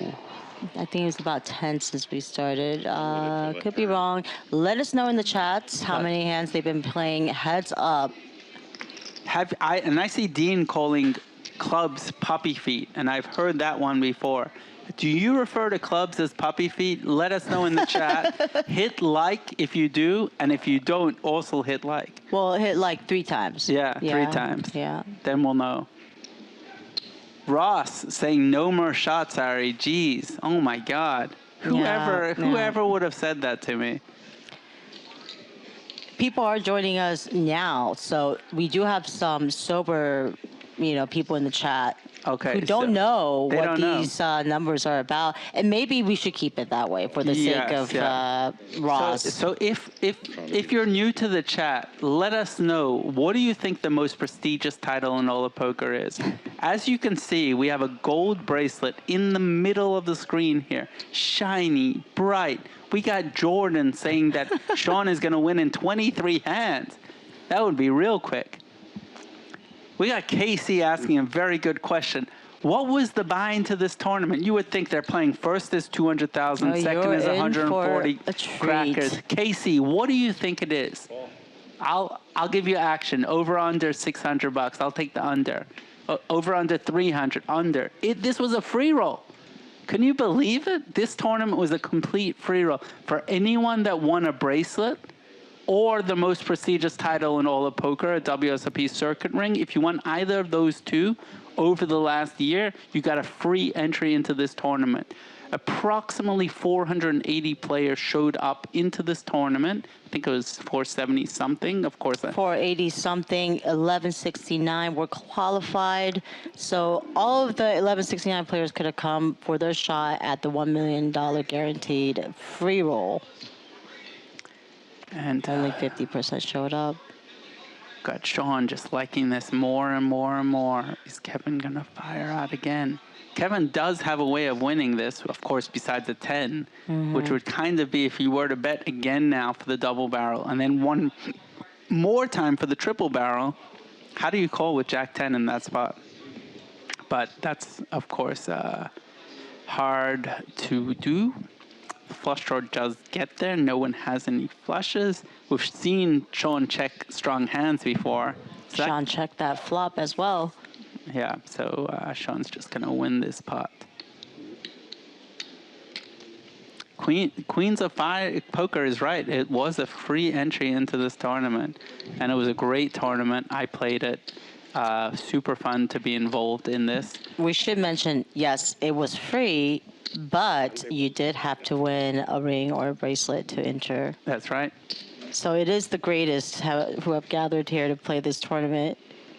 Well, there were some bracelet winners. Some, yeah. So we had the greatest players because all those people who won circuit rings. I'm like, where are you going with this? Yeah. Okay. Yeah. Is right. And Anthony, who is going to win? You tell us who you think is going to win. But yeah, it's super even right now. Of course, Sean has a little bit of a lead, getting closer back to the 2-1, but still a little bit under. Oh my God, apples for Kevin again. Kevin again. But Sean has a hand that can't really call a 3-bet. I have seen people put in 4-bets with this hand, but Sean's style doesn't seem to imply that. You know, apples have been going around heads up here, and Sean did just flat earlier with aces and got the most value out of it. Yep. Was that heads up? Yep. And Kevin 3-bets with the apples and just takes it down. There have been 3 times already heads up that players have gotten apples. Yeah. That's crazy. Yeah. Oh, look how beautiful that bracelet is. Sure is. And you have 4 of them, right? I have 4 of them, yes, it's true. Wow, what's that like? 4 of those and 19 rings. Yes, but I run really, really good. In life, too. Yes. Yeah, it's just subtle. Just a subtle back Just here. subtle. Oh, my God. I'll tell you one thing. I played this tournament and no luck. So here I am watching these guys battle it out. We got Canada's finest, the crusher from Calgary, University of Waterloo's own, Kevin Lee against the West Texas man, Sean Rice. And they both flop a piece of this.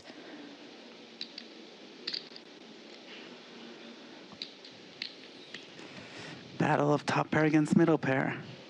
Heads up, these are both strong hands. Sean with the jive is obviously the one that I think should or will win. Wow, really? Wow, here comes the predictions. 5.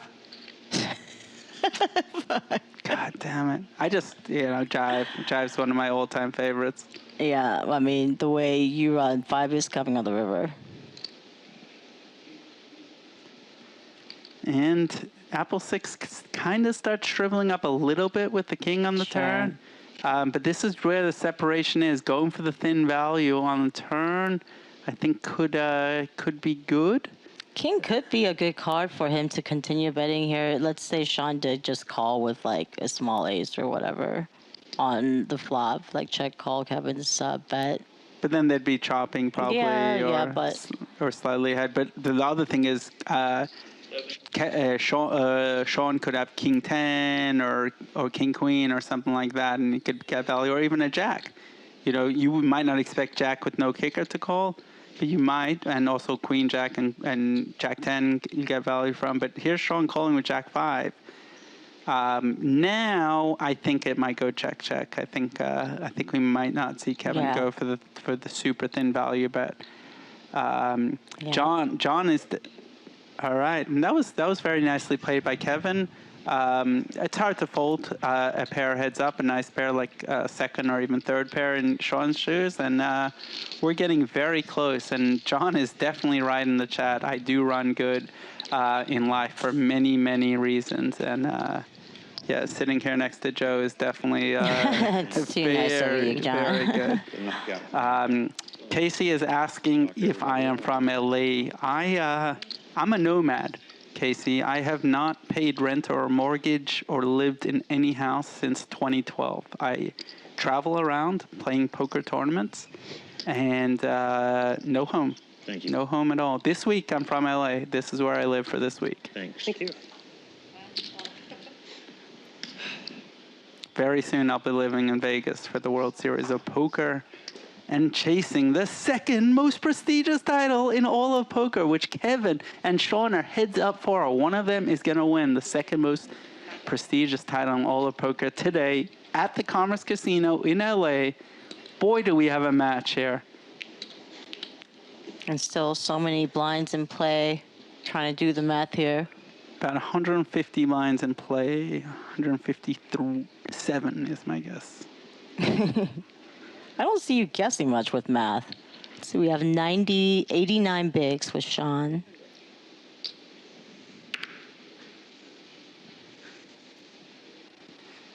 Jack 6 open from Sean. He's, in Texas, they don't like folding down there. Is that so? Wow. Oh, yeah. No, Texans hate folding. Yeah, I have seen that. You know, Doyle Brunson was from Texas. Oh, yeah? Oh, that's a 3-bet. 9-5 suited, Kevin. Let's go. The Crusher from Calgary. The Crusher from Calgary. Things are getting interesting. And, you know, with so many bigs in play, you can do, like, fun things like that. For sure. For sure. And I think they're right back to where they started the heads up. Very, very close.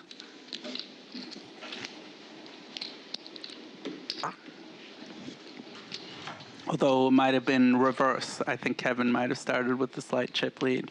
Corey, I will see you in Vegas, and I hope to see a lot of you at the World Series of Poker in Vegas. If you're at my table in any tournament and you feel like betting on red or black flops, feel free to come up, say, hey, I'd like to bet on red or black flops with me.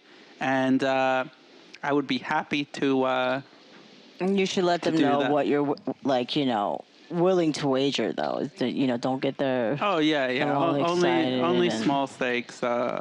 Unless, I guess we can discuss what small stakes is what I should probably... Anyway, back to the flop. Ace-high flop here. Kevin looking great. We got KC saying Calgary over Toronto. And, of course, I was born in Toronto, and... I don't know how I feel about this. Why did that come out? I don't know, Casey. What did I ever do? Do you know something here? But yeah, we got a lot of Canadian love in the chat here. Kevin wins another one, and that should move him into the chip lead. It's about the same. Oh my God, no. We got Sean under 10 million. They are separated by 4 big blinds. Wow. Oh my God. It's still 160 bigs in play in total. You know, like poker reporters say, when it comes down to about 60 bigs, it's like anyone's game. It could be anything. So we still have many blinds to go. And maybe a few levels.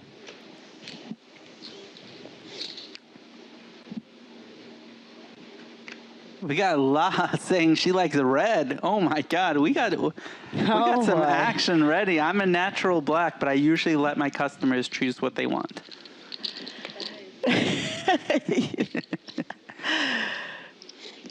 But If any of you guys are interested in lifetime wagers too, he's open to that. I am, unfortunately. David, I mentioned to David Avina, who can ask me for $10 anytime he sees me once a day. I am leaving here the second that this is over. I'm going through the employee entrance in the back, so you won't see me. For everyone else, He doesn't believe those statements anymore. He's heard David, this before. this is the truth. For everyone else, though, I will be at Commerce tomorrow playing the 1700 main event, 2 million guarantee. Look forward to seeing you there. If you're at my table, ask about red or black prop bets. Well, when you first said lifetime bet, at first I was like, who would do that? It's crazy. Yeah, But then crazy when David Cairo was Avina. like, let's do one ourselves, then I was like, I'm listening. Like, you don't know until someone makes a proposition. Then you're like, well, And lifetime. Kevin is back into the chip lead, but boy, are we even. This is like less than a blind separating the two. Completely even. They're basically even. Oh my God.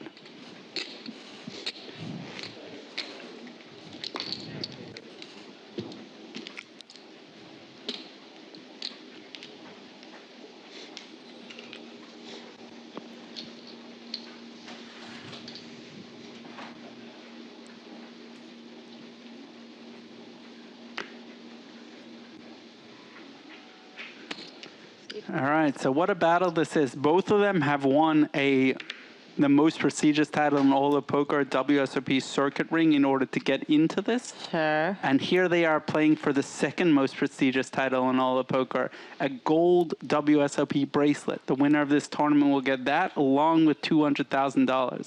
I might have to go out and get a shot myself at this point.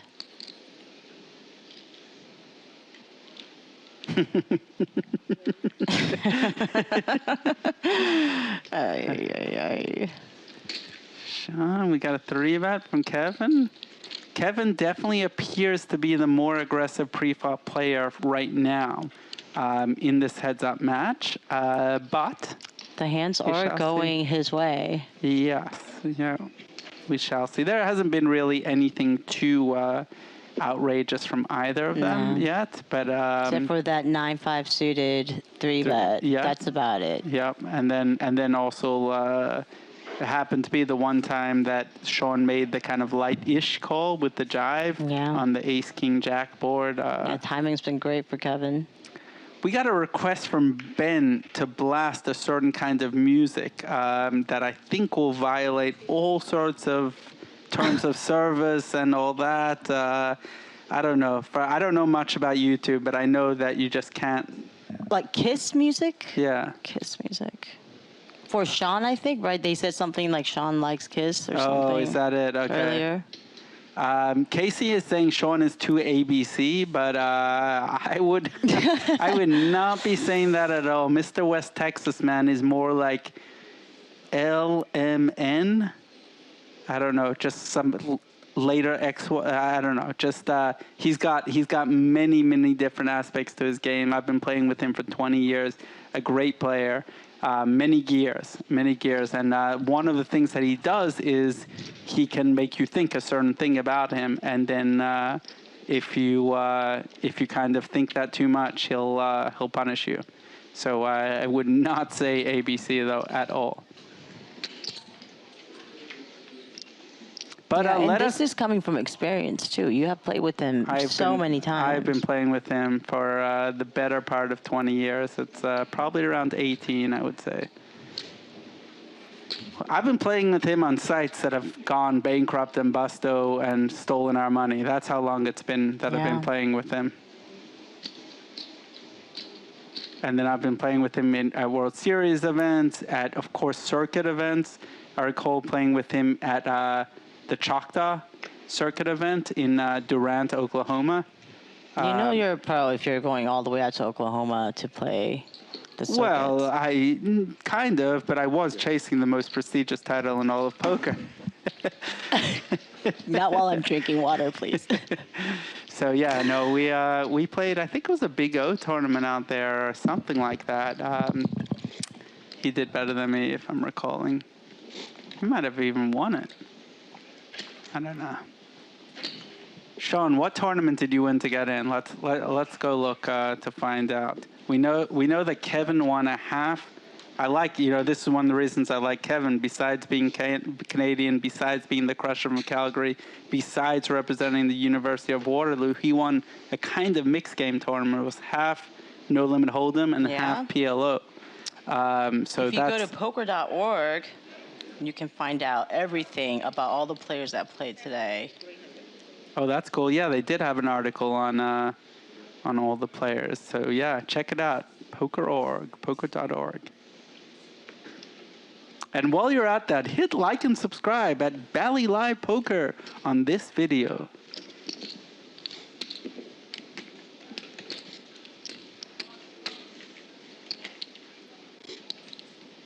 I do sense, an action hand coming up.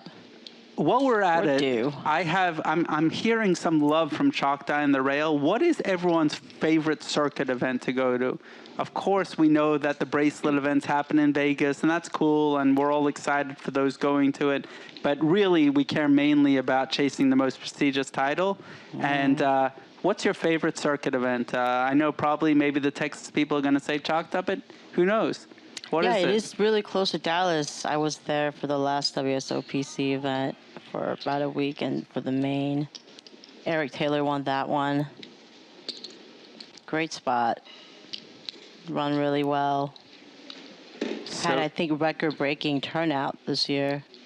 Oh, yeah, they get great turnouts there. And speaking of Choctaw, that is where Sean Rice won. did the 400 time monster stack. Wow. We got TJ saying Thunder Valley and Graydon for his favorite circuit events, and I really love it up there. Great turnout, great tournaments up there, really nice. Actually, the nicest players on the circuit that I've played with have been in Northern California. No disrespect to others, but yeah.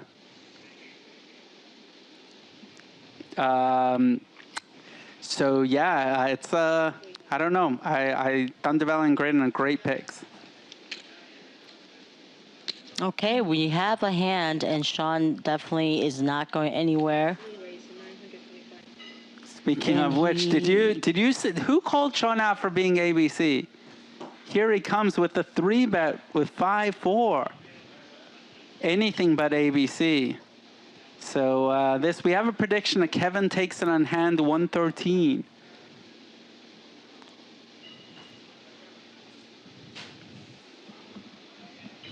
And Kevin calls with 7s. This could be an interesting one here. Kevin has really the right hand. Wait, Kevin calls or? Oh, Kevin went all in. Oops. Okay, never mind. Kevin shoved. I don't know what I saw, but whatever I saw was wrong. Kevin shoves it in with 7s and takes it.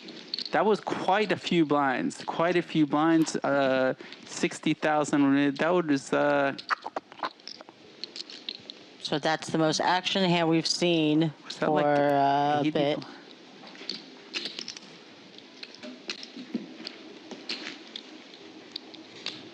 That was like 85 blind shove or something like that, which seems like a lot, but yeah. Yeah. They both have, yeah. So now Kevin has, I think, his biggest lead so far. It's still not even 2-1, so it's still very close to even. We got La saying St. Martin and Aruba were her favorite stops, but wow, those are. But they pulled them both. Yeah. So yeah. But yeah, 6 spots though. 6 yeah, spots.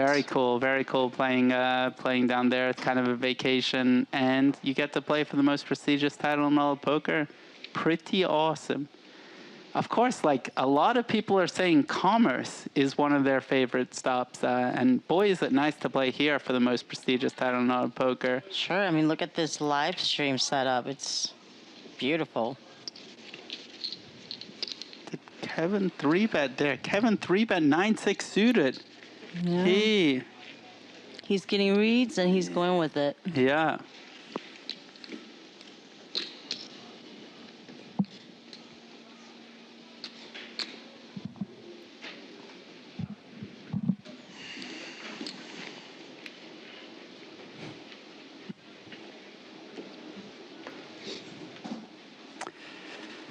So yeah, Kevin is looking good right now. We have some of his fans in the chat. Things have been going good for him, but as everyone knows, these games become very, very swingy, and I wouldn't underestimate Sean by any means. We have almost a 1.5 to 1 chip lead for Kevin. It is heads up. And he has an apple. He wins a lot. So of course, Sean with 3 deuce, the dirty diaper.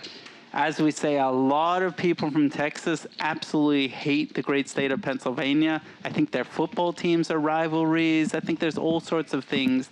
Oh my gosh, you mentioned football. So yeah, anyway, 3 deuce. Sean just, no thanks. Look at that. Look how beautiful that is. Yep, that's beautiful. That's number 2. Moving on. Number 2. Pocket kiwis right there. Number 2. And, you know, Kevin's fans know, you know, it is swingy. I mean, he came from 8th in chips, now chip leader.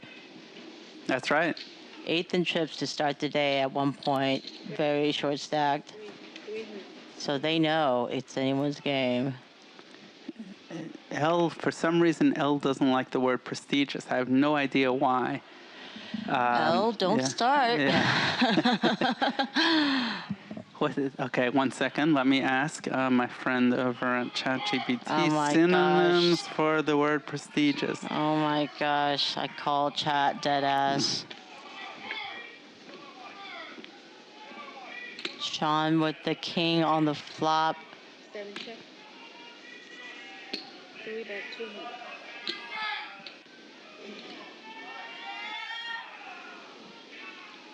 What do you think? No. Oh, that was with the backdoor this and the backdoor that, and he just folds. That was backdoor this, backdoor that in Ari's world. A lot of people wouldn't fold that. So here, what do you think about this, El? A WSOP circuit ring is the most respected title in all of poker. Chat, let me know. A WSOP circuit ring is the #1 most renowned, renowned award in all of poker. And that counter just keeps going up for the shots. Is it the most... thank you, L. Thank you. Is the circuit ring the most distinguished award in all of poker? Perhaps the most eminent award of all of poker? Okay, well, you know what? Let me take this list away from you for the time being. Let's get back to the heads Let's get up. Queen Jack, Queen Jack. Okay, let's stay on focus. Come on, El. What are you trying to do?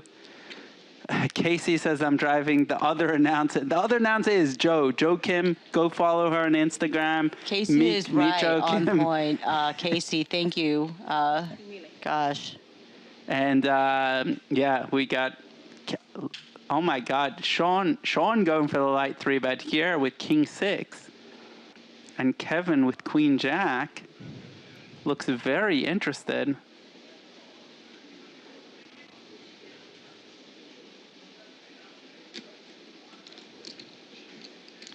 Very tough spot. Poor Elle, her audio stopped working. Oh my God, I feel bad for her. You probably broke it.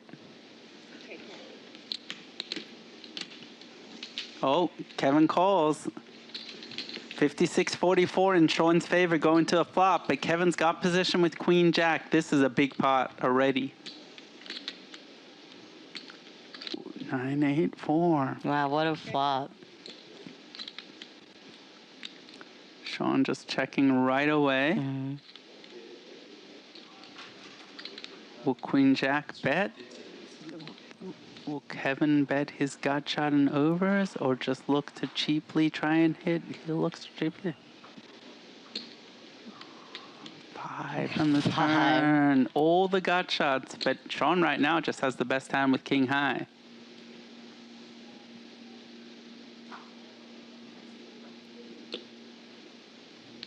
Dustin Max finished in 6th, I believe. Oh, L responded to you. And here we are on the turn. Sean bets. Go out in brutal fashion. God, Sean bets huge, pretty big, 2.1, almost pot-sized bet. Wow. What is Kevin gonna do? This isn't very exciting. I mean, you hate to fold 2 overs, gut shot to the nuts, but Queen Jack, you're pretty sure it's not ahead right now. He's reaching for the chips. Oh my God, and this is going to be interesting on a brick. How does this play out? Obviously, both of them have outs to certain cards. We're looking 6, 7, 10, Jack, Queen, King are the action cards, and then a whole bunch of bricks. That's a brick. What's going to happen here? Sean does not have it in him to fire again. Kevin needs to bet to win it. Is he going to? Now, we have seen Sean check strong hands, so it's not as easy as it looks.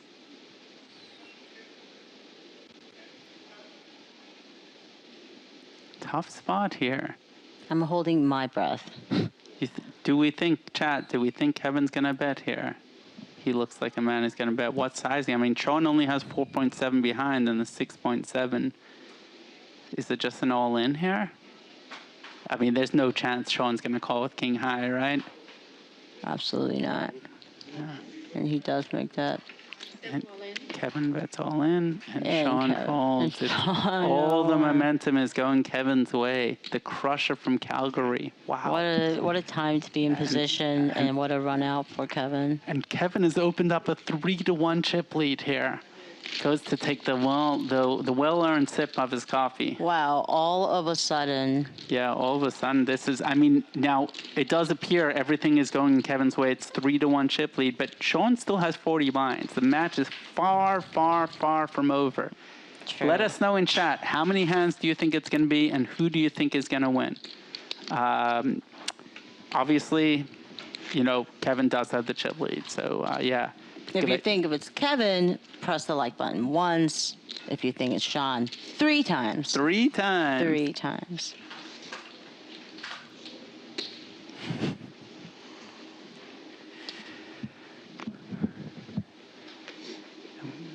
Is that a walk for Kevin? I think so. What do you need? 10-3.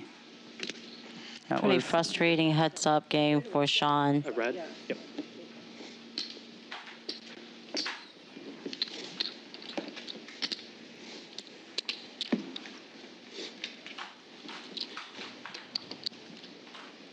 Okay, so we got heads up here playing for 200,000, a WSOP gold bracelet.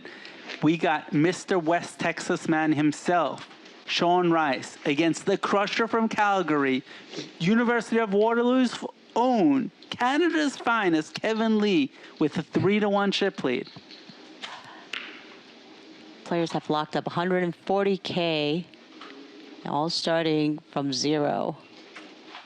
We got some Kevin guesses that he's going to win on hand 130. We got Kevin winning on hand 119. It's getting closer to that. Yeah. Wow.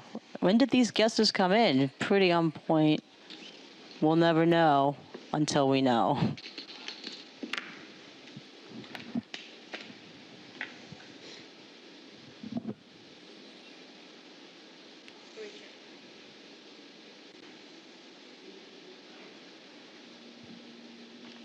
What do we have here? We got Sean flopping it all.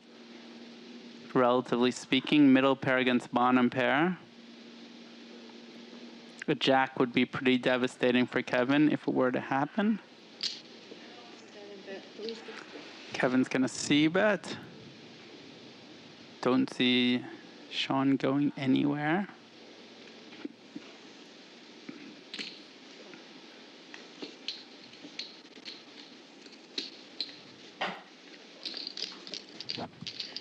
All these pots now are becoming quite monumental. There's 1.4 mil in the pot already. If we look at Sean's stack, I mean, that's apple on the turn.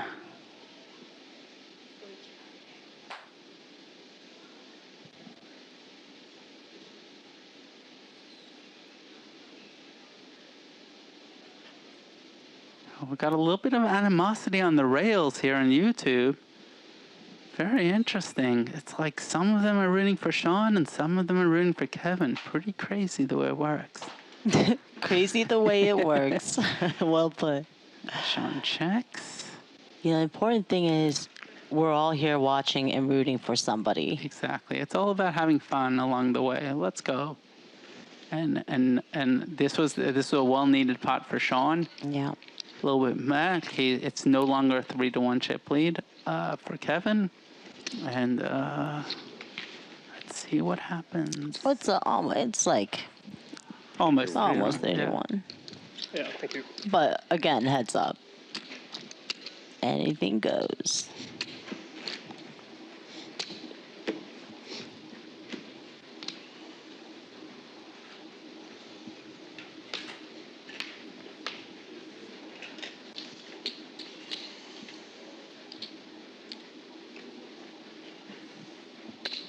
Safely raise 300.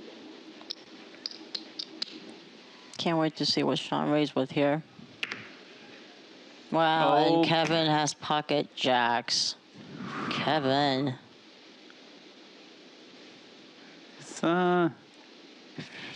Kevin against a mystery hand here. Kevin's been 3-betting a bunch, so I would definitely expect him to 3-bet. Here, what's it going to be, around $1 million?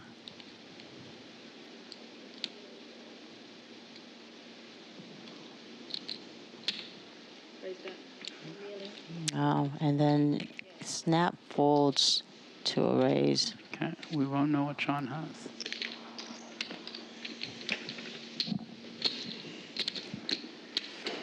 Back over 3-1 or no? No. No, still 3-1-ish. Button's right.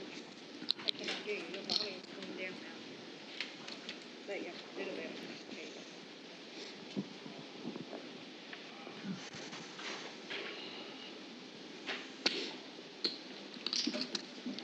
go. So we're at hand number 111. I think that's about a 30-some hand since we started heads up. Such a beautiful Yeah. gold bracelet right there. Yeah. Kevin with the Kive, King 5. The job in the Kive. You know, Kiwi 5 is what we're going for now. Okay, well said. Says the chat. Yeah, Ben will appreciate that one. All right, 8-4 against King 5, 63-37 going into it. That's the thing with heads up, you know, your hands just have a shot. That's nothing going for Sean, and Kevin's King 5 just well ahead. Is he gonna see bet or check?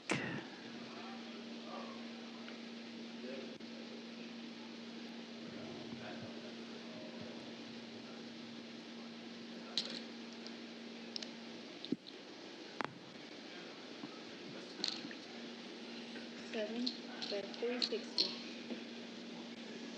Fold. Kevin takes it down. Another one for Kevin. Yeah, fortunately, every time Kevin's making these bets, you know, Sean doesn't really have any hands he can continue with. Yeah. That's how it's been going throughout the past 30-some hands or so.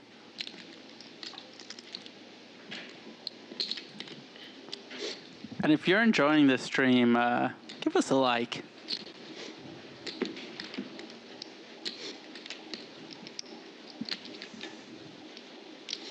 Nah, I just took a glance at the chat. It's gotten really foul, whatever is happening. I can't read all those words, but yeah, guys, this is what happens when shot number 12, 13 comes in, and I blame Ari Oh entirely. my God, you and La, Brendan, me. What is this? What is this? I'm just chill here, sitting. I enjoy Canada. I enjoy Texas. I like West Texas. I like Calgary. You like them all. Yeah, That's why you're nomadic. All right, guys, come on. Let's send those likes over here. And all right, Kevin with the dominating king here, yet again. Kevin. One over Sean. C7 better. 1 million and C3 all in. can't count. Sean putting in the 4-bet shove with King 4 and 40 blinds.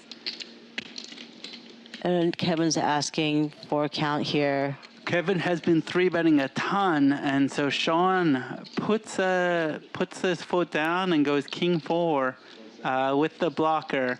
Tries to get it through, and will it get through? King Queen's not the easiest of calls at all. I mean, it's about 30% of Kevin's stack.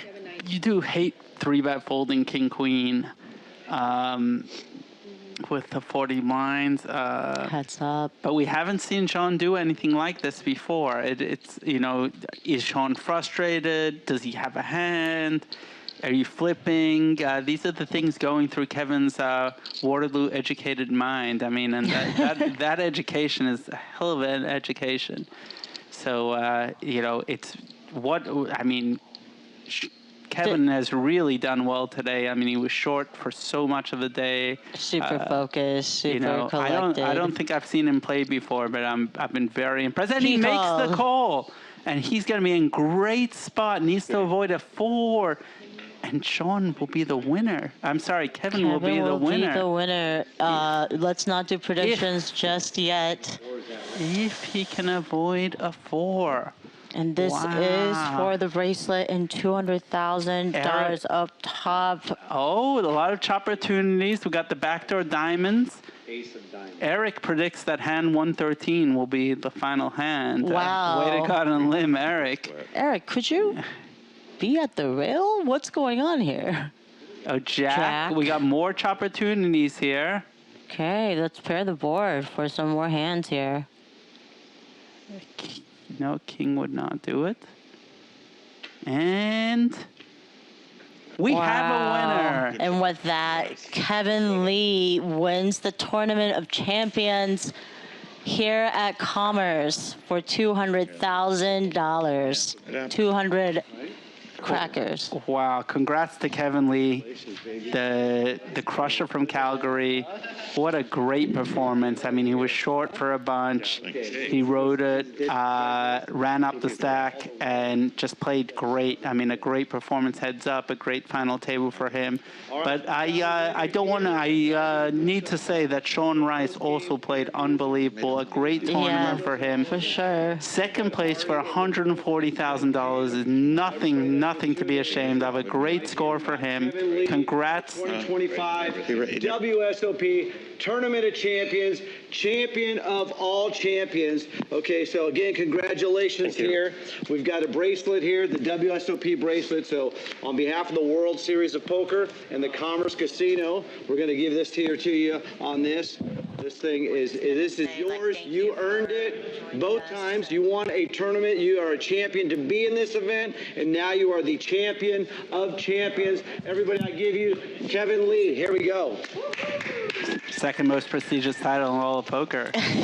Had to get that in last shot. Congrats to Kevin Lee on an amazing performance.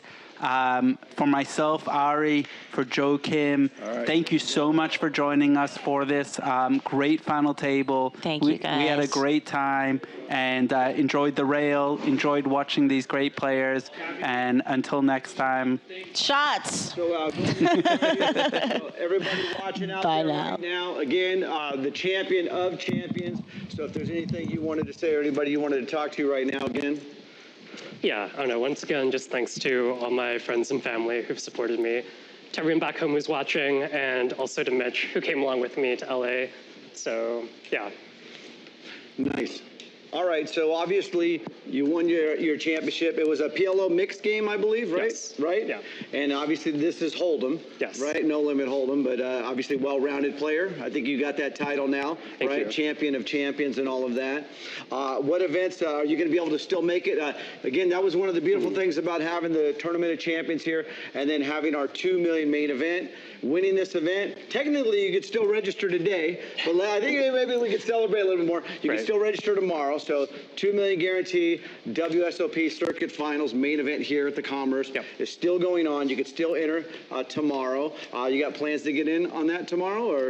I'm actually flying back tomorrow. Flying back, so you might change your plans now that you just won this in 200,000 and a nice bracelet. So you got the first bracelet of this summer, so to speak, right? I mean, it is May and all of that. So, but yeah, we have the $2 million guarantee on that. And how about the events you're looking to play in the summertime at Poker Summer Camp in Las Vegas? Yeah, for sure. I haven't really planned it out yet, but there's definitely a good chance I'll be back in the summer and playing at some other events. All right, so we want to thank all of the staff here today, the dealers, the camera crew, everybody. Obviously, I already mentioned Ari and Joe Kim in the booth. We've got all kinds of things, the food servers, the hospitality service, the dealers, housekeeping, everybody. Again, on behalf of the Commerce Casino, right, and the WSOP, right, we'd like to thank everybody here for being a part of this, the Tournament of Champions. Again, we have your champion of champions, everybody, Kevin Lee. Woo! There he is. There we go. All right, thank you, everybody. We'll see you Tuesday for the main event, live stream, final table, our $2 million guarantee here at the Commerce Casino.